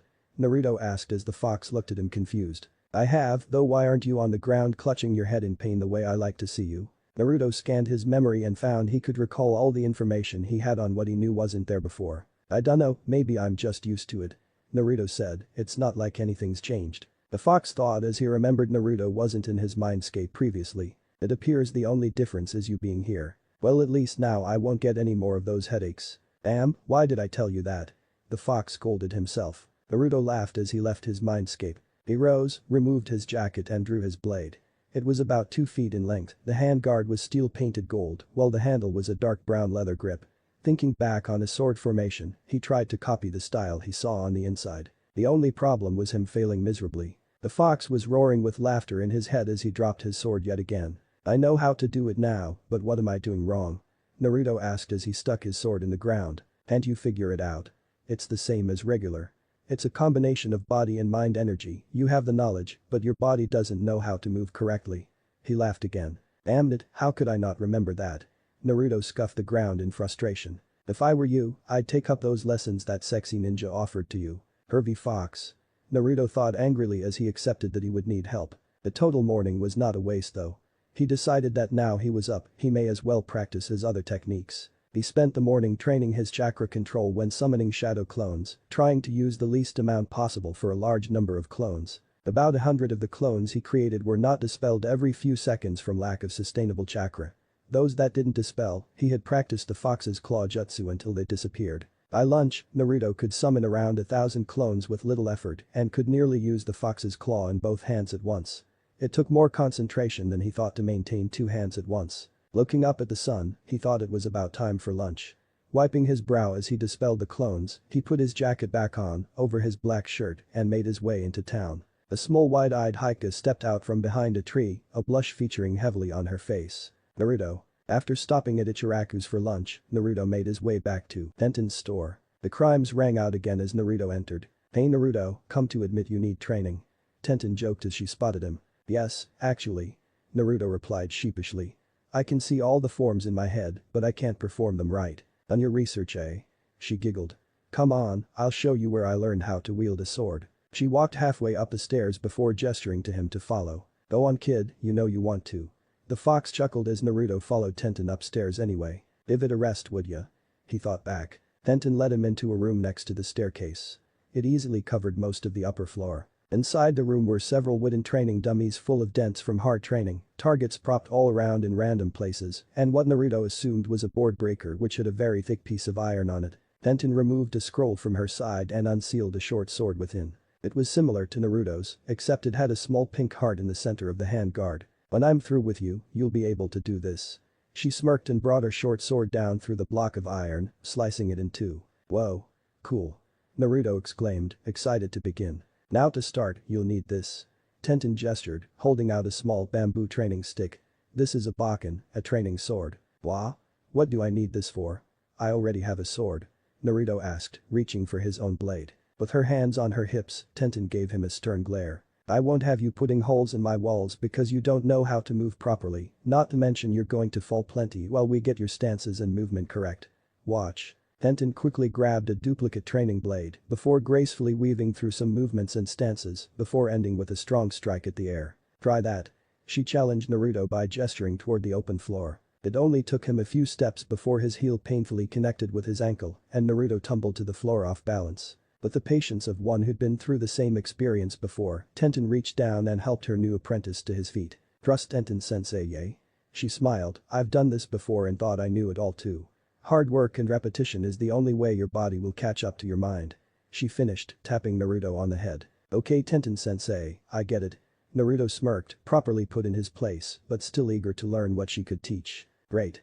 Now, the first stance I want you to learn is..." Naruto had spent the remaining portion of the day practicing his footwork and positioning upstairs, while Tenten flitted between the shop and her protege. Getting a workout whilst working was exhausting. Night began to fall as Tenten closed up shop while Naruto looked like he could collapse down the stairs. Tenten giggled at Naruto's expression as he slowly wandered his way to the door, his legs feeling like jelly. "Thanks again for the training Tenten-sensei, when should I come round next?" Naruto asked politely as he opened the door. "Well, it's not long till the Chunin exams so I'm going to be pretty busy." Tenten started as Naruto looked a little crestfallen. "But I'm sure I can make some time for you." She replied sweetly. Naruto flashed her his best foxy grin. "So tomorrow?" he asked, hopefully. "Sure, just don't expect me to be up early." Tenten said and gave him a little push on his chest, shifting him out onto the street. "You go get some rest too." Before locking the door and turning the open sign to close. Naruto walked home with a spring in his step that night, eager to continue his lessons. Elsewhere, red eyes pierced the darkness as the Uchiha continued his taijutsu training, banging sounds heard every second. "I must get stronger. I must get stronger," echoed in a loop in his mind. The hoot of a nearby owl was heard as the moon rose and Sasuke's grunts only increased as his hands became bloodier. He finally collapsed, out of breath and out of energy, wrapped around what remained of a splintered log and falling asleep. Dreams of a young Uchiha and Uzumaki plagued Sakura's mind as she dreamt the night away, mumbles of their names emerging from her mouth every now and then. Time passed quickly for the genin in Konoha. Naruto worked hard to physically train his sword skills. Sasuke kept his training secret for the most part, while Sakura realized she was now the dead last in the group and decided to do something about it. About 2 weeks later and Team 7 had finished another boring D-rank mission. "How come we still have to do these stupid missions, Kakashi-sensei?" Naruto seethed. Kakashi just sighed, looking up from his ever-present Icha paradise. That C-turned-A rank was an exception, you still don't have the teamwork or rank required to go out on C-rank missions. "Come on Kakashi-sensei, we've all trained really hard, I know we can do better." Naruto pleaded as both Sakura and Sasuke agreed with him, if only in their minds. The hawk flew overhead, squawking, and Kakashi glanced at it. Well, I've got to go give my mission report. He said quickly before disappearing in a puff of smoke. A small box-shaped rock shuffled its way closer to the group. "Oh man. Kakashi-sensei never gives us a challenge." Naruto complained and sat down on the box, smirking. Sasuke just scoffed and began to walk away. "Where are you going, Sasuke?" Sakura turned to him as he muttered back. "Training." Sakura just gave his back a sympathetic look before she groaned, missing out on more time with Sasuke due to his secret training. However hard she looked, she could never find him. A loud thump was heard as she turned to see an overturned, badly painted rock, Naruto sitting up rubbing his backside, and 3 academy students, each with the same green goggles Naruto used to wear on their foreheads. Naruto just grinned at them. Konohamaru led the group with his long blue scarf flowing behind him as usual. Yuden, the other boy, was wearing glasses and had a bored expression on his face, while Mogi, the only girl of the trio, had her bright orange hair up in twin ponytails, giving Naruto a look of admiration. "So you found us, eh, boss?" Konohamaru called out, pointing a finger at Naruto. He just chuckled. "You weren't hard to spot. Come on, Naruto, you said you'd show us your awesome new sword moves today." Mogi spoke up, glancing from Naruto to his sword and back again. "Naruto actually knows how to use that thing." Sakura thought. "Oh yay. I did, didn't I?" Naruto recalled. "Go on, I'll meet you at Team 7's training ground." The 3 academy students ran ahead around the fence while Naruto turned to face Sakura. "You wanna come too, Sakura?" he asked politely. Sakura did want to see how good Naruto was, but she also wanted to go find Sasuke. The cry pierced the air coming from the direction of the Konohamaru Corps. Ran. Ninja instincts kicking in, both Naruto and Sakura hurried to investigate. They found Konohamaru held by the scarf a few feet in the air by a black-clothed ninja with a wrapped person-shaped object on his back and purple face paint. A girl with a large black fan on her back stood next to him, her blonde hair in 4 ponytails, lavender top and shorts, tied with a red sash and mesh underneath. "Hey. Let him go." Naruto shouted, running up to a scared Yuden and Mogi. "Drop him, Kankuro, he's just a kid." The blonde scolded as the boy named Kankuro just chuckled. "Don't worry, Tamari, I'm only gonna pay this brat back for running into me." He raised a fist to punch Konohamaru.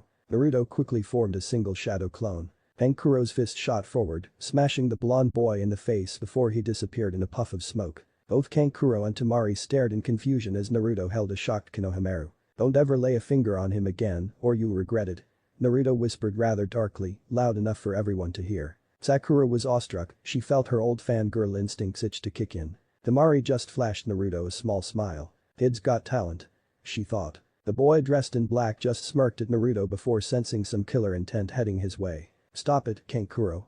You're an embarrassment to our village," came a monotonous yet dark voice from a nearby tree. A small red-haired boy no older than Naruto hung underneath a branch on the tree. "You're pathetic, being tricked by a leaf genin." "Listen, Gaara," they started at and.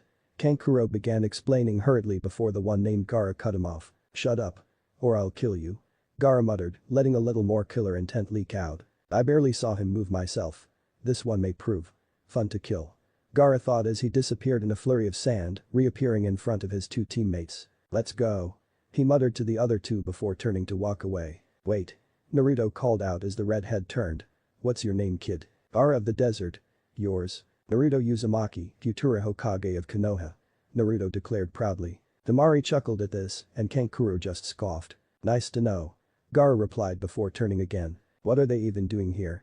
Sakura whispered to Naruto as he glared at the trio walking away. "Tenten told me the Chunin exams are coming up, they must be here for those," Naruto replied as the trio rounded the corner, out of sight. "Chunin exams? You think Kakashi will let us enter them?" Sakura asked. "Sakura, the Chunin exams require strong skills and teamwork to make it through even one of the stages." Naruto began ominously, "Of course he'll let us enter, we're awesome." He finished with a wide grin on his face. Boss. You can let me down now," Konohamaru squeaked. Naruto looked down to see he was still holding the young boy in his arms. "Ah." Naruto jumped and dropped Konohamaru on the floor, landing on his butt. "Don't scare me like that." Naruto and the group shrugged off the meeting with the Sand Trio and spent the afternoon in Team 7's training field. Naruto demonstrated his sword skills before he played ninja with the young trio. Sakura sat on a rock and laughed as she watched her friend run around through the trees, she even joined in towards the end. Soon it was time for the kids to go home as Naruto and Sakura decided to head back too. "Enjoy yourself, Sakura?" Naruto asked as they walked back through town. "It was surprisingly fun, Naruto, thanks." She smiled before running up to her front door. "I'll see you tomorrow," she called back as the door clicked shut. Naruto smiled to himself as he walked back down the street towards his home. He felt a familiar chakra signature on the roof of a building. Utilizing his speed and tree climbing abilities, Naruto rushed up the side of the building to see Kakashi, leaning back against the door leading into the building. "Kakashi-sensei? What are you doing up here? Were you following us?" Naruto asked a serious-looking Kakashi before noticing his lack of an orange book. "Your skills have vastly improved since you were in the academy, Naruto."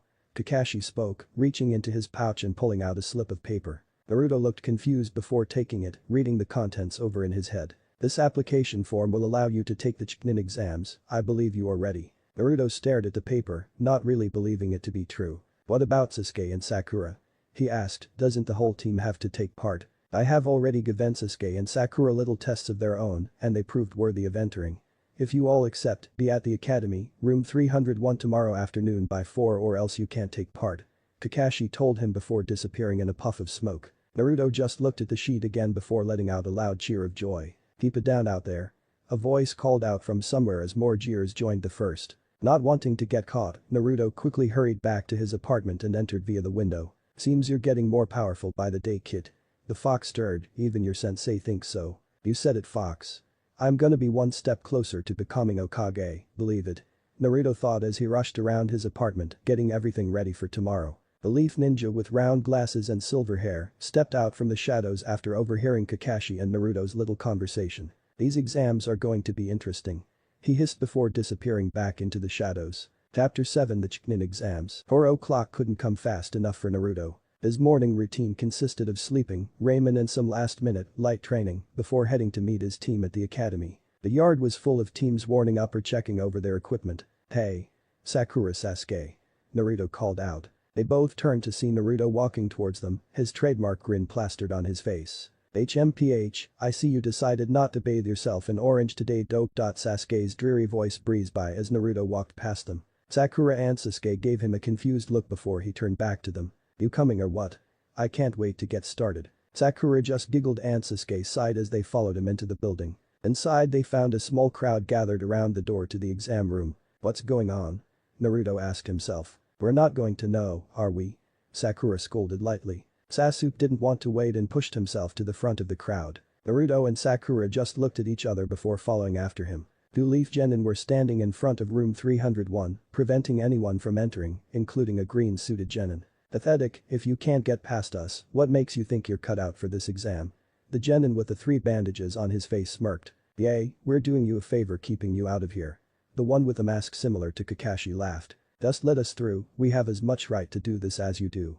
A feminine voice called out. Naruto looked around and spotted Tenten helping her green and orange-clad teammate to his feet. The fashion reject wore a dark green jumpsuit and orange leg warmers, a similar color to Naruto's old outfit. Tenten tried to walk between the bullies, but received a fast smack to the face from the bandaged one. Naruto's anger flared at this as his eyes changed. Suddenly, the Genin that struck was doubled over in pain. Naruto had planted his fist deep into his gut. "Don't ever touch my friend again," he muttered darkly. Everyone was stunned at the speed and power Naruto had put into that punch. Naruto turned his eyes back to normal before helping Tenten to her feet and leaving the crowd. Sasuke was giving Naruto a hard glare, he'd never seen him move so fast. Naruto helped Tenten to a bench before setting her down. "You okay, Tenten?" he asked as his team and the green-suited leaf ninja from before made their way over. "Yay, I'm fine thanks Naruto," she replied, blushing lightly. Sakura gave Tenten a slightly jealous frown. "Tenten, what that fellow ninja did was most unyouthful." The orange and green fashion disaster yelled, giving his teammate a sympathetic look. "Calm down Lee," Tenten whispered harshly, "Neji told us not to draw attention to ourselves. You've already ruined that plan." A cold voice came from behind Lee. They turned to see Neji with a stern look on his face. His light gray eyes frowning in anger. "Sorry Neji," Tenten muttered, looking down at the floor as Lee remained silent. Neji's gaze drifted to Naruto. "You seem to cause quite a stir yourself. What's your name?" he asked. Naruto met Neji's piercing gaze and replied. "Uzumaki, Naruto. You're this Neji Hyuga that Tenten's told me so much about, correct?" "Tenten, Lee, we're going," Neji ordered as he walked away towards the stairs. Tenten, Sakura and Lee looked confused. "Neji, where are you going?" "Isn't the exam room?" Tenten began. "Actually, you should take a closer look," Naruto whispered in her ear. Tenten glanced at the number above the door the 2 Genin were still guarding. It read 301, but something wasn't right with it. "Ninjutsu?" Naruto whispered again, loud enough for only the 4 around him to hear. "It's probably to weed out the weaker ninja, it's lucky you have a Hyuga on your team though." Sasuke scowled, he was going to show the bullies up by revealing their plot, he'd never thought to eliminate the competition at this stage. I see it. Sakura realized as she saw through the.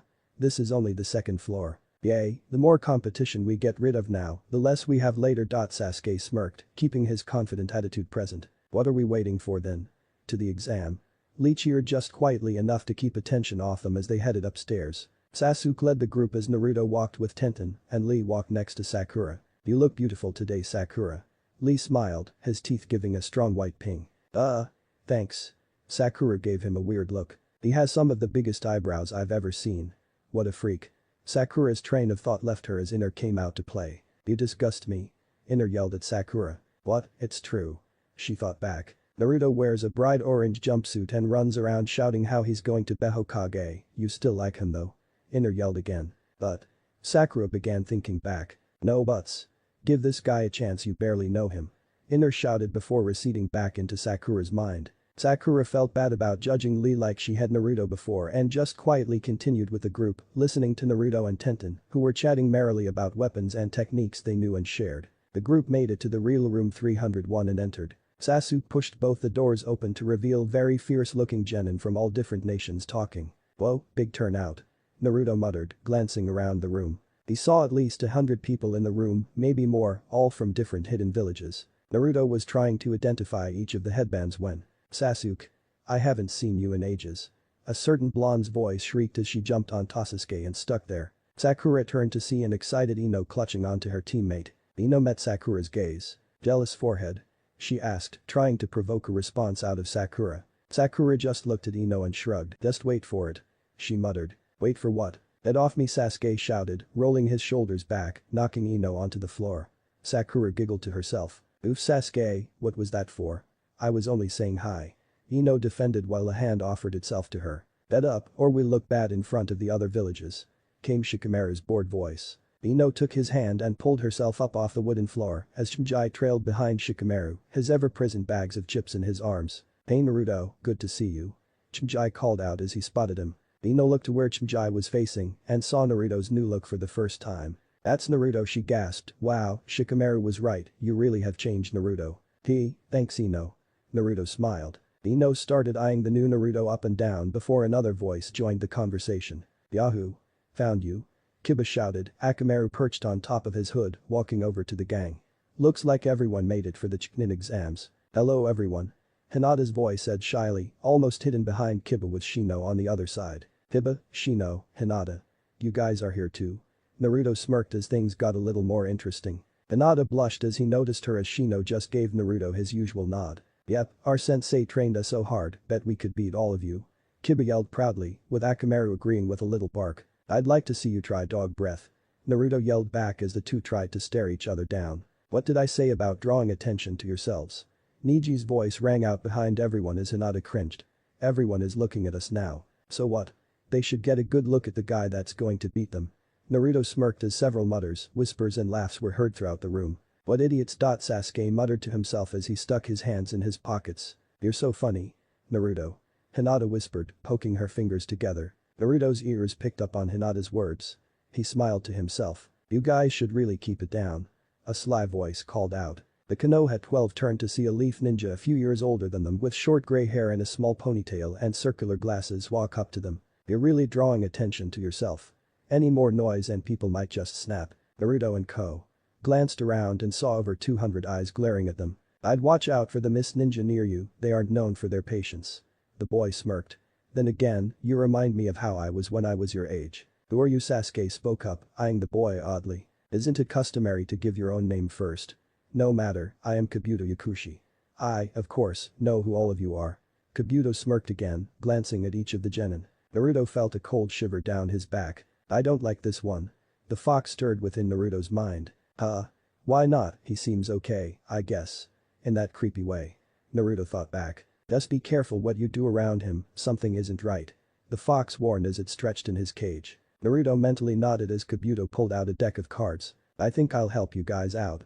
Give you a bit of an edge, one might say. Sasuke's eyes widened at this and walked over along with the others. I made them myself, Kabuto smiled, holding up a blank card. Only my chakra can reveal the secrets they hold. Kabuto twirled the card on the ground and pushed his chakra into it. Instantly, information on the Chunin exams appeared in the form of a map of the world with bars for the amount of applicants from that region. Seems there are 153 people taking part in this year's exams. Shikamaru said with his customary drawl as soon as the information map appeared. Correct. Kabuto said, most of those are from here in Konoha. What about people? Do you have any information on the genin here? Sasuke asked. Of course. Why? Is there someone you wish to check out? Kabuto asked. Naruto Uzumaki. Sasuke stated, much to the surprise of the people around him. Naruto was especially confused as well as proud. He'd made Sasuke realize he was every bit as good as he was. Their own teammate. Very well. Kabuto obeyed, picking out a card with a flick of his wrist and pushing some chakra into it. Naruto Uzumaki, the same age as you, 9 D rank missions and 1 A rank. Kabuto began as the group's eyes then turned on Team 7. Sensei is Kakashi Haddock, Sakura Haruno and yourself are his teammates. It seems he has gained some expertise as well as an increase in ninjutsu and taijutsu. Naruto just smirked at the praise as the other guys in the group saw Naruto in a new light. But you really know? Kiba asked, followed by another short yip from Akamaru. Yay, Tenten taught me everything I know, I owe her a lot. Naruto grinned as Tenten blushed a little. Another note here says you defeated one Zabuza Mamachi. Kabuto said, stunned himself. It wasn't just me. Sasuke and Kakashi-sensei helped out a lot too. Sakura felt a little dejected, even though the truth hurt, she had done nothing but stand in front of Tazuna the entire mission. That's one of the 7 swordsmen of the mist. Shino stated bluntly. What happened to him? Sakura and Sasuke opened their mouths to tell them before Naruto quickly cut in. He escaped. With the help of this hunter ninja who was good with. A hunter ninja? Ino questioned. Well, she wasn't really a hunter ninja, she was a fake. Naruto sweat dropped, putting his arm behind his head. Ninja were beginning to listen into the conversation. Huh? He was quite famous, wasn't he? Yay, he tried to assassinate the Mizukage. Wow, and this little brat beat him. A monotone voice spoke within the crowd. He really will be fun to kill. Gaara spoke as his brother looked taken aback. This guy just gets more interesting by the second. Tamari smiled in the blonde's direction. The only 3 sound ninja in the room glanced up at this bit of information. The female with the weird scarf muttered to the other 2. Should we report this? No, leave it for now, we'll test their real strength soon. The one with fur on his back and bandages covering all but his left eye muttered. A few moments and mutterings later as everyone was itching to begin, a large plume of smoke erupted at the front of the class. Alright you worthless genin, eyes forward and shut the hell up.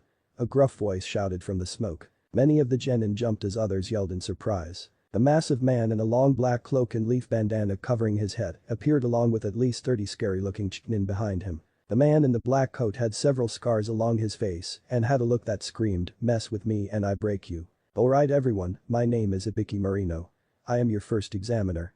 He smirked while the chunin began to seat themselves around the edge of the room. I hope you all have friends in other nations, everyone line up and take a number. Your number will coordinate with your seating arrangement. I won't tolerate any babies who don't want to sit next to a stranger. Slowly people walked to the front and received their numbers. Naruto walked up to the chunin handing the numbers out and got his, 35. Just great, he thought sarcastically, that would put him near the front. Several murmurs filled the room as people sat down in their places. Naruto glanced around as he saw his friends take their places. Sakura was near the middle, Sasuke toward the back. One of the Konoha 12 managed to snag a seat next to him. Lee sat down in place number 36. Greetings Naruto, I must thank you again for defending my teammate. Lee gave him the shiny teeth thumbs up. No problem Lee, so what do you think this test will be?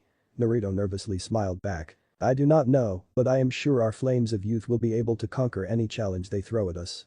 Now Lee was just too embarrassing. This is a written exam and you will be given 1 hour to complete it. Ibiki called out to the room. Naruto's eyes widened significantly at this information. He put his head in his hands as Lee gave him a sympathetic look.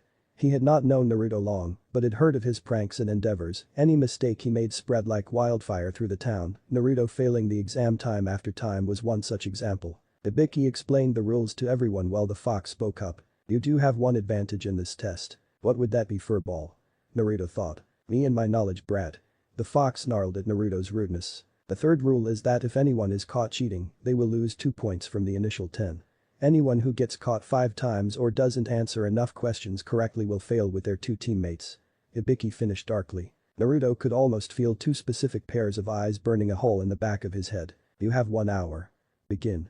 Ibiki called out as the final paper was delivered to testee number 158 and pencils began furiously scribbling. Naruto looked down at his paper. There was no way he could answer any of these questions. You are 100 miles from your destination and the sun is exactly 90 degrees high from your position. You spend 3 hours traveling west at 10 meters a step every 6 seconds.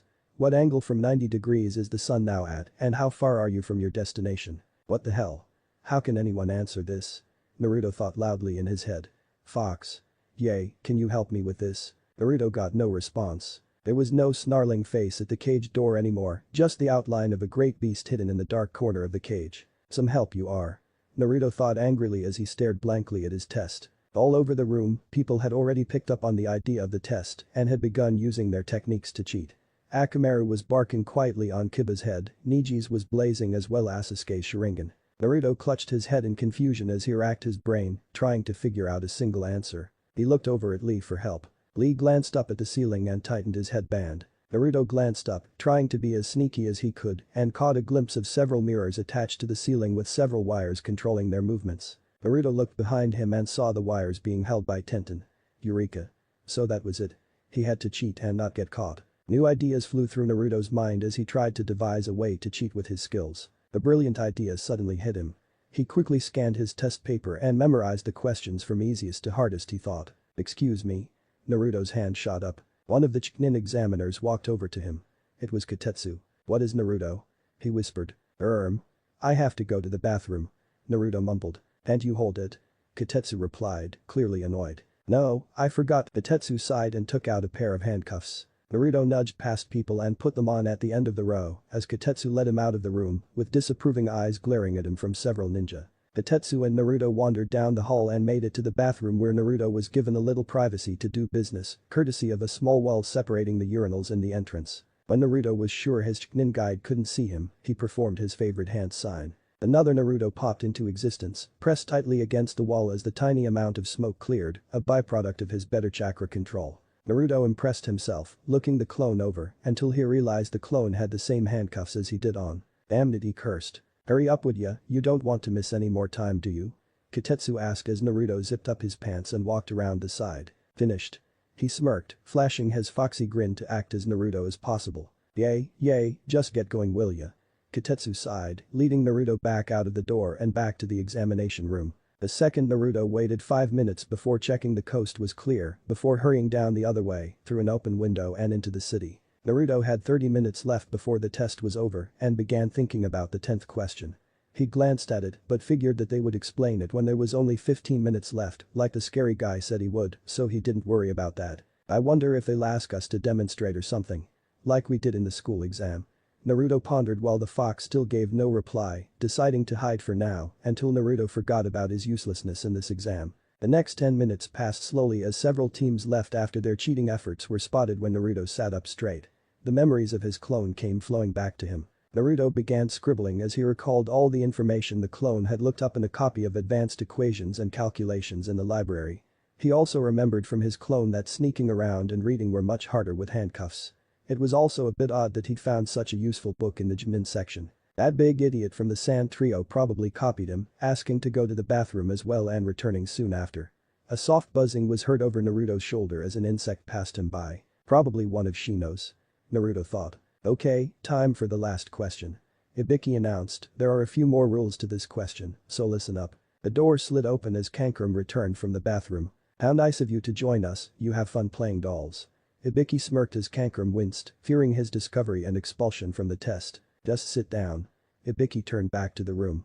As I was saying, there will be some special rules for this question. First, you can choose whether or not to take this question. Several people looked confused. Choose? What happens if we choose not to take it? Tamari called out, rising to her feet. You will fail, along with your teammates. Ibiki smirked. Of course we'll take it then. What fool wouldn't? A waterfall ninja called out. You haven't heard the other rule yet, Ibiki chuckled darkly, making some genin back down. Answer the 10th question incorrectly and you will lose the right to ever take the Chunin exams again. That can't be right. Kiba yelled, there are people who have taken the exam before. Ibiki just chuckled. They were lucky, they didn't have me as an examiner before.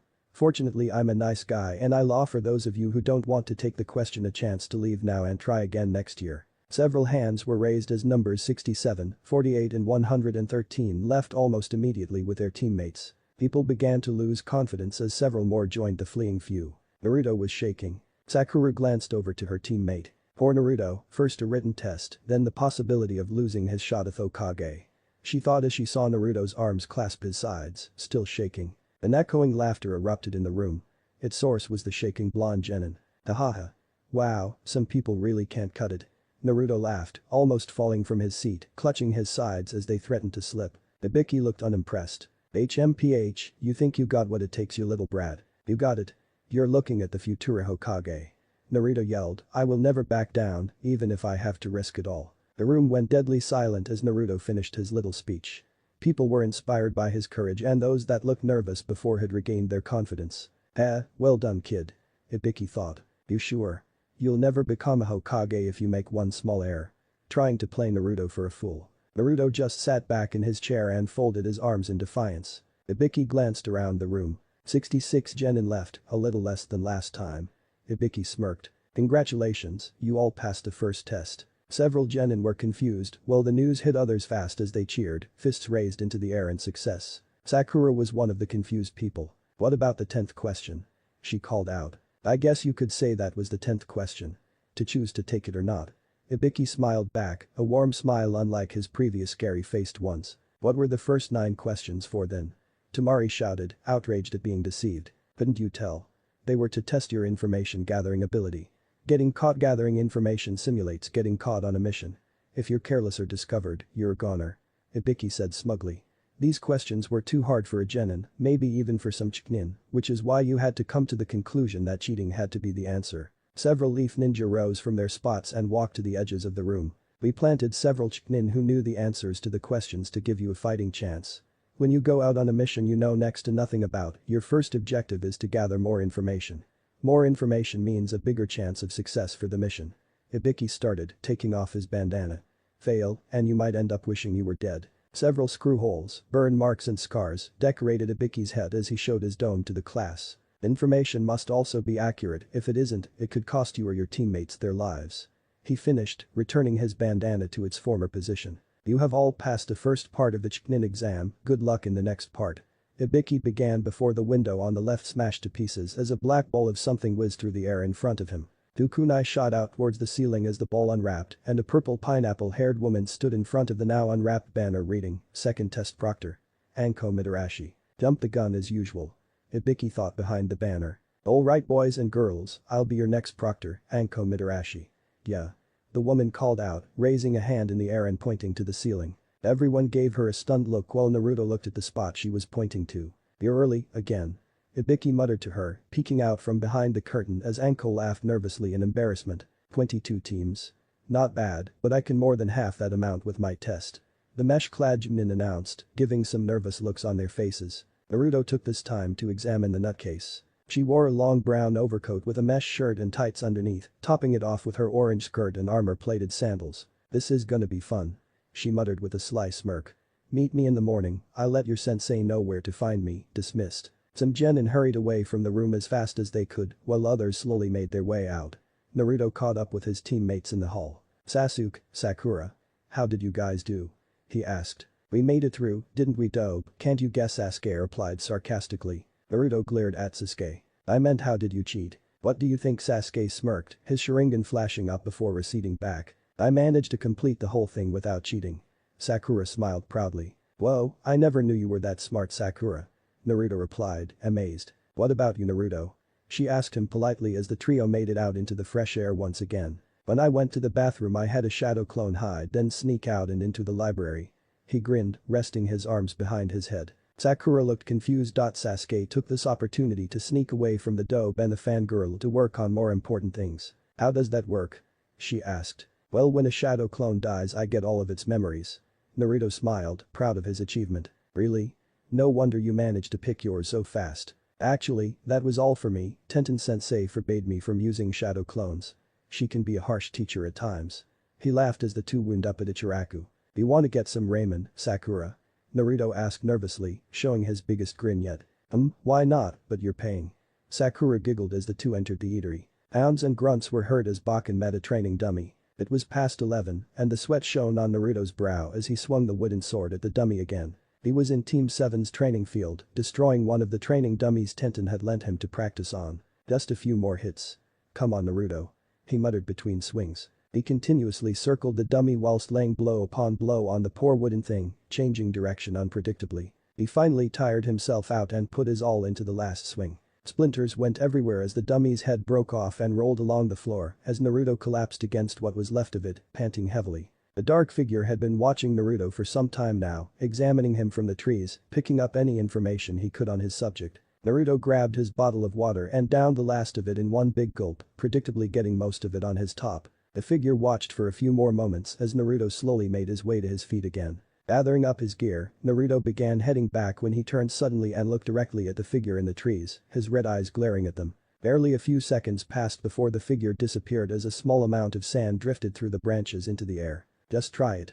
Naruto muttered to himself and whomever might be listening in. Safe to say he didn't sense the figure at all on his way home. Silence greeted the genin as they stood around the chain-linked fence, staring into the darkest forest they'd ever seen. The black figure descended from a tree just inside the compound. Anko landed and stood proudly in front of them. Glad you could all make it. Welcome to hell, my test, the forest of death. You'll be lucky if you make it out of here alive, let alone intact. She smirked. The teams that passed the first test gazed at the looming forest, they could barely see past a few giant dark trees. The grass ninja chuckled lightly before looking up at the forest with his slitted eyes. Alright people, line up and grab one of these. Anko called out, holding up a small stack of papers. Naruto looked annoyed. More paperwork, I thought we'd finished all that with the guy in the coat. Naruto yelled, annoyed at the sight of paper again. These aren't tests, idiot, you need to sign these to participate in this test. Anko replied with an annoyed tone. Why? We already gave in our consent forms. Ino's voice called out from the crowd. Anko giggled darkly. This is called the forest of death for a reason, people die in this test. Her eyes narrowed. If you don't sign these consent forms, I have a responsibility to you. She ended with a Naruto-like smile, carefree. Some genin shivered as she began passing out the papers. This is the ultimate survival test. Anko declared. In the center of this arena is your destination. Seems easy enough. Sakura thought. To enter the tower and pass, however, you need 2 scrolls, heaven and earth. Anko smirked. When you start this test, half of you will get heaven and the other half, earth. How you get the other is up to you. That will be at least half the amount of people. Sakura thought. You have a total of 5 days to find and take another team's scroll. Anko began. 5 days, what about dinner? Chinjai called out, he couldn't live without food, well, more so than others. This forest is full of food. You have your pick of bugs, fruit and if you're lucky, fish. Just make sure you don't eat any of the poisonous things. Chinjai was horror-struck. Now, as for what you'll be disqualified for. 1. Not making it to the tower with both scrolls. 2. Losing a teammate either by separation or death if you make it to the tower. 3. No one can quit in the middle, you are here for 5 days, if you can't survive that long, you'll die. The final rule is that no matter what, you must not look inside the scrolls. Anko finished. Why? What would happen? Naruto asked. Those unlucky few will find out for themselves. Chiknin are expected to deliver secret messages, this is to test how trustworthy you are. Anko replied. Now hand your signed forms in at the desk and we'll begin. Slowly, genin began to turn their forms in after signing them. They entered a small hut with a curtain for a wall with wood on the other 3 sides. That's so we can't tell who gets what or who's carrying it. Naruto thought as he instantly signed his forms. He turned to see Sakura and Sasuke struggling with a decision. What's wrong? I thought you were ready for this. Naruto teased. I am done, I'm just trying to find the weakest teams. He replied, covering his own hesitance. Naruto smiled. Sasuke was scared and he wasn't, that felt good. What about you, Sakura? Naruto asked. The pink-haired ninja just kept staring at her sheets. Hey, Sakura, are you okay? Naruto asked again, shaking her shoulder slightly. As soon as he touched her, she jumped back and kunai raised. Whoa Sakura, what's up? Naruto had never seen her this on edge.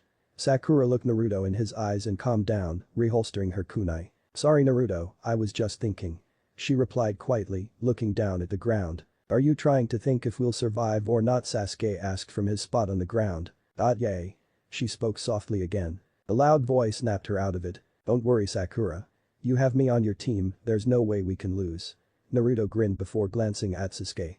He might be of some use too, I guess. To say Sasuke was irked was an understatement. I'm stronger than you now, dope, I could finish this test all by myself. He shot back. Oh yay, Naruto replied. Yay, Sasuke smirked. Good, you really might be of some use then. Naruto smiled cheekily, putting his hands behind his head again as Sasuke furiously signed his forms. Sakura giggled at the two boys' display as it reignited her confidence and signed her own forms as the trio made their way over to the tent. Barry emerged, their heaven scroll hidden in Sasuke's pack, walking to entrance 12 that led into the forest. Scattered thoughts ran through everyone's heads in the excitement, the calm before the storm. Anko's booming voice then came over a PA system around the edge of the forest, breaking said silence. The second test of the Chunin exams begins. Now. The gate sprung open as the team sprinted into the forest to begin planning and battling. Naruto, Sasuke and Sakura took to the tall treetops as fast as they could. There they had a longer range of vision and less likely to be attacked from above. Team 7 traveled in triangle formation. Naruto at the front and Sasuke and Sakura at the rear left and right respectively. Naruto, what's our plan? Sakura asked after a good 20 minutes of travel.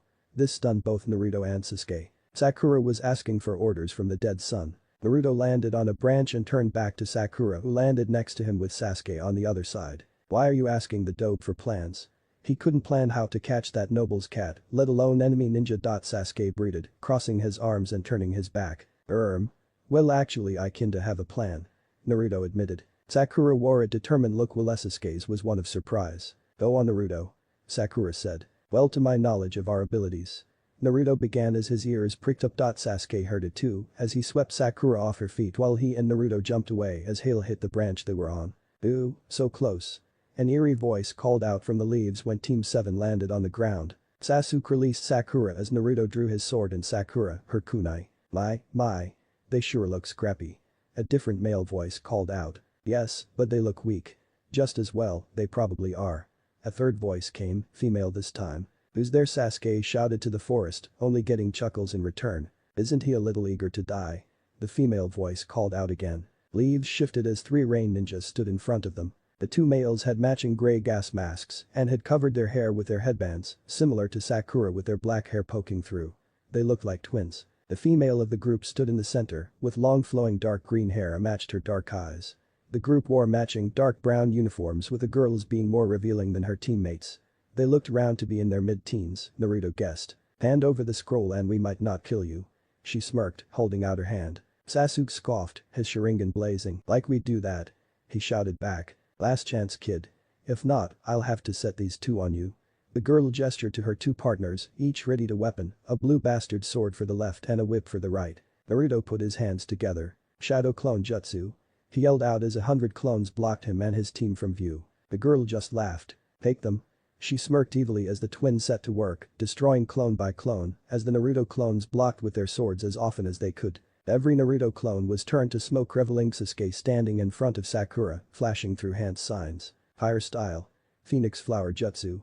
He yelled, shooting several small but powerful fireballs from his mouth. They flew wildly at the rain ninja, but all were either blocked or dodged by them. Sasuke finished and smirked. The girl noticed before a shadow loomed over her. She wheeled around and blocked Naruto's downward slash with a small dagger taken from her hip. Blocking wasn't good enough as the amount of power behind Naruto's attack pushed her back and off her feet, rolling next to her 2 teammates. The twins quickly helped her up as Naruto and Sasuke both pressed forward on the attack, kunai and short sword raised. The girl quickly flashed through her own hand signs as the twins blocked their attacks. Acid rain jutsu.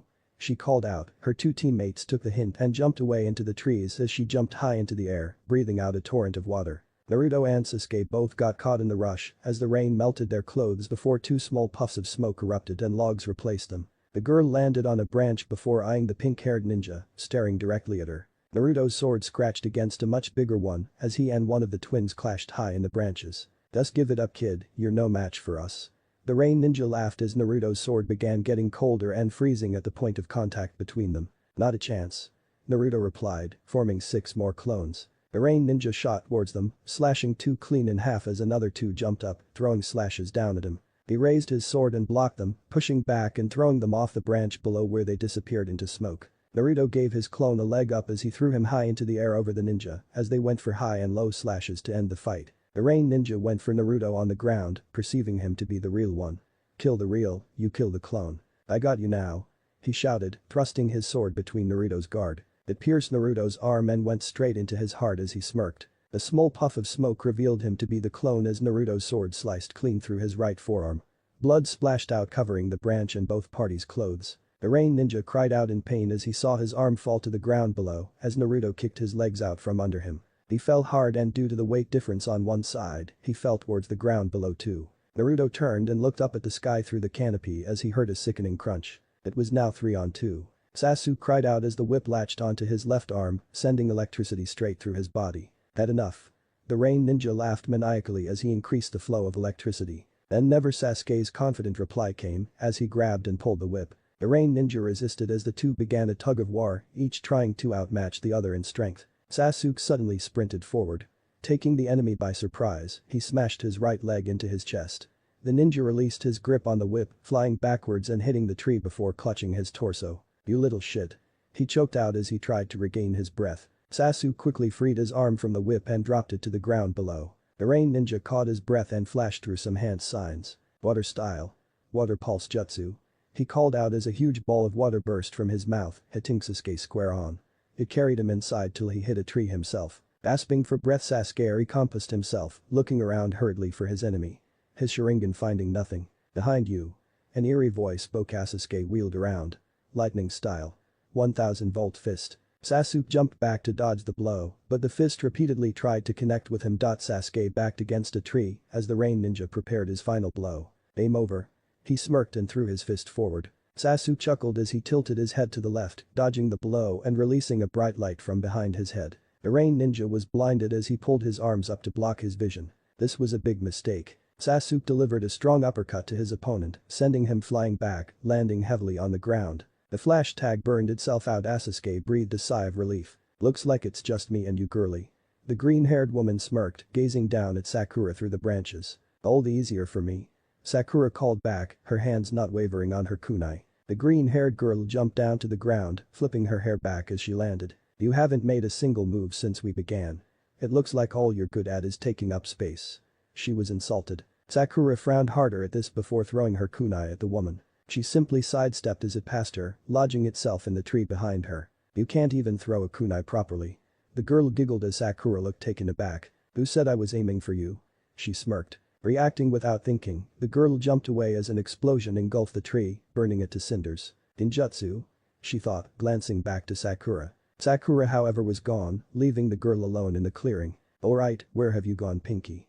she called out, looking around for any trace of her. The rustling of leaves in the bushes left of her told the rain ninja everything. Tightening her grip on the dagger, she jumped straight into the bush, stabbing deep into flesh as blood hit her skin. "Haha, thought you could outsmart me," she shouted as she turned the girl over, revealing one of her teammates' faces on Sakura's body before the illusion faded. She'd killed him. Wheeling around, redoubled her efforts, looking for any hint of color or movement. "You bitch. I'll kill you." She shouted out as a hand grabbed her ankle. She looked down and saw her dead teammate, back in his uniform, whip wrapped around his throat, grabbing at her ankle with a dead look on his face and skin as pale as the moon. She screamed as she kicked his hands away, backing up until she hit something. Turning around, she saw her other teammate, his own sword through his chest as he grabbed her arms, holding her in place as the other one crawled forward to grab her ankles again. "No. What are you doing? Let go of me." She screamed, trying to wriggle free any way she could as all three began sinking into the ground, a black vortex swallowing them up. Naruto and Sasuke hurried back to Sakura as fast as they could. They had been divided, but were not conquered. Naruto arrived on the scene to see a Sakura rooting through the pockets of the female ninja. She was out cold. "Sakura. You okay?" he huffed as he approached his teammate. "Yeah, I'm fine, Naruto, nothing I couldn't handle."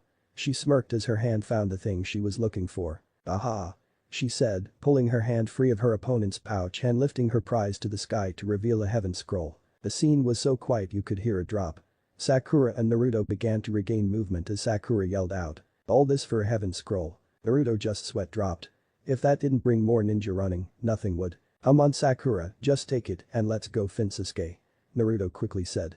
A flash of blue later and Sasuke stood next to him. "No need to do so." He spoke coolly. "So we still need an earth scroll, yay?" he asked, knowing the answer. "Yeah, we can't stay here though, she'll wake up soon." Sakura shot a look back at the unconscious body of the rain ninja. "Mine too," Sasuke said, jabbing his thumb back where he came from. Naruto just stayed quiet before the two looked at him expecting the same response. He decided he may as well just come out with it. "Mine won't." Sakura gasped as Sasuke's eyes widened. "Naruto? You didn't?" Sakura asked shakily. "No," Naruto replied after a brief pause. "But I didn't stop it either." Sakura looked a little relieved, but still, her teammate had caused the death of another ninja. "So what happened?" Sasuke asked with a little new respect for Naruto. He lost an arm to my blade and fell. Naruto replied quietly, his arms shaking a little. I had to search for him too. For the scroll, you know. Sakura embraced Naruto. It's okay, you won Naruto, at least you're alive. She whispered into his ear. Naruto gave her a half-hearted hug back as he nodded at Sasuke for them to continue. They turned and jumped into the trees. Naruto patted his pouch to make sure his sealing scroll was still there, containing his enemy's blade as a trophy. Chapter 8 Snakes and Scrolls. Time passed slowly in the forest. Minutes seemed to get longer as the day progressed. It was already past noon, yet Team 7 hadn't seen another team since the past incident. Luckily, this gave them time to recover from their last encounter, both physically and mentally. Sakura glanced at Naruto as they traveled, an emotionless expression on his face. Naruto. She thought as she remembered his story. Sasuke led the trio as they arrived at a small stream. The group took a few moments to rest and refresh before they'd set out again. Naruto took off his sandals and dipped his feet into the water as he lay back on a rock. He closed his ears, keeping his ears open just to relax and reflect. If it's any consolation. It was you or him. Kyuubi spoke up, trying to comfort his young container. Naruto, however, remained silent, trying to relax and forget about his first kill. He thought back to when he fought Zabuza and Haku. Haku herself had made her first kill when she took out Geto. She had intended to kill him, while Naruto had merely led the ninja to his death. Sasuke was checking over his gear as he kept an eye on Naruto. He'd made his first kill before him, yet he didn't show any emotion. Just like Zabuza. Sakura was taking a drink from her container before refilling it in the stream.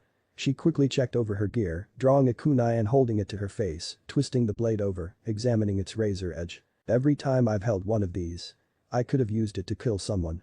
She thought as she touched the tip to her finger, a tiny drop of blood hit the metal before she pocketed it again. She looked over at Naruto whose eyes were still closed, deep in thought. If I take my first life, I need to be as strong as Naruto. Naruto's ears suddenly twitched. Someone was close. Jai had already polished off his water supply a few hours into the exam. Troublesome. Shikamaru muttered as he led his team through the trees, listening for a water source.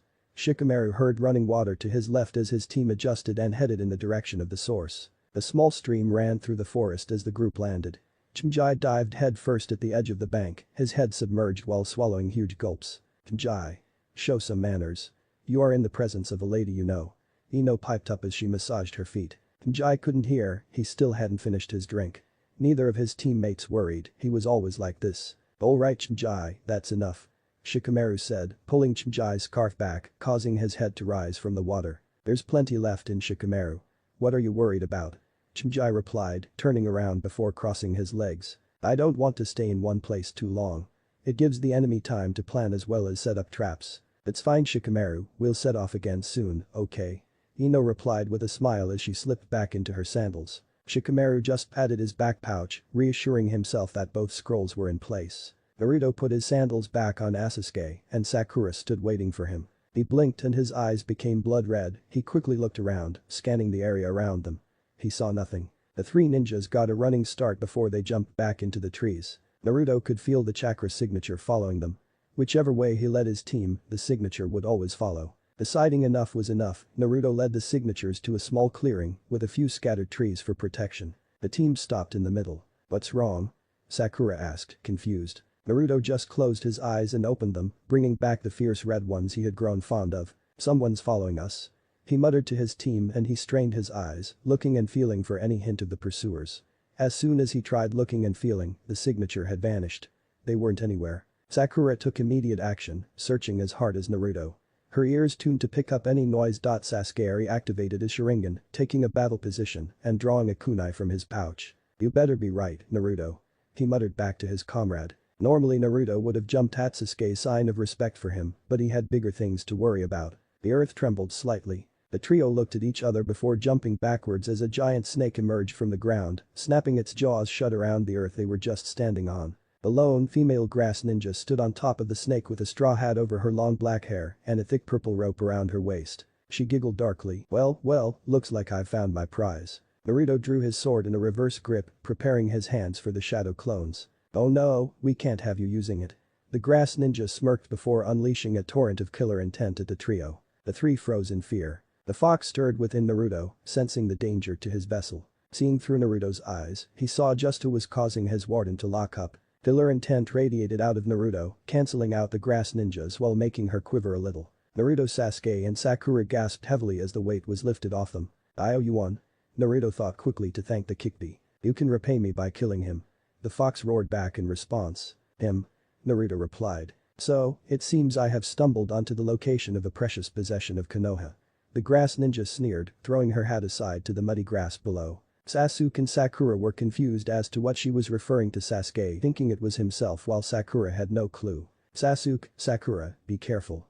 Naruto warned, tightening his grip on his blade. I don't have the time for your childish games, the grass ninja smiled, I'll just take what I want and be on my way. Sasuke tapped his pouch, making sure his heaven scroll was still in place, while Naruto could feel it in his kunai pouch. The grass ninja flicked her hand as the snake she was on reared up, opening its mouth. Naruto felt a tug at the back of his neck as his feet left the ground. Sasuke was sprinting as fast as he could up the nearest tree, clutching Naruto's collar. Sakura was ahead of the duo as the snake stuck, clamping its jaws around Naruto and Sasuke's position on the tree. Sakura heard the violent crunching noise and glanced back, seeing the snake's jaw lodged into the trunk. The sword poked through the side of the snake's mouth as Naruto cut his way through with Sasuke behind him. The snake was still firmly stuck in the tree, its fangs planted deep into the bark. Sakura breathed a small sigh of relief as Naruto and Sasuke caught up, running to the top branches. The grass ninja looked at the trapped snake before shaking her head in disapproval. Naruto peered over the edge of the branch they were on and saw the ninja below transform her lower half, similar to a snake's body, and wound her way up the tree. Get back. Naruto called to his teammates as they hopped to the other end of the branch as the grass ninja reached their position, her long, slimy tongue hanging out. The snake parallels were getting ridiculous. Sasuke flew through his hand signs. Fire style. Fireball jutsu. He called out, a large ball of fire engulfing the grass ninja. Naruto charged at the flame, thrusting his sword directly in the center, where the grass ninja was last, and felt a slight resistance. Sasuke ended that as soon as Naruto thrust his sword, revealing the girl impaled on Naruto's blade through her stomach. She began to cry brown tears before the whole body morphed into a muddy brown color. Earth clone. Naruto thought quickly. The snake below was swinging its tail against the tree, trying to pry itself off the bark or take down the tree trying. The branch shook a little every time the snake hit it. A scream cried out behind Sasuke as he and Naruto turned to see the grass ninja holding a hand over Sakura's mouth and a kunai to her neck. One more move from you and you'll be losing a teammate. She giggled darkly. Sasuke glared at the grass girl, never taking his eyes off her, while Naruto redoubled the grip on his blade. Sakura was almost in tears, she had a kunai to her neck and her life could be extinguished at any moment and began to wonder just what she achieved in her short years. Now, if you'll kindly step forward and give me your scroll, we can end this right now. The girl said. Let's just do what she says. Naruto said to Sasuke, hesitating to make any moves. Sasuke wrestled with himself inside, but slowly removed the scroll from his pouch and, one step at a time, made his way over to the grass ninja before setting it a few feet from her and Sakura. Damn it. Think of something. If I can do something I have to do it now. He thought in a panic as he stood upright. The grass ninja smiled, baring her fangs. Now for my pry. She began. Shadow possession jutsu success. A voice called from nearby. Naruto whirled around looking for the owner. Team 10 stood on a branch close to his tree, Shikamaru exerting himself through his with Shinji and Ino looking on. Shikamaru carefully manipulated the grass ninja movements, slowly removing her hand from Sakura's mouth and the kunai from her neck. As soon as she was free, Sakura jumped behind her teammates, shaking from fear. Shinji. Shikamaru called as Shinji quickly jumped onto the branch. Team 7 was one. Expansion, he shouted as his right arm and hand grew to giant proportions. What trickery is this? The grass ninja started before Shinji's hand grabbed her, squeezing her tight and hurling her below, hitting the snake in the head on the way down and creating a cloud of dust as they hit the floor. The snake, now dislodged from the tree, was missing 3 of its 4 fangs, with only the top left remaining. Ino jumped over and put her arm round Sakura who was still shivering. Shikamaru joined the group after releasing him as the enemy fell. Seems you guys just can't stay out of trouble, can you? He muttered, walking over and picking up the heaven scroll that had gotten stuck between a fork in the branch. It wasn't our fault, she found us, Sasuke retorted. If it wasn't for Naruto, we would have been swallowed straight from the start. Sakura spoke up, Ino hugged her a little tighter and glanced up to really admire Naruto. He looked hot holding that sword with his angry, smoldering look. Shikamaru handed the scroll back to Sasuke. Naruto? Really? He questioned. Does it matter? We have to leave, now. Naruto said, his tone more serious than Shikamaru had ever heard him. Relax, Naruto, Ino spoke up, Shinji took care of that bitch. She should be out cold. He won't be. Naruto cut in. The Sasuke asked, glancing down at the dust cloud. Yay, it's not a grass ninja, it's… Naruto began explaining. The shadow cast over the group. A slimy, red Things traveled either side of the branch, a single fang passing them by. Shit. Naruto thought as the jaws of the snake snapped shut, swallowing the 6 genin and the branch whole. It was sticky, wet and it hurt like hell. Team 7 and Team 10 were inside the belly of a giant snake. There was barely enough room to breathe, let alone move around. The snake's digestive juices had already enveloped the genin and stung their skin. Naruto could hear no screaming, probably due to the pain and sheer grossness of the experience. A foot hit Naruto's own. He turned his head, straining against the small amount of space he had to see Shikamaru's own with a hard look. Still. God. Your sword.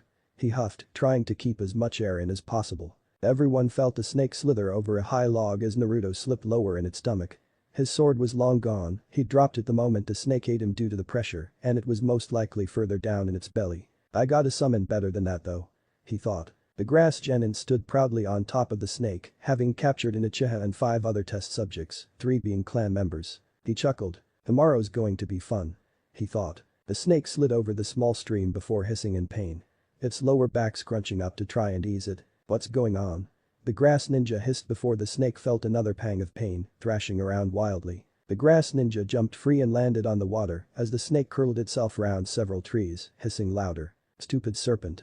He began before a small part of the underbelly was sliced through with 4 menacing red claws. The bloody Naruto emerged, breathing fresh air like it would run out before he performed the shadow clone, his clones forming a chain before diving back into the snake for his friends. The grass ninja watched in bewilderment as Naruto brought his friends out of one of his strongest snake's stomach alive. Ino emerged last, gasping for air and clutching onto Naruto for dear life. The genin quickly tried to brush as much of the slime off as they could.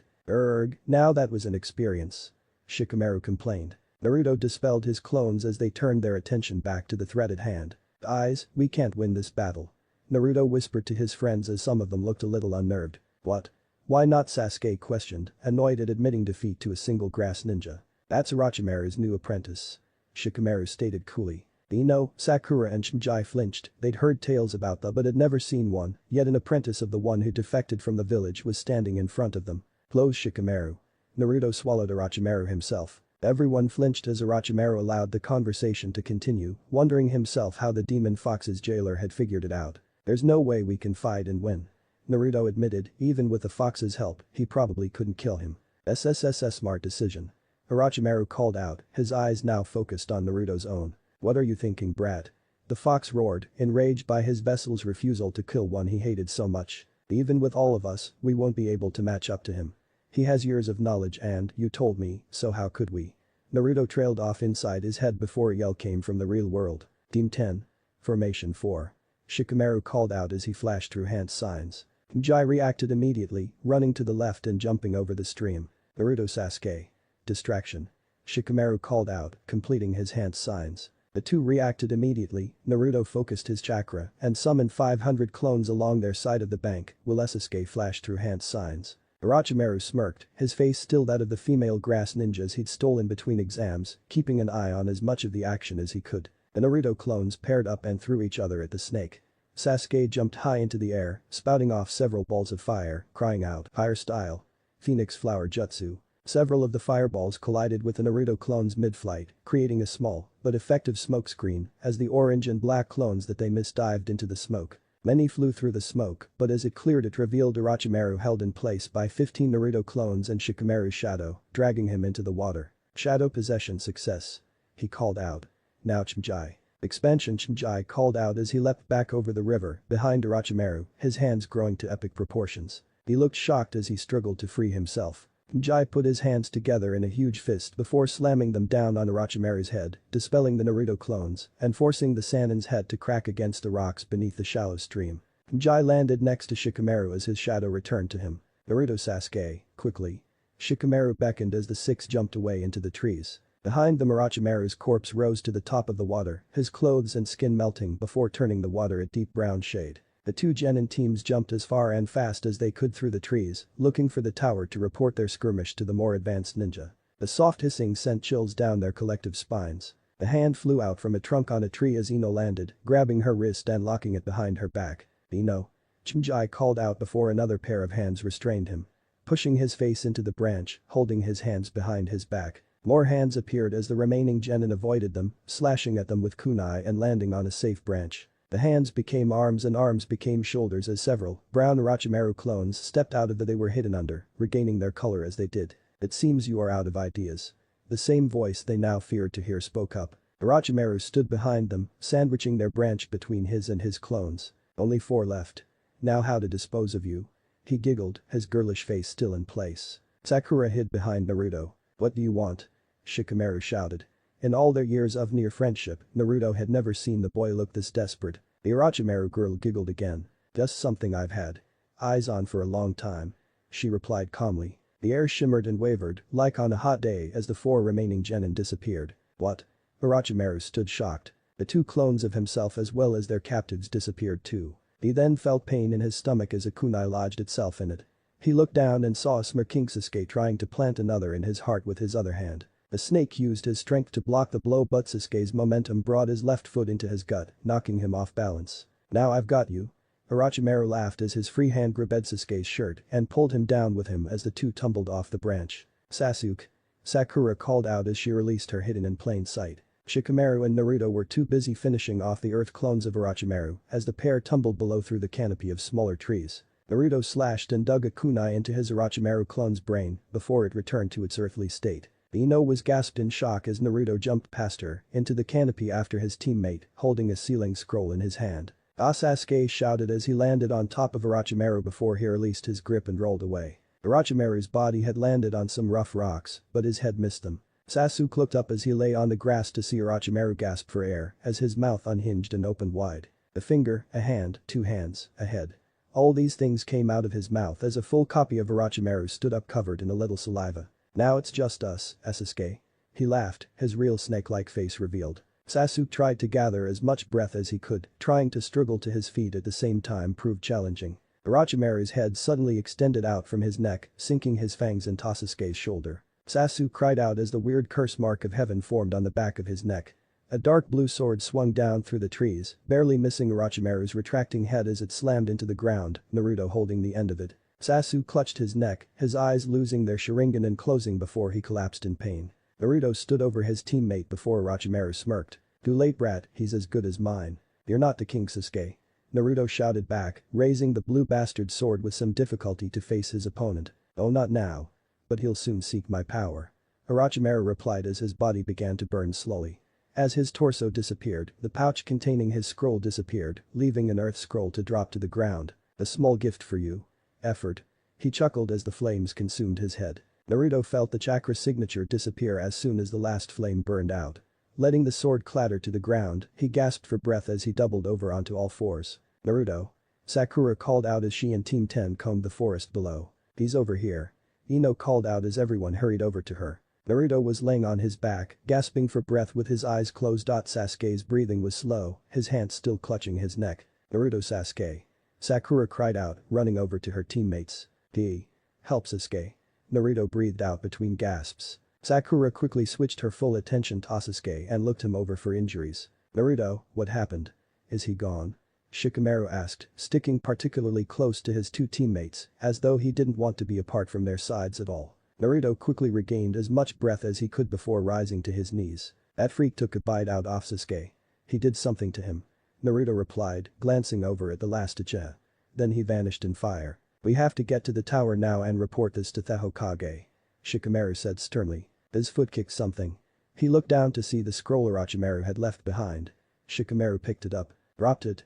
He asked, examining it carefully in case it was trapped. Ino helps Naruto to his feet. He said it was a gift for our efforts. Naruto replied again. Shikamaru, deeming it safe, chucked it over to Naruto. You don't want it? Naruto asked, confused. We already got ours. Shikamaru replied. Yay, we took out some Iwa ninja when they tried to get the drop on us. Chimjai said proudly before walking over to Sasuke and picking him up, bridal style. Ino spotted the sword and bent down to pick it up. This your Naruto? She asked, amazed he could wield such a thing. No, that's from a rain ninja I defeated. Naruto admitted. I was just using it in place of my short sword. Tenten's gonna be pissed I lost that. He finished, elongating for honor's sake. Anything to take his mind off the recent events. Shikamaru winced, he remembered when he'd broken a new kunai by throwing it incorrectly at a training dummy. The lecture he'd received from her was long and loud. More power to you Naruto. Shikamaru consoled him as Naruto resealed the sword. Ready Chimjai. Jai had Sasuke in a piggyback position, the out-cold Uchiha still out-cold. The ordeal with Orochimaru was over, the group took off, aiming for the tower. Darkness crept in as the two teams spotted the tower looming in front of them. Just a short way to go. Shikamaru called to the group as he led the way. Jai redoubled his grip on Sasuke. The group was now barely 100 yards away from the tower when several black figures jumped out ahead of them, one of them carrying a person wearing a beige coat. "Hey, isn't that?" Shikamaru trailed off as two of the figures broke off from the pack and intercepted them. The figures quickly identified the group as Leaf Shinobi as they ran each side of the group. "What's wrong with this one?" the figure on the left asked. Shikamaru opened his mouth to reply, but Naruto beat him to it with one word. "Orochimaru." That was enough to satisfy the Anbu as they escorted them into the tower. The sound team watched from the trees as their mission from their leader was put beyond their reach. "Why did he even assign us if we didn't get a chance to kill him?" the girl asked. "I don't know." The guy with fur on his back replied. "Hey look, another team is coming, may as well reduce the competition." The other team member finished before they ambushed the approaching sand team, leaving their small collection of scrolls safe in the tree. Sasuke was immediately checked out by the medical teams as they arrived in the tower, whisking him away. Probably to a boring hospital.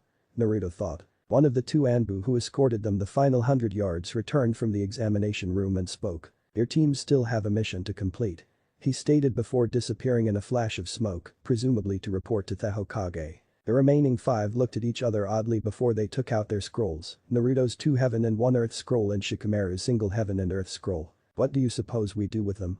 "Hand them in," Ino asked. "It might have something to do with that wording on the wall we passed on the way in," Sakura replied. "What writing?"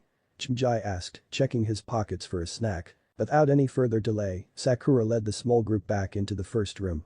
Upon one of the walls there was a big paper sheet with what seemed like instructions. "If you lack heaven, seek wisdom, be prepared. Gain knowledge and prepare yourself for the missions. If you lack earth, run in the fields, seek advantages. If you have both heaven and earth, you can succeed in even the most dangerous mission. These rules will guide a person's extremes." Naruto read the giant scroll with a little confusion. "Don't we already have heaven and earth? We have more than enough heaven," he said. Keywords. Heaven, earth, and guide. Shikamaru spoke, taking the lip of the earth scroll in his hand. "I'm sure we're meant to do something with these, and since no one seems to be here, I think we have to. Open them." He finished, yelling the last part as he unraveled the scroll in one swift movement. Ino quickly followed suit and opened her scroll up, revealing nothing but a seal on both scrolls. Naruto and Sakura watched eagerly as smoke began emitting from both scrolls. Shikamaru just sighed and chucked it on the floor in front of him. Ino's heaven scroll soon followed his example. One small explosion of smoke later and Asuma Sarutobi stood before the 5, smoking a cigarette as usual. "Hey guys." He greeted his team. "I must say I'm impressed, only one day to complete the exam. Would have been faster, sensei, if the waterfall team didn't have so much water." Shikamaru replied sarcastically. The puff of smoke appeared beside them as Iruka appeared from Naruto and Sakura's scrolls before Shikamaru's tone turned serious. Also Orochimaru was a bit of a problem. Asuma's cigarette fell to the floor in his shock. "Orochimaru?" Iruka choked out. "Yay, he did something weird to Sasuke, that's why he isn't here." Naruto chipped in. Asuma disappeared before anyone could say any more. "The Hokage probably already knows by now," Shikamaru said. "Anbu met up with us on our way in." Iruka was speechless. His old students up against Orochimaru, and S-class wanted Nin. "Undid." "How did?" Iruka started, tripping over his words. The two teams took this opportunity to fill him in on the entire situation. Everyone chipped a bit of knowledge until they had a very accurate recollection. There were still 4 more days left in the exam, and by the time the 5-some had finished their story, it was past midnight. Asuma had returned and wanted a word in private with his team, while Iruka took Naruto and Sakura to the rooms they would be temporarily staying in. "You two will be staying here until the 5 days are up," Iruka told them as he opened the door into the small one-room apartment. It had all the essentials. Beds, sink, fridge and what looked like a dining table with stone chairs in the corner. "In here? You gotta be kidding," Sakura complained, spotting the 3 uncomfortable-looking beds separated by a thin wall of stone. Iruka simply sighed. Naruto, however, was more concerned with the life of their teammate than their new living arrangements. Just what the hell was that thing he injected Sasuke with? Naruto pondered as he walked into the room and plopped himself down on the middle bed, laying back with his hands behind his head. "The curse mark," a deep voice replied in his head. "Curse mark?" Naruto thought back. Similar to a save for the fact certain ones can be passed on. The fox spoke up, his rage from the snake having receded and had calmed down. The fox's knowledge of curse marks flowed into Naruto's mind, helping him understand the logic behind them. The fox didn't know much, but he gave what little he had to offer. With all the information being processed in his mind, Naruto felt instantly tired and closed his eyes, drifting into dreamland. Outside Naruto's mind, Sakura smiled as Naruto fell asleep in his clothing, not bothering to get under the covers or anything. She took to her own bed and, deciding to follow Naruto's lead, dropped off without changing either. The next few days passed quickly for the genin. More and more teams slowly finished the second exam. Hinata's team entered the tower early on the second day as Naruto awoke. On his way to the bathroom, Naruto passed Gaara in the corridor. Neither spoke a word to the other, but each felt raw killer intent rolling off instead, though Naruto's was only in defense. Lee's team finally finished the exam on the third day as they snagged the room next to Team 7's. As predicted, Tenten berated Naruto for losing his sword and gave him a long speech. Even the Kyuubi felt determined not to let Naruto lose another sword. Her annoyed frown switched to a gleeful grin when Naruto gave her the sword he'd taken from the Rain Ninja. "I can't use something as heavy as this, besides, I thought you might like it." He smiled as he handed the cold blade over. Tenten just grew starry-eyed at a 4-inch Acro blade and gave Naruto a big hug. Needless to say, Tenten spent the rest of the day admiring her new weapon and testing it out. Sasuke was released that day. He looked a little paler, but acted his normal cold self. Sakura was worried for him, he was still Sasuke, but something just seemed different. Darker. Naruto managed to get another peek at Sasuke's curse mark. It was encircled by several words. He figured it was sealed and couldn't do any more harm, so he told Sakura not to worry. The time had finally come. Time was up and all successful teams had gathered in the main hall with a big statue, depicting a pair of hands performing the hand seal for Ram in reverse, at the end. Many Chunin and Chunin stood in front of the statue with the Hokage in the middle. "Congratulations on passing." Anko's voice called out to them over a loudspeaker, filling the hall with her voice. 24 genin still here? This bunch must either be talented or lucky. Anko thought. Naruto took this time to note even though she seemed a bit pale. He wondered if Orochimaru got her too. The Hokage will now explain the third test. Anko called out over the loudspeaker. "Thank you, Anko." The Hokage smiled politely. "Before that, I'd like to inform you all about the true meaning of this exam." There were a few mutterings from the genin, but the Hokage continued. "The true meaning for this exam is for it to replace the war between the allied countries." There were a few gasps between the genin as more mumbles broke out. The Hokage raised his hand as they stopped immediately. "Before your time, the nations would fight among each other to decide who would rule. In order to prevent this, the Chunin exams came to be." Naruto was about to shout out why they had to know this when the fox shared some wisdom with him. "Listen to the old man's words, kid." He spoke softly, slipping into his afternoon nap. Naruto just grunted and returned his attention to the Hokage. "Many of your country's leaders and influential people will be coming to watch your battles. They are our clients and they will pick a country for their missions based on their strength. Stronger countries receive more missions, sending a message to other nations, telling them our nation is strong. The strength of a country is the strength of the village, the strength of the village is the strength of its shinobi. A shinobi's true strength is born only through life-risking battle." The Hokage finished.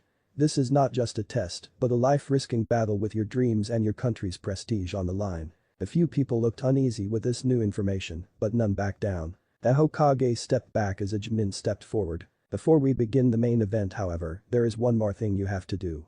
The Chunin began, coughing after the air left his lungs. Several thoughts ran through Naruto's mind as well as others. "My name is..." He coughed again. "Hey, Gekko, I will be your preliminary referee." Chapter 9 The finalists. Mumbles broke out among some of the genin. "Allow me to explain." Hayate announced, "This year, we may have made the Chunin exams too easy, hence why so many of you stand before us. As you know, many guests are coming to view the exams, and we need the best of you to represent your villages." Naruto smirked, everyone would be able to see him beat his opponent into the dust, the dead last no longer. Anyone who no longer wishes to compete after hearing this or does not feel up to the challenge, may leave as we will begin shortly. "What?" Now Kiba shouted out. "Yes," Hayate stated simply. "Anyone who does." He coughed again, "wishing to leave, can leave individually, your other teammates can still continue." The room was silent for several moments as teammates glanced at each other. A hand shot in the air. I'm going to quit." Naruto turned to see the owner of the voice and saw the creepy leaf genin he met before the written exam. "Hey Kabuto." The ninja behind him began. I also like to quit."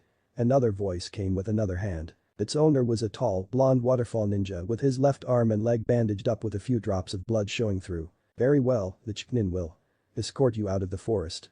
Hayate announced with a small cough as two pairs of Chunin stepped forward, leading them out of the hall. As Kabuto was leaving, he glanced back, the sunlight reflecting in his glasses as the sound of Jimin standing among the others smirked. Now, if there is no one else who wants to leave, we will begin. Preliminaries.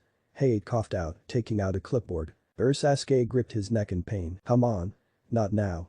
He thought as he gripped his neck, trying to numb the pain. Sasuke. Sakura began before Sasuke glared fiercely at her. Naruto felt the killer intent from Sasuke behind him and nudged him in the ribs. No reaction. Other people seemed to have noticed as all of teammate next to them gave Sasuke weird looks. Kiba, one of confusion, Hinata, one of fear, and Shino a look of warning. Calm yourself Sasuke. Shino whispered. Sasuke's pain and glare disappeared moments later as his gaze returned to the proctor. At the front, the Hokage, Anko and Ibiki had noticed this little exchange and had all been informed about Sasuke's predicament. Maybe we should remove him from the exam. Anko offered. That won't do. A voice behind her muttered. Anko turned to see none other than Kakashi Haddock, giving her one of his famous eye smiles. He's an Uchiha, and Uchiha don't quit even when things get bad. But what about them? Anko began. It's already sealed and taken care of. Kakashi cut in, satisfying her incomplete question. That settles it then. The Hokage finished the conversation as the three turned back to Hayate. Since we now have exactly 22 participants left, we will conduct 11 one-on-one matches. The winners will advance to the third round. Hayate explained. First off, there are no rules. The fight continues until one of you dies, gets knocked out, or admits defeat. I will, however, jump in at a time I think a winner has been established. Open it.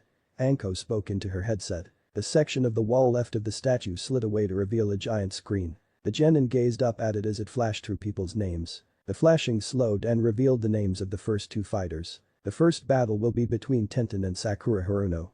Hayate announced, everyone else, please leave the floor. Everyone began heading to the walls, climbing the staircases to the observers' edges above. The sand, sound and waterfall teams heading up the left staircase with the leaf walking up the right. Sakura and Tenten positioned themselves opposite each other, smirking and trying to stare the other down. Go get her Tenten, you can do it. Ino called from above. What the hell Ino pig? Sakura called out, why don't you come down here and I'll beat you instead. Ino shrugged off the insult and laughed. Yeah right, you couldn't beat the prettiest ninja in all of Konoha. Flipping her long blonde hair. Sakura clenched her fist. Her focus was so busy trying to burn Ino's hair to ashes that she almost missed Hate's call. Begin. Sakura turned her attention straight back to Tenten who had decided to attack right off the bat. 3 shuriken were heading directly for her. She twisted her body as they passed her, the last just nicking her shoulder tearing her top slightly. The puff of smoke could be seen where her opponent once stood as Tenten burst out of it, now wielding a 5-foot pole, using Sakura's unstable dodge to her advantage. Sakura crossed her arms as Tenten's pole slammed into them, forcing her back several feet. Sakura gritted her teeth in pain but remained upright. That was a cheap shot. She shouted. Tenten only smiled and regained her stance. You should have been paying more attention to your enemy instead of giving in to taunts. Sakura's hands flashed through some signs. Hidden in plain sight. The air around Sakura shimmered before she disappeared in the waves. Naruto was conflicted, he couldn't decide who to root for. Sakura was his teammate and he liked her, but Tenten had been nicer to him in the short while that they trained together than Sakura ever had. The Kikbi could sense Naruto's inner conflict. He made the smart decision to stay quiet. He glanced over at Lee who also had a look of concentration on his face. He was in a similar predicament, his teammate versus the girl he liked. Tenten switched back into a defensive stance, glancing around for any sign of her opponent. The air hissed as Sakura's first introduced itself to Tenten's right cheek. The force lifted Tenten off her feet and onto the floor a few feet away, her pole rolling away towards the statue. The people up in the stands looked on in curiosity. From their point of view, Tenten flew back on her own. Tenten, however, looked up to see a smug Sakura stand where she had a few seconds before. She rose to her feet and grabbed another scroll from her side. You're gonna pay for that. Unsealing a pair and raising them. Sakura smirked and sidestepped, walking around Tenten in a circle. Tenten looked confused before Sakura jumped in for another strike. It never made contact as both ends of the hit her in the stomach, severely winding her. Sakura keeled over, clutching her belly as Tenten stood above her. You should have known it wears off with pain. She muttered. The people above watched as Sakura reappeared on the floor with Tenten walking towards her pole. Hayate stepped forward and checked over Sakura, she was gasping for air and clutching her stomach in pain. It didn't look like she could continue. The winner is Tenten. He announced as Tenten resealed her weapons and walked back up to her teammates. 2 medical ninjas with a stretcher came and took Sakura off the field, though she seemed to have caught most of her breath. Tenten, you fought hard and overcame Sakura's invisibility, Lee shouted at her as she sat down against the wall. It wasn't hard, she didn't remember that pain snapped someone out of A. When she punched me I could see her again. Tenten told him. Naruto walked over and knelt beside her. Thanks for not hurting her too bad. He smiled. What little oxygen Tenten had gathered quickly left her body, dragging all the blood to her face in the process. Tifa. It was nothing Naruto. She stammered back. Alright. My turn to show my forehead how it's done. Naruto looked back to see a pumped-up Ino heading down the stairs. He glanced at the board to see Ino's name, along with someone called Kintsuchi. He stood back up and watched as a female sound ninja walked down to meet Ino. Ha. This'll be a snap.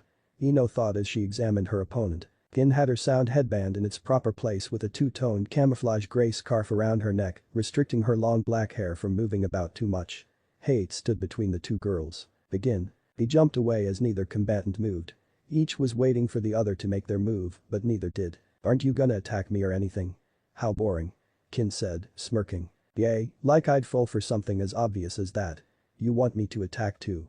She trailed off as a pair of were hurled at her arm. She quickly dodged before realizing she'd been about to go into a rant. They implanted themselves into the opposite wall, giving off a soft tinkling sound. That's it, gloves are off now. She shouted as she ran forward. Kin reacted fast, blocking Ino's first punch to her head. Ino used Kin's arm to help hold herself up as she aimed a kick to her side. Kin quickly jumped back, Ino's arm lost its hold as she overbalanced and landed on the floor. There was a deathly silence. No one dared make a sound. Some of the Jinin and Shiknin knew to keep quiet during a fight, while others knew of Ino's temper when she got embarrassed. Even Akamaru was smart enough to hide deep in Kiba's jacket. Ino quickly jumped back to her feet. Acting like it never happened. You're toast now. She shouted, taking 3 kunai out of her pouch and raising them to eye height. She charged again at Kin, quickly flicking the kunai one by one at different body parts of Kin's. The sound ninja dodged the one for her torso and leg before ducking the one meant for her head. A loud thump was heard as Ino's knee rose to meet the sound of the ninja's headband. It absorbed some of the force, but still the blow sent her sprawling backwards. That's for trying to make a fool out of me. Ino yelled as Kin picked herself off the floor. Fine, then I guess it's time to end it then. Kin spat back. Ino heard the ringing of bells behind her and turned to look. She saw the Kin had thrown earlier. The sound was persistent even though there was no wind and it hurt. Ino clutched her ears in pain as her vision started getting blurry. What did you? She began, but when she turned to glare at Kin, she saw lots of blurry Kin doubles. Pathetic. Kin muttered and ran towards Ino with each hand held similar to a pencil. Ino lashed out but only hit the air as Kin struck her outstretched arm with the needles, leaving them implanted there. Ino's arm went limp as she gritted her teeth in pain. Kin didn't hesitate, she plucked out several more and pushed them into Ino, making sure to place them on pressure points. By the end of the small scuffle, Ino could barely move her head. Last one. Kin whispered, standing over her prey, casually throwing the last into Ino's neck, sending her into the world of unconsciousness. The audience above looked down at the scene as Hayate announced Kin the winner and Ino taken off on a stretcher. Wow, Ino got beat pretty bad. Chimjai said. She was too overconfident, make sure you don't make the same mistake Chimjai. Shikamaru replied. Kin walked back up to the stands to lean against the wall with her teammates as the panels on the wall selected the new pair of contestants. Naruto Uzumaki vs Shiro Lions. It read. Naruto let off a whoop of joy. Finally, his time to show everyone how much he'd progressed. Everyone, however, gave him a weird look at his eagerness. Naruto made his way down the staircase and met his opponent. Seems I get to test out the waterfall's finest. Naruto thought, watching his opponent join him in the arena. The waterfall ninja had black hair down to his neck that curved around his face, almost giving his head a perfect spherical shape. His headband was worn around his neck, coupled with a black t-shirt underneath. His gray ninja trousers looked quite worn with his kunai pouch strapped to his right thigh. He looked quite menacing due to the blue overcoat he wore which was decorated in blood. Hayate felt the tension between the two combatants, they were ready to fight all right. Begin. He shouted and escaped as fast as he could. Shadow clone jutsu. Naruto began immediately. Then puffs of smoke appeared around him. Shadow clones? Shiro questioned, you shouldn't be able to make those. Naruto laughed, then you just underestimated me. The 10 Naruto quickly charged, drawing kunai and surrounding Shiro. Shiro had his work cut out for him, 11 Naruto against him. Shiro quickly dodged and ducked every slash and stab, taking out one of the clones with a swift punch. Wow, these things really don't live up to the hype. Shiro chuckled. The 10 Naruto all gritted their teeth. I'll show you. He shouted, the pair to Shiro's rear making a lunge for him. Shiro flipped back over the two, kicking them in the spine, dispelling them and escaping the circle of Naruto. My turn. He smirked, flashing through several hand signs. Earth style. Mudslide jutsu. He called out, slamming his hands down on the floor. The ground beneath Naruto shifted. Behind the last Naruto, the ground rose, forming a slope down towards Shiro, tilting to an angle of over 80 degrees, with a good 4 feet of thickness. Several Naruto quickly got their footing, pushing chakra into their feet to stay upright, while the rest slid towards the waiting Shiro where he kicked and crushed them. "That's all you got," one of the leftmost Naruto shouted as the 4 others remaining moved in close. The front Naruto reached behind him, taking hold of the other's hands, as the others lifted his legs up so he was almost laying down, suspended in the air. "Naruto rocket," he shouted as his front clone pulled and the rear pushed, sending him flying at the waterfall ninja. He didn't have time to dodge. Naruto shot straight into his stomach, bursting into smoke, but not before he sent him flying backward, rolling along the ground. "Ha, you're no match for me," Naruto shouted out, his clones giving each other high fives. The waterfall ninja struggled to his feet, he was definitely winded. "You'll pay for that," he wheezed before clapping his hands together, rift style. Avalanche jutsu. The stone slabs beneath Naruto shifted again, passing a 90-degree angle before succumbing to gravity, collapsing and crushing the remaining Naruto. "Naruto," Kakashi called out. He knew Naruto could handle himself, but that caught Naruto by surprise. He was worried for the blonde-headed idiot. Naruto felt the rocks landing on him, his clones and arms helping protect his head and chest. He could feel the weight of the rock above him pressing down on his arms, it was too heavy to move with his arms in this position. His eyes fluttered as his breath began to leave him. "Can you not do anything by yourself?" A mighty roar in his head berated him. "I will help you this once, but that is it," the fox shouted. Naruto felt desperate and didn't stop whatever the fox was doing. Shiro could tell he had damn near crushed the little leaf genin, if not squashed him completely. "It's over," he muttered. There were several cries and shouts from above, mostly from the leaf, but the black-haired boy ignored them, turning to face Hade. "You can call the match no," he began. The rock behind him shifted and banged on the ground. Shiro turned and saw the rocks rise up, small debris and dirt sliding off the dirty blonde genin, who was shimmering with an outline of pure red chakra. He stood with his mouth hanging open as he watched the blonde genin stand, his body now covered with dirt and scratches. "Hidden strength jutsu," Naruto shouted out. He looked a lot darker now with his body glowing a faint red, his nails and teeth had both grown a little, and his eyes were a little darker round the eyelids. Even his hair had a definite darker tinge to it. His jacket and trousers filled out as his muscles increased in size. The people above the scene could feel the sheer power Naruto was exuding. "He had that much strength," Kiba shouted in disbelief. Sakura had emerged from the medical wing only to be left stunned in awe. "Naruto," she muttered as she clutched the rail to hold herself up. Naruto was breathing heavily. It wasn't from the damage, it was from the adrenaline running through his veins. He felt the fox's own chakra flowing through him and his eyes returning to their red-slitted state. He felt powerful. He felt more powerful than ever. "Lord Hokage, what should we do?" Ibiki whispered urgently in the old man's ear. "Nothing." The Hokage replied, "I can feel him from here, Naruto seems to have tapped into his prisoner's chakra, nothing more." Ibiki opened his mouth to reply but obeyed the Hokage's orders, watching as the red glow ebbed. Nearby, the sound of Jimin licked his lips in excitement. Someone else was excited too, Gaara was watching the match intently, the raw power radiating from Naruto excited the beast inside him. Shiro's hands began forming signs again. He didn't want to see the results of this latest. He blinked and jumped in shock to see Naruto so close, gripping his hands and preventing him from making any hand signs. "Now I'll show ya," he shouted. He pushed down on Shiro's hands and used both feet to kick him in the chest, sending him sprawling away. Naruto followed after his prey with impressive speed, his right hand's nails glowing red. 4 feet from his prey he stopped, his red claws losing their color. "No. It'll kill him," Naruto whispered to himself. Shiro took this chance to back off, jumping to his feet and hopping back towards the statue behind him. Naruto's red claws faded completely as the red glow around his body dimmed too. His hands reached into his back pouch, drawing multiple shuriken in each, crossing his arms over his chest before hurling them. Shiro reacted, flashing through 3 quick signs. "Earth style. Rock wall," he shouted, slamming his hands onto the floor again. This time, a slab of stone emerged straight up in front of him, the shuriken bouncing off it. Naruto formed his favorite hand sign before 2 more clones appeared, one either side of him. They each drew 2 kunai and charged the wall, taking the left and right sides, as well as jumping over. Shiro heard them coming and flung 2 kunai of his own to the sides, the 2 Naruto receiving them in the head and neck respectively before poofing out of existence. The real Naruto jumped over the wall and flung his kunai at the waterfall ninja's thick sleeves, pinning him to the floor below. "If upper eye," he whispered, holding another kunai to his neck. "Then never." Shiro choked out, trying to free his arms from the floor, but the kunai had buried itself deep. Naruto's eyes narrowed. "Wrong answer." Shiro's head slumped back. Naruto lifted the ring of the kunai away from Shiro's head and walked out from behind the wall. One twirl of the kunai with a sharp blow to the head and any opponent would be out cold or dead, depending on the end used. Luckily for Shiro, Naruto used the blunt end. He quickly jumped onto the giant statue's fingertips and looked down at the unconscious form of Shiro below. Winner, Naruto Uzumaki.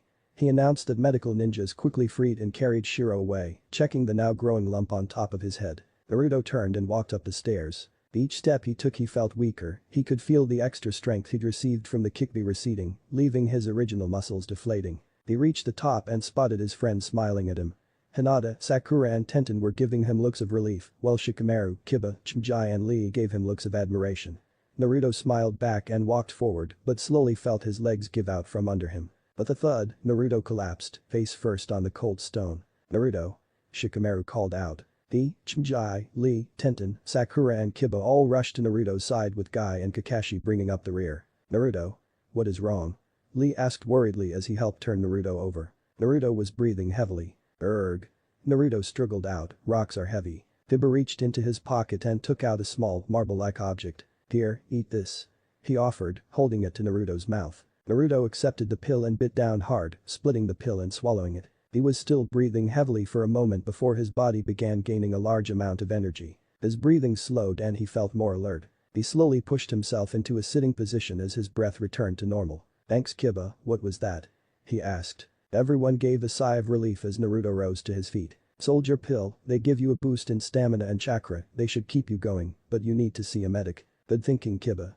Kakashi complimented as he looked Naruto over, checking for any major external injuries. Hinata's worried face was replaced with one of relief. She'd been too stunned to help Naruto. Weak. She thought in her mind. If she wanted to be of any use to Naruto and her friends, she would have to get stronger. Everyone else knew the reason why she failed. It wasn't because of lack of skill or technique, it was confidence which hindered her abilities. The board revealed the next two fighters. Hinata Hyuga vs Neji Hyuga. Hinata glanced back at the board and squeaked. Neji's light gray eyes examined the board before turning and making his way towards the stairs. Hinata looked up at him as his face bore no emotion at all. Neji walked down the stairs as his cousin slowly followed. Kiba opened his mouth to speak, but was cut off when a hand shot out from the side and grasped Hinata's shoulder, startling her. "Now I get to see you fight, good luck Hinata," a familiar voice said. Hinata turned to see Naruto's trademark grin and cute whisker marks. Her head filled up with most of the blood from her body, but forced herself to stay conscious. Thank you, Naruto," she whispered and walked down the stairs to join Neji on the field. He watched as the shy girl readied herself for the match.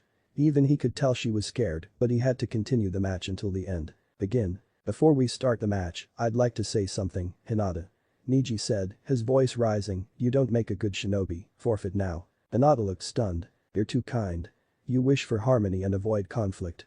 You agree with others, never resisting." Hinata looked away, the truth hurt. "And you have no confidence in yourself, I always feel your sense of inferiority. That's why I thought it would be best for you to remain a genin. But the Chunin exam can only be taken as a team of 3. You couldn't turn down your teammate's request and unwillingly entered." Neji finished, "Am I wrong?" The crowd turned to Hinata, eagerly waiting for her answer. No. I just wanted to change myself," she stammered bravely. I thought back to when she talked to her father about Hinata's well-being and training. She didn't come away with an explanation she liked. "People can't change themselves," Neji shouted, annoyed at her response. "Losers are losers, their personality and strength will not change." Now Naruto was annoyed, he was called the dead last, and now he knew he had the most powerful tailed beast living in his belly. With his help he had become a stronger person. What made Neji so great he could dictate this drabble to Hinata. Veins around Neji's eyes pulsed as a look of fear hit Hinata's face. "You are merely acting strong, there is no way you will surpass me, nor will you ever make the rank of Chunin." "Shut the hell up," Naruto shouted from above, "stop playing your mind games on her. I believe she's strong and she would only get stronger with training." The few people around Naruto were startled at his sudden outburst, but they did agree with him. "Naruto," Hinata whispered under her breath. "HMPH, you cannot talk dead last," Neji muttered. The sound of air splitting was heard in Neji's ear. Without moving, a kunai whipped past his ear, missing by centimeters. He turned, knowing the assailant. "Leave Naruto alone," Hinata said as firmly as she could without stuttering. Hinata's lavender-tinted eyes changed to match Neji's, veins pulsing next to them. I will not run. I will fight you with everything I have." Her voice grew, becoming a little stronger and took her fighting stance. "That's the spirit of Hinata," Naruto called out, pumping his fist up in excitement. "You show him who's boss." Lee hung his head, bad choice of words, Naruto. Neji twitched at Naruto's last sentence, his eyes narrowed. Fine, don't say I did not warn you, Hinata-sama. He spat before settling into his own stance. Why are they standing the same way? Naruto asked Lee. They stand that way as they both use the same style of taijutsu. Lee began, it is called the Gentle Fist and is the most powerful taijutsu in the Leaf Village. Below, Neji and Hinata charged at each other, their open palms outstretched. They met and with ferocious speed, began trading blows. Hinata would throw and be blocked and vice versa for Neji. Whoa. Neither of them can land a hit. Naruto said, amazed. Both Lee and Guy knew the logic behind the blows and had a grim look on their faces. The glancing blow is all that is needed. The Gentle Fist taijutsu attacks your organs by injecting your own chakra into their coils. Lee stated. Naruto looked back at the match and focused as little chakra as he dared into his eyes. He could see the chakra emitted from their hands. It extended out like a needle, as Lee said, during the pinnacle of the blow, though Hinata's did seem smaller and thinner than Neji's. Hinata was wearing out, she didn't have the endurance her cousin did, and her blows were slowing. She slid her leg round Neji's and lifted to trip him. Neji's leg lifted but he didn't fall. He couldn't attack either. Hinata used the momentum to spin before putting her palms together and thrusting at Neji's chest. The blow landed as Neji lost his balance and flew back a few feet. Yay. Hinata did it. Naruto cheered. Hinata smiled at the praise, but her heart sank a second later as Neji rose to his feet, brushing the dust off like it was nothing. Do you think this is over? He asked disbelievingly, you managed to land one hit as opposed to the many I have already laden you with. Hinata looked shocked, that hit should have winded him at least. Neji calmly walked up to Hinata and grabbed one of her arms. See? He said as he rolled back her sleeve to reveal several precise pink marks all along Hinata's arm. Your chakra hasn't been flowing past your wrists for nearly a minute now. It can't be. Sakura shouted from above. Neji used his left hand to strike Hinata similar to the way she struck him. She collapsed and rolled back a short distance before coughing up a little blood. Hinata. Naruto called out. Just give up, this is a battle you cannot possibly win. Neji offered. I don't want to go back. On my word. Hinata pantsed. Naruto's ears weren't deceiving him. That is also my ninja way. She finished, standing back on her feet. She shares my nin. Naruto mumbled as Sakura and Lee smiled at him. Didn't you know, Naruto? Sakura started. She has that nin because of you. Lee finished. Neji rushed Hinata, catching her off guard and putting her on the defensive. Naruto looked on with a glassy look in his eyes. Really? He mumbled, why? What did I do? Sakura smiled. She got her nin because you were being the stubborn knucklehead you always are. Naruto gave her a confused look. Whenever you failed you never gave up. Hinata saw your strength and wished it was her own. Sakura continued as Hinata took another blow to her left arm.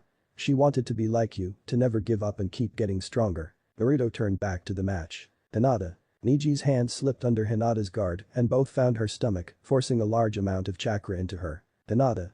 Kurenai cried out. That was a devastating blow. The force of the blow forced Hinata back, her mind about to slip into unconsciousness. At least. Naruto saw me. Her last thought faded as her consciousness left her. A flash of black and orange whirled through the air and landed behind Hinata, enveloping her in its arms before they fell to the floor. Naruto landed on his back, clutching Hinata. Naruto. Sakura called out. They had no choice, someone had interfered. Winner, Neji. He announced before he and other Leaf Genin hurried to the fallen Hinata. Someone hurry and get a stretcher. Naruto ordered in a deep voice. Hinata's teammates and sensei were the first to be by her side as Naruto rose to his feet, holding Hinata bridal style. Hinata, can you hear me? Kiba asked frantically while the stretcher and medical ninja hurried over to them. Naruto laid Hinata down on the stretcher. She looked so pale, she must have lost a lot of blood. Help her as fast as you can. Naruto almost shouted at the meaty ninja. Right away. The leader jumped. He and his partner swiftly took Hinata away into the healing bay, with Kurenai holding her hand. Naruto turned to look at Neji. How could you do that to your own family? He shouted. Neji replied calmly, she is weak, the weak do not deserve to live. You bastard. Naruto was going to give him what he deserved, a good kick in the teeth. No Naruto, you'll get thrown out. Sakura said while she, Lee and Shinji held him back. Sakura was the voice of reason and Naruto listened, calming down. Fine. He shrugged them off. Mark my words, the first chance I get, I'm smacking that attitude out of you. Neji smirked back at Naruto, saying nothing. He knew exactly how he would fare up against the dead last of the most recent bunch. Naruto turned and walked off, heading toward the medical bay. Pei spoke up as Naruto left. Now that all that excitement is over, who's next? Naruto walked through the long corridor, spotting the occasional drop of blood trailing on the floor. He quickened his pace and hurried along till he found a bright white room. Shielding his eyes, he tried to discover where he was until a hand nudged his shoulder. Naruto. You okay? A soft voice spoke. Naruto turned to see Ino wearing a blue patient's robe over her usual gear. Yay, I'm fine Ino. If anything, I should be asking how you are, you did become a pincushion. Ino gave Naruto an unappreciative look. Thank you for your kind words. She said sarcastically. Naruto glanced around, looking for whichever way they took Hinata. What's up? Ino asked. You didn't see Hinata come through here did you? No, but if Hinata got injured badly they probably took her the same place they took me. Down that hall, Ino pointed out to her fellow blonde, first on the left. Thanks Ino. He smiled and took off running. Geez, always in a rush. She smiled before returning to her own room. Naruto skidded to a halt outside the door Ino mentioned before looking inside. He saw Kurenai sitting on the edge of a clean white bed, he didn't see Hinata however. Naruto entered with a click of the door as Kurenai looked up expectantly at his arrival. Kurenai-sensei. Where's Hinata? Kurenai's downcast eyes caught Naruto's empathetic look as she decided to put on a brave face. She's in a special room right now Naruto, she can't be disturbed right now as the healers are doing all they can for her. Is it that bad? Naruto's voice dropped. He had only a few friends. He couldn't bear it if he lost one. They have the best medical ninja working on Naruto, I'm sure she'll be fine. Kurenai smiled. Naruto wasn't fooled, he used that smile all his life, it was one of worry, fear and uncertainty. Could you tell me when she's ready to receive visitors? I want to be the first. Naruto smiled back. His smile warmed Kurenai's heart even if she couldn't tell it was fake. His smile said happy while his eyes shone with despair. Not sure Naruto. She replied, her own smile becoming genuine as Naruto left the room. He wandered back toward the arena, entering, only to encounter a large gust of dust to hit him in the face. Naruto jumped back into the hallway. What the hell was that? He thought. As the dust started to clear, he saw Rock Lee standing in the middle of the floor. Kabuto's teammate with the blacked-out glasses was covered in the bandages from Lee's wrist, lying motionless on the ground. Winner, Rock Lee. He heard Hayate call out as Lee ran back up a staircase to give the super dramatic thumbs up to his sensei and receive a bright white smile, complete with ping noise. More medical ninja hurried past Naruto with another stretcher and lifted the unconscious ninja onto it. Naruto got out of their way and hurried up the stairs to his teammates. What do I miss? He asked Sakura. Lee, he's super fast. He took off his leg weights and we could barely keep up. Really? Naruto asked. Wow, Lee must have trained for ages. I did Naruto. Lee's voice said behind him. Naruto and Sakura turned to see Guy and his clone standing before them with brilliant white smiles each. Lee here has been training his taijutsu hard since he was in the academy. Guy said proudly. Cool, but why didn't you use any out there Lee? Sakura asked curiously. Unfortunately my dear Sakura, I lack the skill to utilize chakra well and create Ninja-gen. Lee said, emotionlessly. Oh. I'm sorry. Sakura apologized. Do not apologize, I have trained my body only for taijutsu, I may lack the skills for anything else, but I am a good ninja. Lee stated proudly. Oh Lee. Dai-sensei. Lee. Dai-sensei the duo hugged creating a sunset over a rocky beach. Wow, that's creepy. Sakura's eyes twitched. Temari vs Aku Abumi. The board red as the sand and sound ninja walked down to face each other. Temari removed the giant fan from her back. Are you ready to feel the pain? She smirked at Zaku. Zaku raised his arms to chest height. Only if you are. He replied in his deep voice. Begin. Hayate called out. Zaku made the first move, running low along the ground flipping through hand signs. His palms shot out towards Temari. They met metal as Temari moved her fan to block his attack. Big mistake. He muttered, decapitating air wave. The substantial amount of air burst out of his palms through the long tubes and directly onto Temari's fan. The force alone was enough to shoot Temari back into the wall. A stone cracked as she hit the wall, her fan dropping right beside her. Zaku merely laughed. No one can beat the sound. Temari's hand grabbed her fan and used it to push herself onto her feet. Damn you. She choked out, a little winded. What's the matter? He asked mockingly, you finished already? I'll show you how it's done. She cried and flicked her fan. It opened all the way, showing 3 purple spots on it. Wind scythe jutsu. Temari shouted, slicing the fan through the air. Zaku raised his arms to protect his head as the air whipped around him. It didn't help much as the air pressure lifted him off his feet and air slashed and cut him. Zaku was thinking fast, he'd underestimated the girl. The wind was slashing at him viciously, he couldn't perform any hand signs. Those who knew what he was thinking. Don't you dare. He muttered. Zaku could only hear the wind whistling in his ear. He found the energy to clap his hands together. Extreme decapitating airwaves.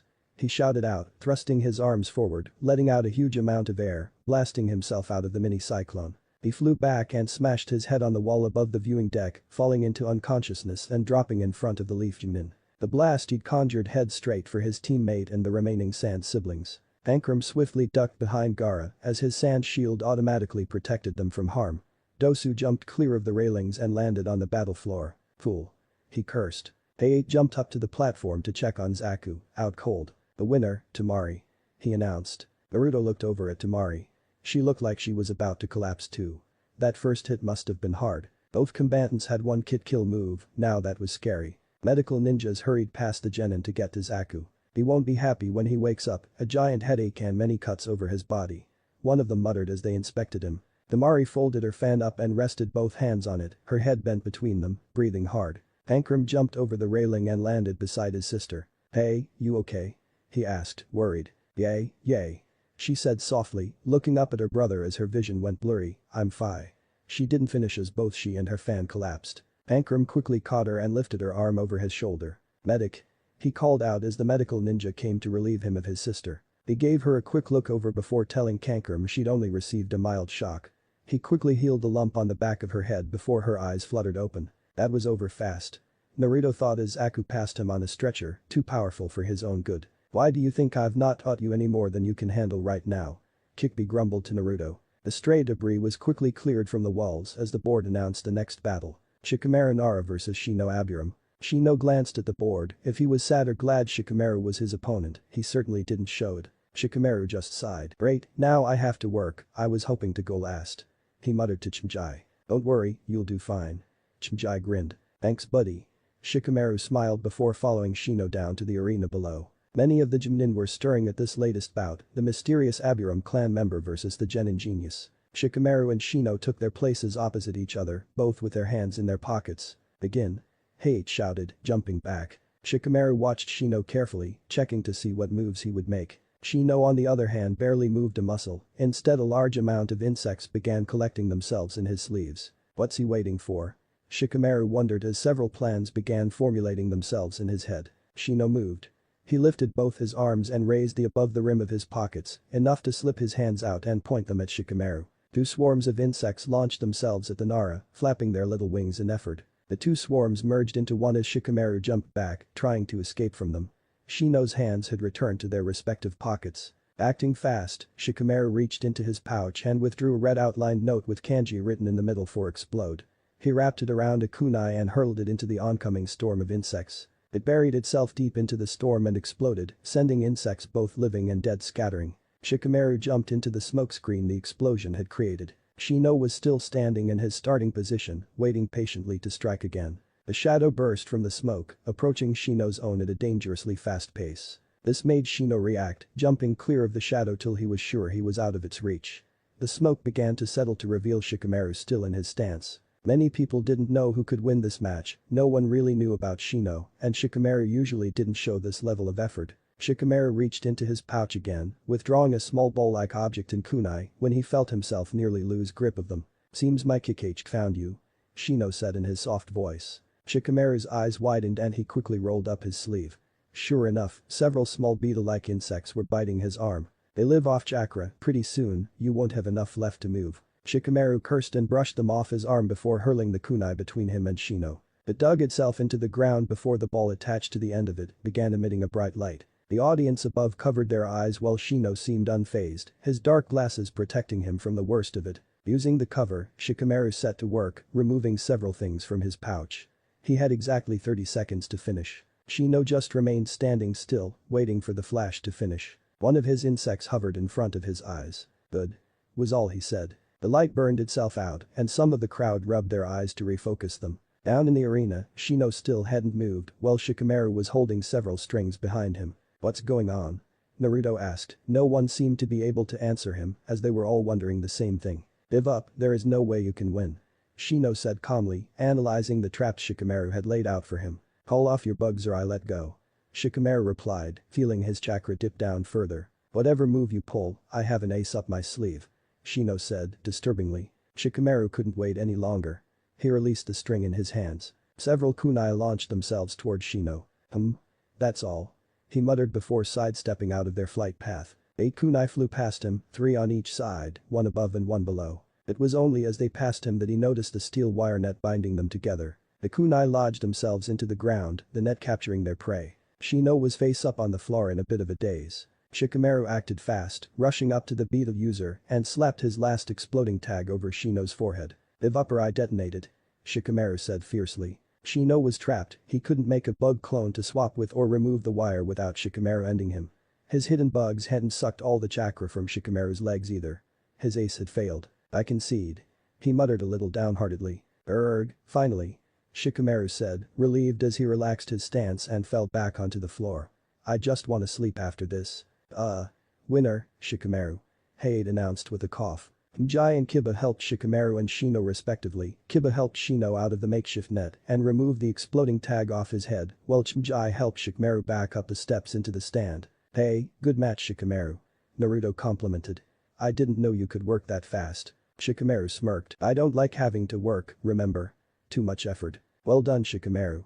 A soft voice said behind him. It was Shino and Kiba, the former having spoken. I appreciate a good fight, not many can resist my kick for long. Shikamaru smiled and stuck out his hand. Ditto. Shino looked at his hand before slowly removing his own to shake it once and returned to his pocket. Oh no. Sakura muttered. What is it? Naruto asked, looking at her. She pointed to the board as it read the pairing for the next match. Ara vs Dosu Kanuta. The red-haired sand ninja made his way down the steps, as did the bandaged sound ninja. It's that creepy guy from before. Naruto exclaimed, he even gave me the chills, good thing we're not up against him. Yay. Sakura whispered back, watching the two get in position. When this is all over, they'll have to be taking you home in a matchbox. Dosu smirked evilly, radiating a little killer intent. I doubt that. When I crush you there won't be anything left to take away. Gaara replied in his soft harsh voice, returning the killer intent in full with interest. Hayate wasted no time getting out of there, starting the match as he fled. Dosu lifted his right metal hand up to his head and drew a kunai with his other hand. Let's see you defend against this. He muttered and banged the kunai on his arm, emitting a disturbing sound wave. Gaara heard nothing until a loud ringing in his ears made itself known. Adi grunted as he covered his ears. So much for the sand ninja. Dosu laughed, raising his arm for another attack, walking closer to his prey. Pankram laughed above the arena. The last brunette waterfall ninja looked at him funny. Pankram glanced at him and said 3 words. It's already over. Back on the floor, Gaara didn't like the sound he was hearing. He removed his left hand from his ear and his open palm faced Dosu. Gaara growled as Dosu laughed again. Had enough. The sand from Gaara's gourd had been slithering toward his opponent, but now that Gaara was mad, it made no effort to hide itself. The sand rose from the floor around Dosu, latching onto his metal arm as a wave of sand poured out of Gaara's gourd, heading straight for the sound nin. Dosu jumped back, trying to shake the sand off his device, as the sand quickly plugged up and disabled it. The sound in Gaara's head stopped and he was furious. Now it's time to erase you. Gaara said fiercely, both hands now raised at Dosu. The sand sped up.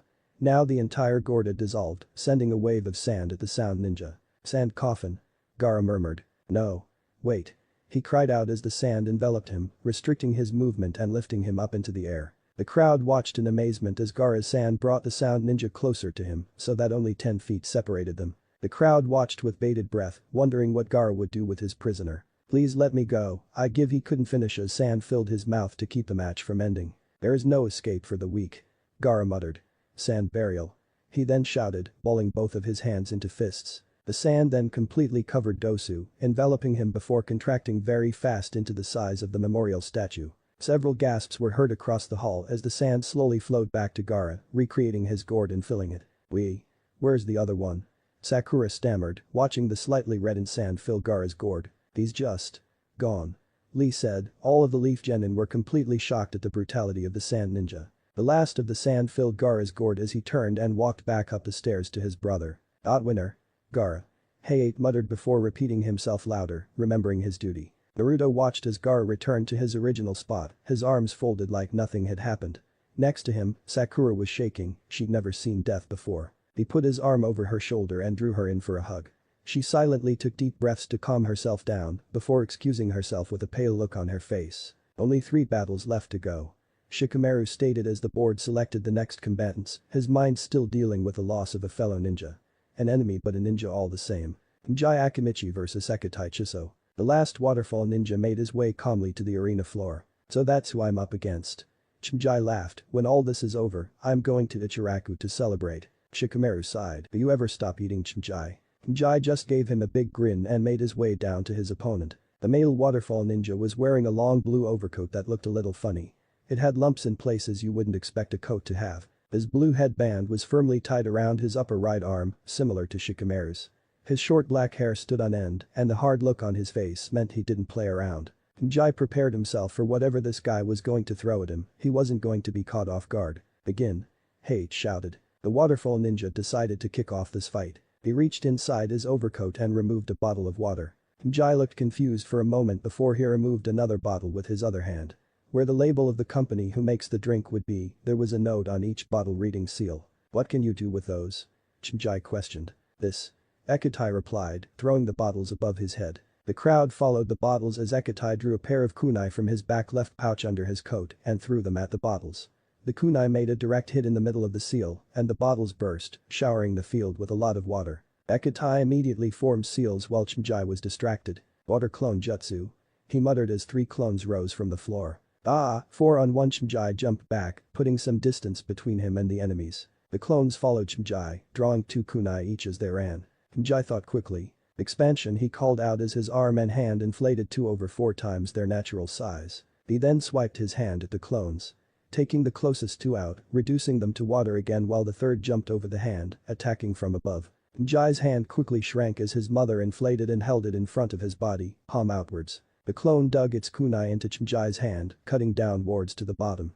Jai winced in pain and forced his hand to flatten on the floor, squashing the water clone. With all 3 gone, Jai shrunk his hand and looked up to see his opponent finish his hand signs ending on hair. Water style. Water bullets, he cried out, shooting 5 small water shapes out of his mouth. Jai quickly jumped to the side, dodging the first 3, but taking the last 2 in the chest and stomach. The force backed him against the wall, water splashing around him as he breathed heavily. Come on, Jai. Shikamaru shouted from the stand. Go get him, Fatus. Naruto encouraged me. Calling Jai fat or anything of the sort was forbidden in the leaf, unless you wanted to be flattened. Here however, it just made him mad. First, I'm gonna flatten this guy, then I'm coming for you, Naruto. Jai shouted back with impressive volume. You'll have to beat me first. Ekatai provoked Jai's full attention and anger at him. You want a piece of Jai, he shouted back, his eyes narrowing in rage. Expansion jutsu. He shouted, his body enlarging to a round shape. He tucked his arms, legs and head into his clothes as several spouts of chakra blew out of the gaps. Jai began rolling at a fast pace at his opponent. Human boulder. He cried, Chubby's rule. The water on the floor didn't help as Jai spun right at Ekatai before he jumped out of the way just in time. Jai tried to turn but skidded along the floor. Looks like that jutsu's useless. Ekatai mocked. He removed another bottle of water from his coat and threw it at Jai. Water style. Water bomb jutsu. He shouted, flashing through 5 hand signs as the bottle of water met Jai's rolling form. It exploded, sending a smokescreen of mist everywhere. Jai. Shikamaru shouted, panicking for his best friend. Naruto looked on, his eyes trying to pierce the cloud of water. The mist slowly cleared, revealing Jai implanted in the wall, still in his boulder form. A few seconds later his body shrank back to its normal size. Jai was still standing. Nothing that weak can hurt me in boulder form. Jai grinned. Shikamaru breathed a sigh of relief. You still haven't laid a finger on me, what makes you think you can defeat me now? Ekatai laughed. Jai gritted his teeth. The waterfall ninja did have a point. He thought quickly, the best way to stop his water bottle attacks was to restrict use of his hands. Jai's chubby form charged at Ekatai, splashing the small pool of water with every step he took. Ekatai realized Jai's intentions and struck first, aiming a blow straight at his opponent's head. Jai ducked and slipped under his arm to deliver a rising uppercut to the chin, sending the ninja high into the air. The Akimichi may be slow, but they had power to make up for it. Now. Expansion, he shouted, his torso once again returning to its overweight state. Ninja art. Jai special. He shouted out as he bounced on the floor, rising up to the waterfall ninja, grinding into his back. He rolled off of Jai and swiftly grabbed another water bottle from his coat. Oh no you don't. Jai shouted. With a burst of chakra in the opposite direction, Jai shot at the waterfall ninja, connecting with him and landing on top, grinding him into the ground. There was a large explosion underneath Jai that sent him flying back into the air, reverting back to his less chubby state and landing on his feet. The waterfall ninja was out cold, laying on the floor completely soaked. Jai had landed on him with such a force that his remaining bottles had exploded inside his jacket. HMPH, never stood a chance. Jai laughed. Winner, Jai. Hayate declared that the medical ninja removed Ekatai from the crater Jai created. Now for my next opponent. Jai smirked darkly before turning to give Naruto an evil glare. Naruto. Naruto gulped and quickly used Lee as a shield. Jai charged up the stairs, moving faster than when he'd been fighting. Lee stepped to the side, as did everyone else as Jai charged down the viewing platform, heading straight for Naruto. "Run, kid." Kikbi shouted in his head. He instantly complied, jumping over the railing. "Come back here, Naruto." Jai shouted from behind, shaking his fist at the blonde genin. Naruto just laughed and ran away down the nearest corridor. Amidst Naruto laughing and running, he didn't register Kurenai being in the way. Living up to her genin status, she swiftly tripped Naruto and caught him by the back of his collar, bringing him to an instant halt. "Naruto, you shouldn't be running around in the medical halls." She reprimanded him. "I'm sorry, Kurenai-sensei, I was just running from." Naruto began. "Hey, wait a minute, why aren't you with Hinata?" he yelled out. Kurenai dropped the loud genin on his butt. "Don't yell at Naruto, people are getting healed here, you know." Kurenai gave him a stern look before her features softened again. "I was actually coming to get you," she began. "Hinata's out of the healing bay, but she's not ready for visitors." Naruto's goofy attitude disappeared altogether. "Can I still go see her?" he asked quietly. "Yes." Kurenai said simply, "provided you don't go inside." Naruto smiled warmly at her before the duo made their way to Hinata's room. Naruto peered through the window, he could see her petite figure lying in bed. Her indigo hair framed her face as a breathing mask lay over her mouth. Her arms were over the covers with a few wires plugged in under her skin. More cables were coming from under the sheets, all linking up to several, what Naruto presumed, high-tech devices that showed her bodily readings. Naruto could see the slow rise and fall of her chest as the machines recorded her heart rate. Kurenai watched Naruto, she knew Hinata cared deeply for the boy and, whether or not Naruto knew, she could tell he wasn't happy right now. Naruto's hand balled into a fist and sped towards the wall. It stopped, inches before it touched the wall as Kurenai took a step back. "I swear I'm gonna make him pay." Naruto whispered, deathly quiet. "He's gonna wish he never did this to Hinata." He finished, his back still turned from Kurenai, gazing at Hinata. Without another word, Naruto turned and walked back towards the exams, his anger bubbling in his belly. Walking back to the arena, medical ninja, carrying a stretcher, were running towards Naruto. "Out of the way."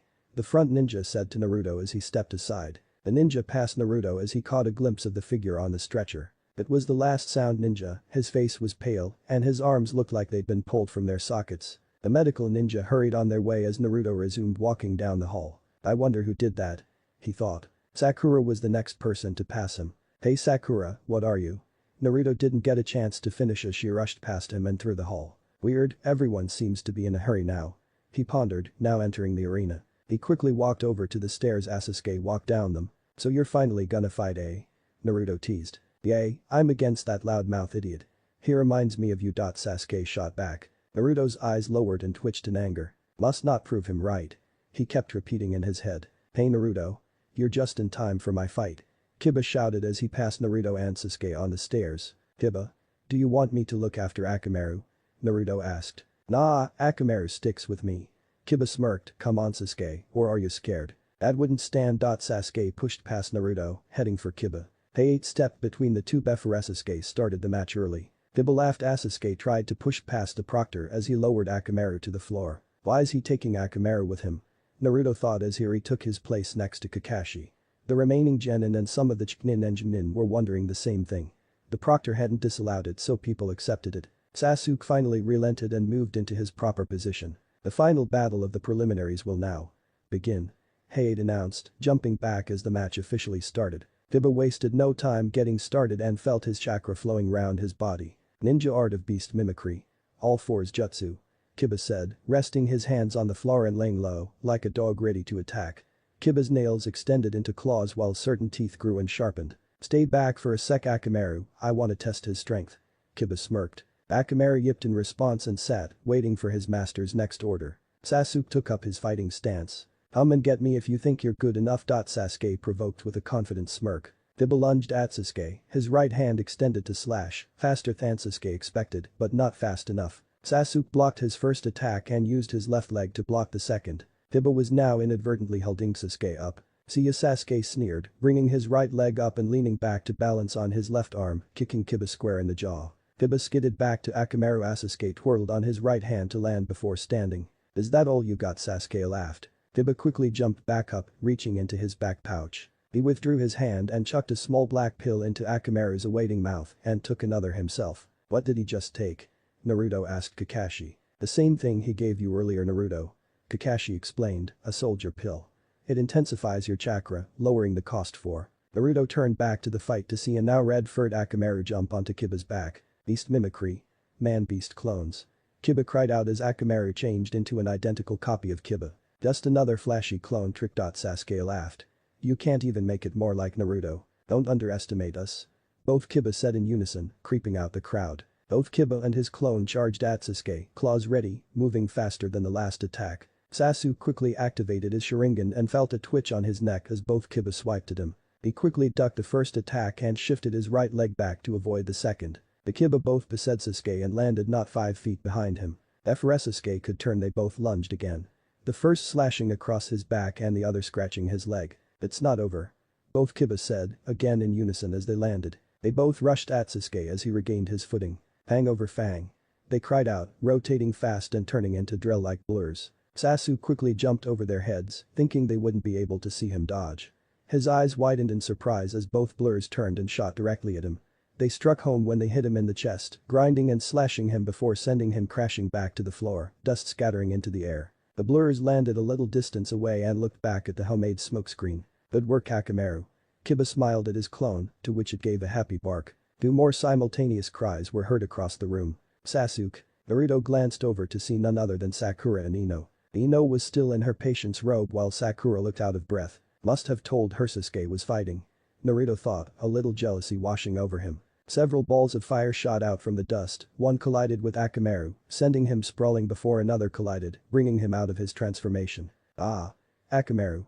Kiba shouted as he dodged the incoming fireballs himself. When they finished, the smoke cleared to reveal a bad red Sasuke with a little blood flowing down from his forehead. Akamaru, no. Kiba howled as he picked up the unconscious form of the burned little puppy. Even if Sasuke was fighting Kiba, people weren't happy to see a puppy beaten down so harshly. Even Sakura and Ino weren't cheering. Kiba jumped to the side, laying Akamaru down, as the red fur receded from his body before turning back to Sasuke, a fierce look over his face. No one hurts my dog.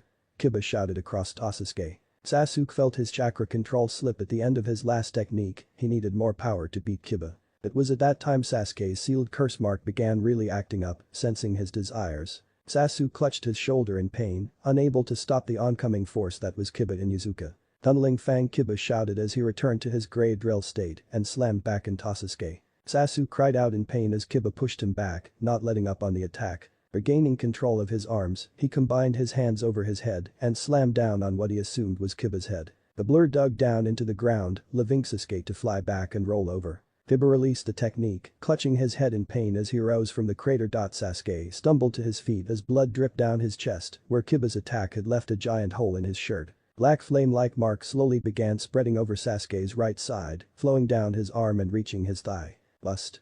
Defeat. Kiba. He gasped, his lungs taking a definite blow during that last attack. Kiba's soldier pill wasn't all talk.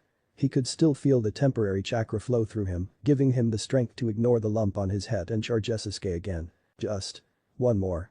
Sasuke thought as the flames fully enveloped his right side. Naruto couldn't believe what he was seeing, what was happening to Sasuke. 6 hand signs were formed. Fire style.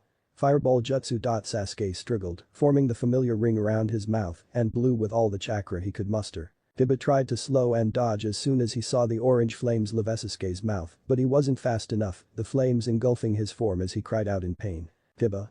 Naruto, and surprisingly Shino cried out. The flames disappeared almost as fast as they appeared, leaving a singed Inuzuka on the floor, part of his hair and coat missing with the edges blackened.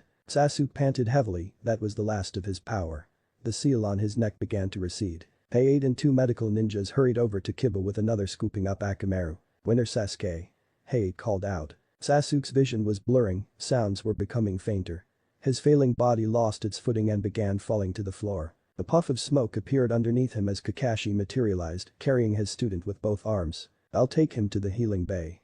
He told the medical ninja before disappearing in another puff of smoke. Kiba was carried off the field on a stretcher, Akamaru held in the caring arms of a healer. Sakura and Ino looked at each other, both silently asking whether they should follow after Sasuke. With this, the preliminary trials for the 3rd test are over.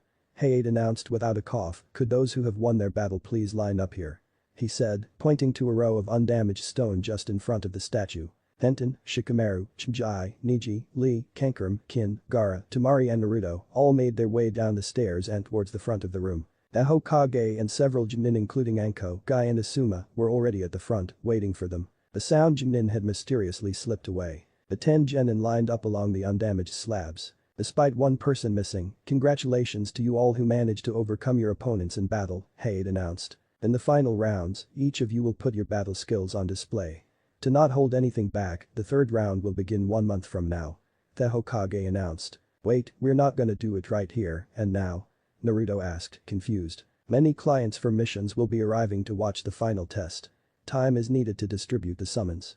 The Hokage continued, not to mention, you will need time to prepare for each of your battles. Each of you now knows the other's skills, so you will need this time to prepare new skills to win your battles. Remember to get some rest as well, all work and no play makes a ninja tired and an easy target. Let's get this over with, I've gotta get training. Naruto fussed, bored with the long-winded speech. Okay then, if you insist on Naruto. Anko. They replied, nodding to the special Jonin at the same time. Each of you will draw a slip of paper from here. Anko called out, holding an orange box. 1 slip each. Starting at the end of the line with Tenten, Anko moved down with each of the genin drawing a single slip of paper. Now call out your numbers from left to right. Ibiki ordered. Each of the genin called out their number, Naruto getting number 10. When they had finished, Ibiki directed their attention to the board. It brought up the final matches that the genin would be fighting in, showing them in the form of a tournament table. Shikamaru vs Chimjai. Niji vs Kankurm. Gaara vs Kin. Sasuke vs Lee. Temari vs Naruto. Tenten getting a free advance to the second round against the winner of match 5. Different thoughts were running through the genin's heads, some of them good, some bad about who they would be up against. Temari. I got the sand girl. Naruto questioned in his mind, if he won his first match he would be against Tenten in the second. He was silently weeping in his head, cursing his bad luck. I have a question. Shikamaru stated, the Hokage nodded in response. If this is like a tournament, then is there only one person who will become a Chunin? Actually you all have the possibility of becoming Chunin, the Hokage replied. Several judges, including myself, will be evaluating your skills and depending on your performance, you will or will not advance to Chunin. The person who wins the tournament might not become a Chunin, while someone who lost in the first round could. More matches means more chances to show off your skills. Shikamaru appeared satisfied with the answer, but cursed the fact he would have to work for a month. Thank you all for your patience, we will adjourn till next month. The Hokage finished. A stone that covered the board slid back into place as the Chunin and Hokage began leaving the room. Hey, wait a minute. Naruto called out. The Hokage turned, as did several Chunin to see Naruto's confused face. How do we get out of this forest safely? Chapter 10 Preparations. Naruto awoke early the next morning. The forest of death was child's play for the Chunin that helped them get out. That Gaara kid Naruto shivered, he just walked off back into the forest. The blonde stretched and went through his morning routine, making sure to eat all of his instant ramen for the training plan he'd prepared for himself. Ah. Nothing like ramen to start the day. He gasped, sucking down the last of the noodles, before throwing the cup at the already full trash can, which promptly bounced off. He didn't notice the discarded cup as he grabbed his black and orange jacket and escaped through the window. It was another bright, sunny day in Konoha as Naruto arrived at Team 7's training ground. Sasuke isn't here. I wonder if he's still in the hospital. Naruto wondered, his hand wrapped around the hilt of his new sword, one Naruto had personally helped Tenten forge for him. She'd made him help for 2 reasons, or so she said. One was to put his own sweat and blood into the blade, though not literally. Creating his sword was like creating an extension of himself. It was his and no one else's. Her other reason was because she wanted to test his weapon ability in the final exam after Naruto beats that sand chick. Naruto chuckled at the memory as he draped his jacket over one of the 3 wooden posts and walked over to the nearest unlucky tree. His hand gripped his new sword over his right shoulder, back where it belonged. This short sword was about the same length as his previous one, Naruto's birthstone in the center of the guard, a small, round, wide opal. The hilt itself had 2 protruding ends which curled up to face the tip of the blade. The lower section of the hilt overlapped some of the grip, covering Naruto's hand, should an enemy's blade try to cut it off. The grip was made of dark brown leather, wrapped around a golden-colored handle which ended with a small fox's head at the end, mid-roar. Naruto was waiting silently, his hand still on his blade as the wind swept through the clearing. A fallen leaf crossed between Naruto and the tree. Naruto's sword sliced through the air, barely making any sound until contact with the tree, leaving a huge scar nearly halfway deep through the tree. The leaf fell to the ground, split in 2 perfectly down the middle. Another tree splintered and crashed to the ground, its middle torn apart by Naruto's new blade. The blonde was panting heavily, fatigued and worn down unlike his blade, its only problem was dirt. He grabbed his water canteen and took a long drink before pouring a little on his sword before sitting down and cleaning it on the grass. Just then, he heard a great yawn echo in his mind. "Morning, brat, finished already?" The fox greeted as he stretched in his cage. "Already it's 2 o'clock and I haven't even had lunch yet." Naruto yelled back at the fox in his mind. "Geez, what's eating you?" "Besides me in the future, of course," the fox chuckled. Naruto scowled. "Watch it, fox. I'm not strong enough yet, but you ain't eating me." "Just a joke, kid. I thought you liked those." Kikbi grumbled. "How's the new sword?" Naruto sighed, letting all the hot air leave his body before rising to his feet, grabbing his jacket and swiftly donning it, heading towards town. "Better." Tenten was right, it feels much better knowing all the ins and outs of it like it's a part of me. The Kikbi just agreed with a grunt, curling back up for its daily fox nap. Naruto let out another sigh as he walked along, enjoying the warm air and the feeling of the sun on his skin. No matter how good they felt, they couldn't pry his mind away from Hinata. He knew he couldn't do anything at the moment to help her, and he felt terrible about it. He glanced up at the Hokage's faces on the great mountain behind the village, remembering his time before becoming a genin, painting their faces. "I haven't played a prank in ages, I think I've matured a little."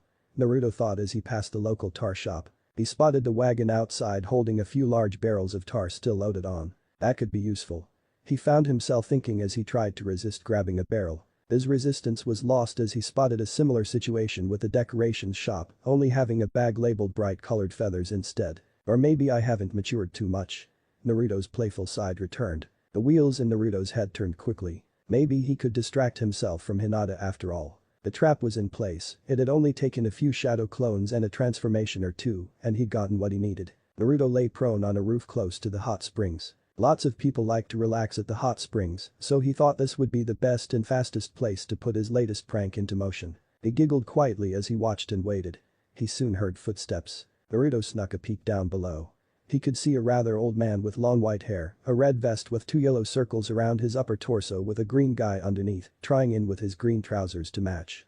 His outfit was topped off with a small horned headband with the kanji for oil written on it. The figure giggled perversely as he scribbled something in a small pocket book. "Ooh, I can't wait.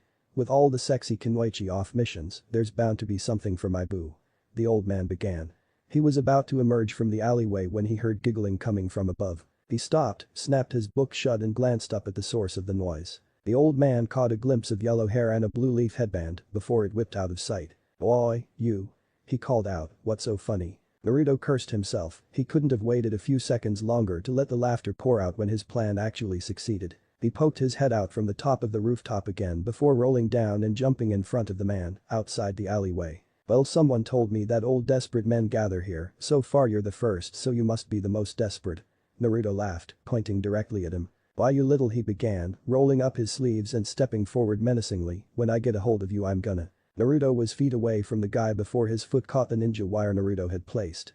He was too angry to notice before tar and feathers mixed in a mini explosion at the alley exit. The feathers disguised the confusion but not for long. The rainbow-colored feathers were now either on the floor or on the man, he was now covered head to toe in black sticky tar and feathers. Naruto clutched his sides as he watched the old man cry out in agony, dropping to the floor and writhing around. The man's hand shot out and grabbed a handful of earth before releasing it, as though trying to ease away the pain. Naruto quickly hurried to the old man's side. "What's wrong?" "I didn't know."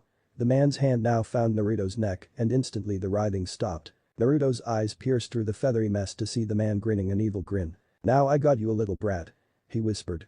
That scared Naruto worse than the yelling as both his hands gripped the old man's, trying to break free. The old man rose to his feet, a few feathers falling from his person as the sticky tar remained stuck. "Now I'm gonna make you pay," he hissed. Naruto's hand stopped gripping the man's as his look of shock turned into a wide grin. "That chance." He laughed before disappearing in a puff of smoke. The old man looked around, the orange and black-clad ninja was a shadow clone, as the real one stood atop the building his clone had jumped from. "See ya." He called down as he jumped away to the next building, laughter still ringing in the air. Anko walked out of the hot springs entrance and saw Naruto making good his escape and the old man covered in feathers. "Lord Jiraiya. Are you okay?"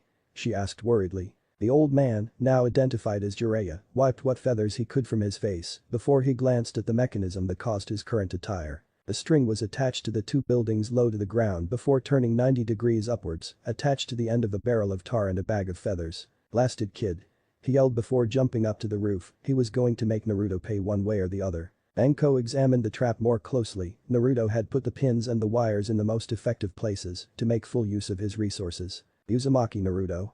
She muttered before cracking a smile, reminds me of me. Naruto was full of glee, he ran and jumped along the roofs, content his prank had worked. That old man will think twice before heading to the hot springs. Naruto chuckled. Not likely. Came a familiar angry voice behind him. A pair of rainbow arms wrapped around his stomach, holding his arms at his sides. This time I got ya. Jiraiya smirked, tightening his grip around Naruto. Pant. Breathe. Naruto gasped. His mind raced to think up a new escape plan.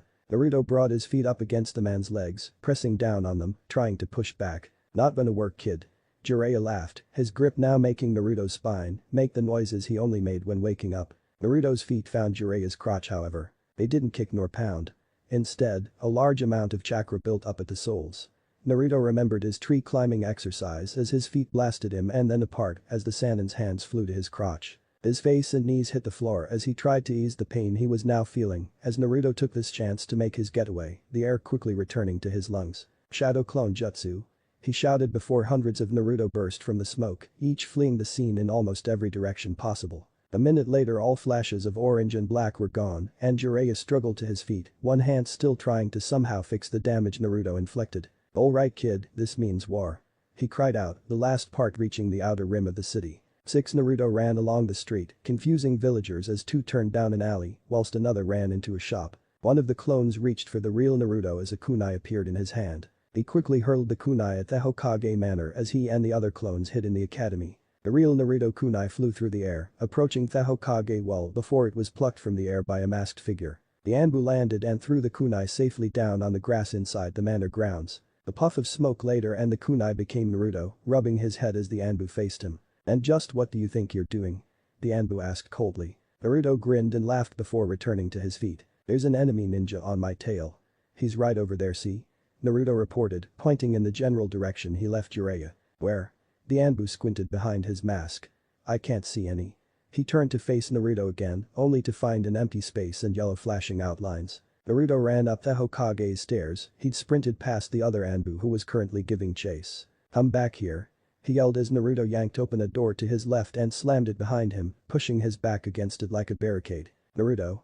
a soft voice asked. The last Uzumaki spotted a confused old Hokage sitting at his desk in the middle of signing papers with his pipe slowly smoking. "What are you doing here?" he asked. Naruto didn't dare leave the door but still answered the kind old man. "There's this guy.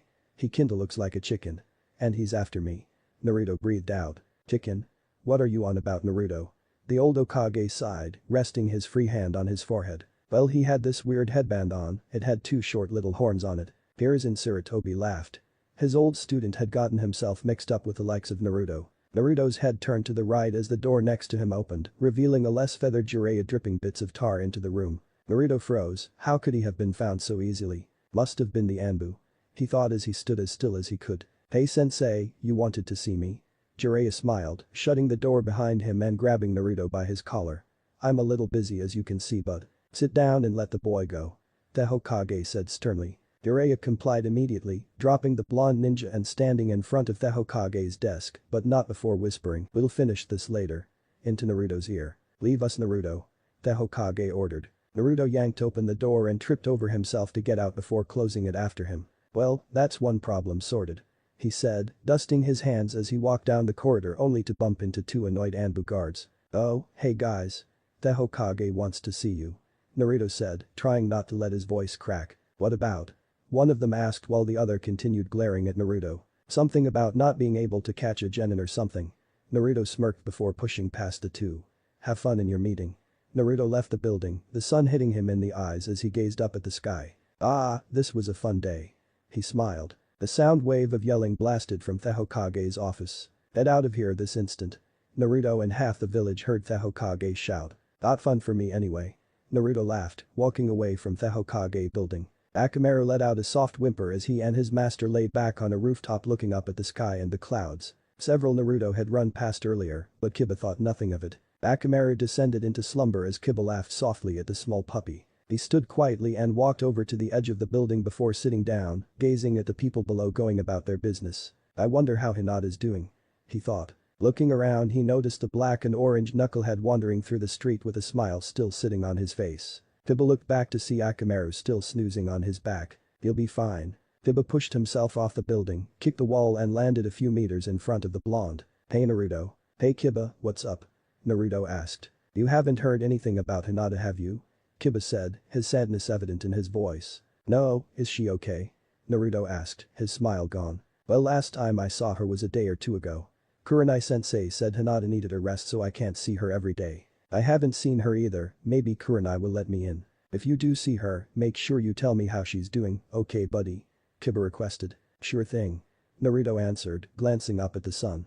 "I better get going then, visiting hours are nearly over." Kiba chuckled as Naruto dashed off yet again, leaving a trail of dust in his wake. The orange and black figure screeched over the smooth floor as he stopped himself sliding into the hospital reception desk. "Where is Hinata Haika's room?"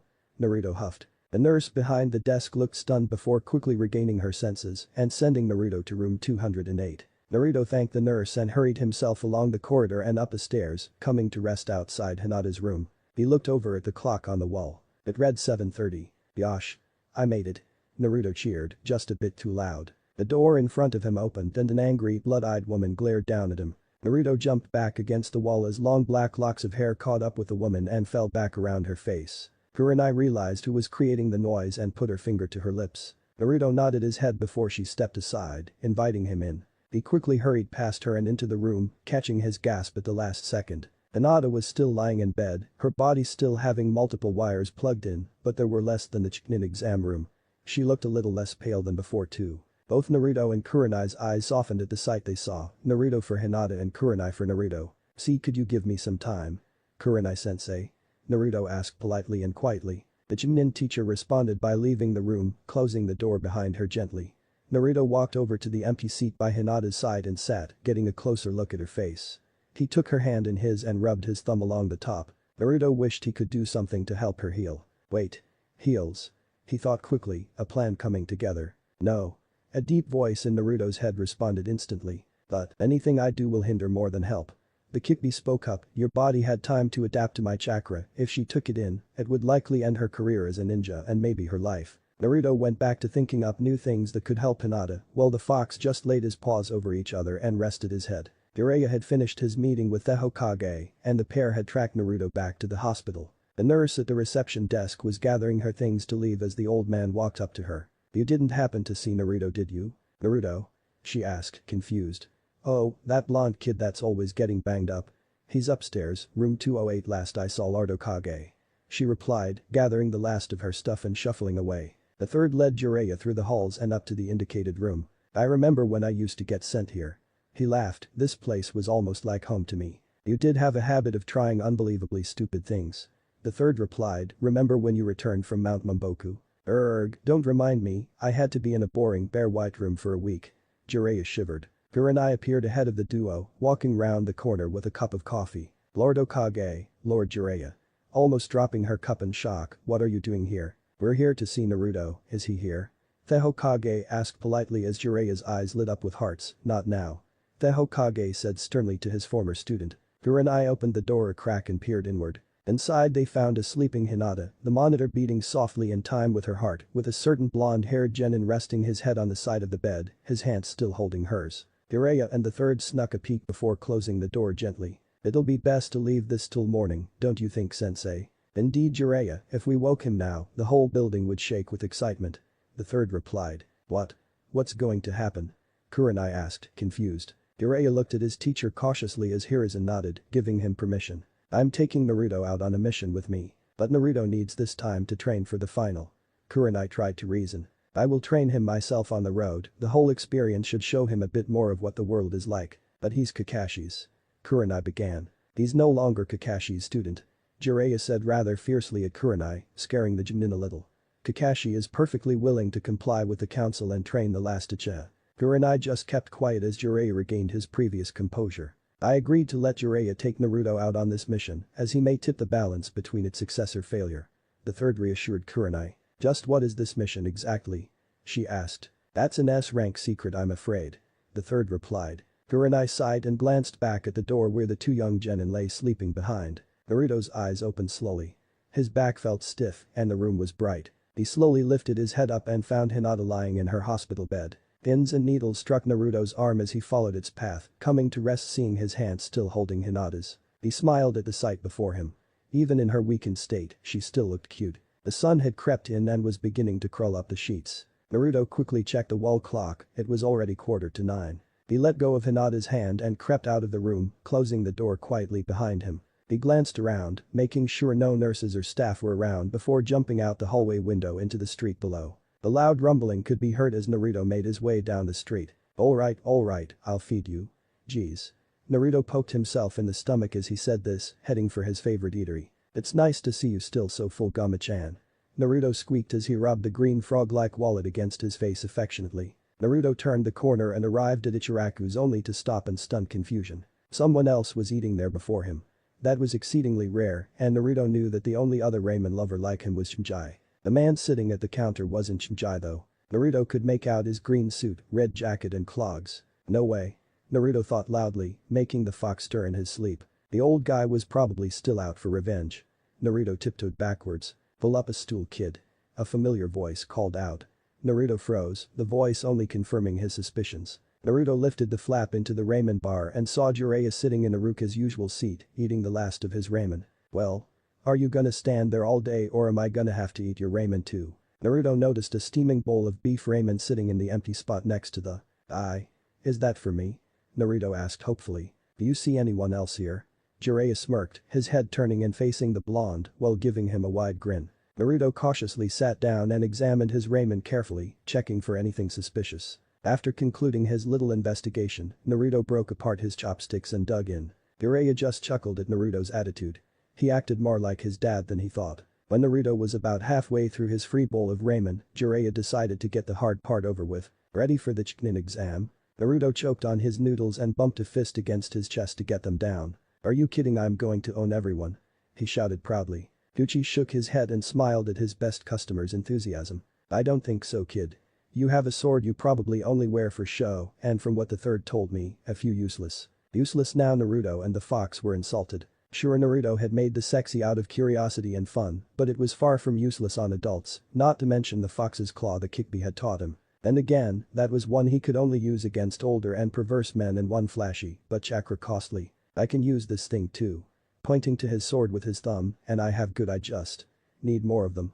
Naruto said, his pride dropping a little. That's what I thought.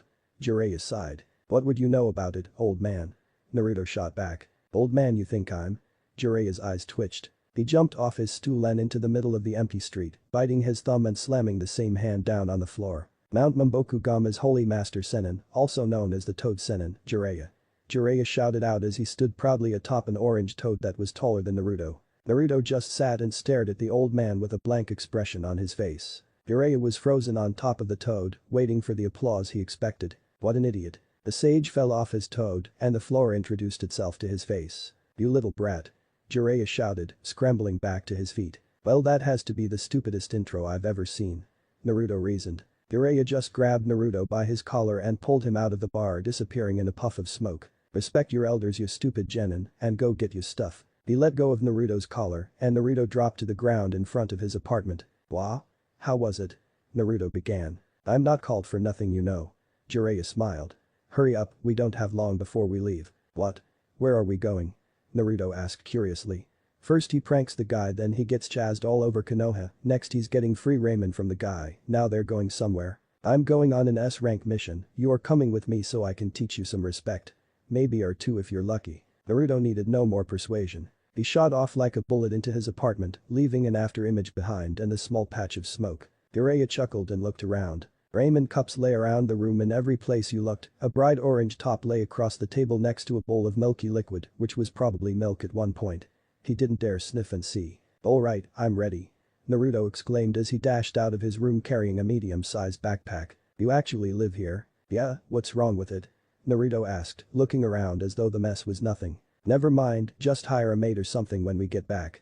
Jiraiya sighed. The duo left the apartment with Jiraiya saying he'll wait at the gate. Naruto quickly locked up, reached into his pocket and pinned a white letter on his door with a shuriken. Yeah. He smiled and jumped after Jiraiya. Tenten. A voice called out. Tenten was just leaving her shop and was locking up. Fiba. What's up? She turned to face the brown-haired boy and pup. Fiba ran up to her with a worried look on his face. Have you seen Naruto around? I asked him to check on Hinata last night and he never came back. No sorry Kiba. In fact, Naruto was supposed to train with me today. Tenten glanced around solemnly. Oh yay. Kiba reached into his coat suddenly. Here. He handed a small white envelope to Tenten with her name on it. What's this? She asked. It was on Naruto's front door when I checked his house. It had your name on it so I thought you might know where he is. Tenten opened the letter and quickly read through it. Tenten, the new sword is fine, it's much sharper than my old one, and I promise to polish it often. Me and this old guy, Jiraiya, are going on a mission so I can't train for a bit. I'm sorry but I promise to make it up to you when I get back.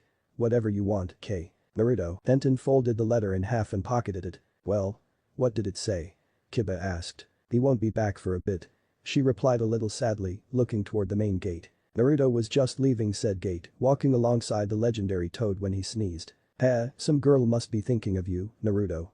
Jiraiya teased. And be. Naruto said simply, his head held high. Oh? If it was, Naruto turned and smiled brightly at the aging old man.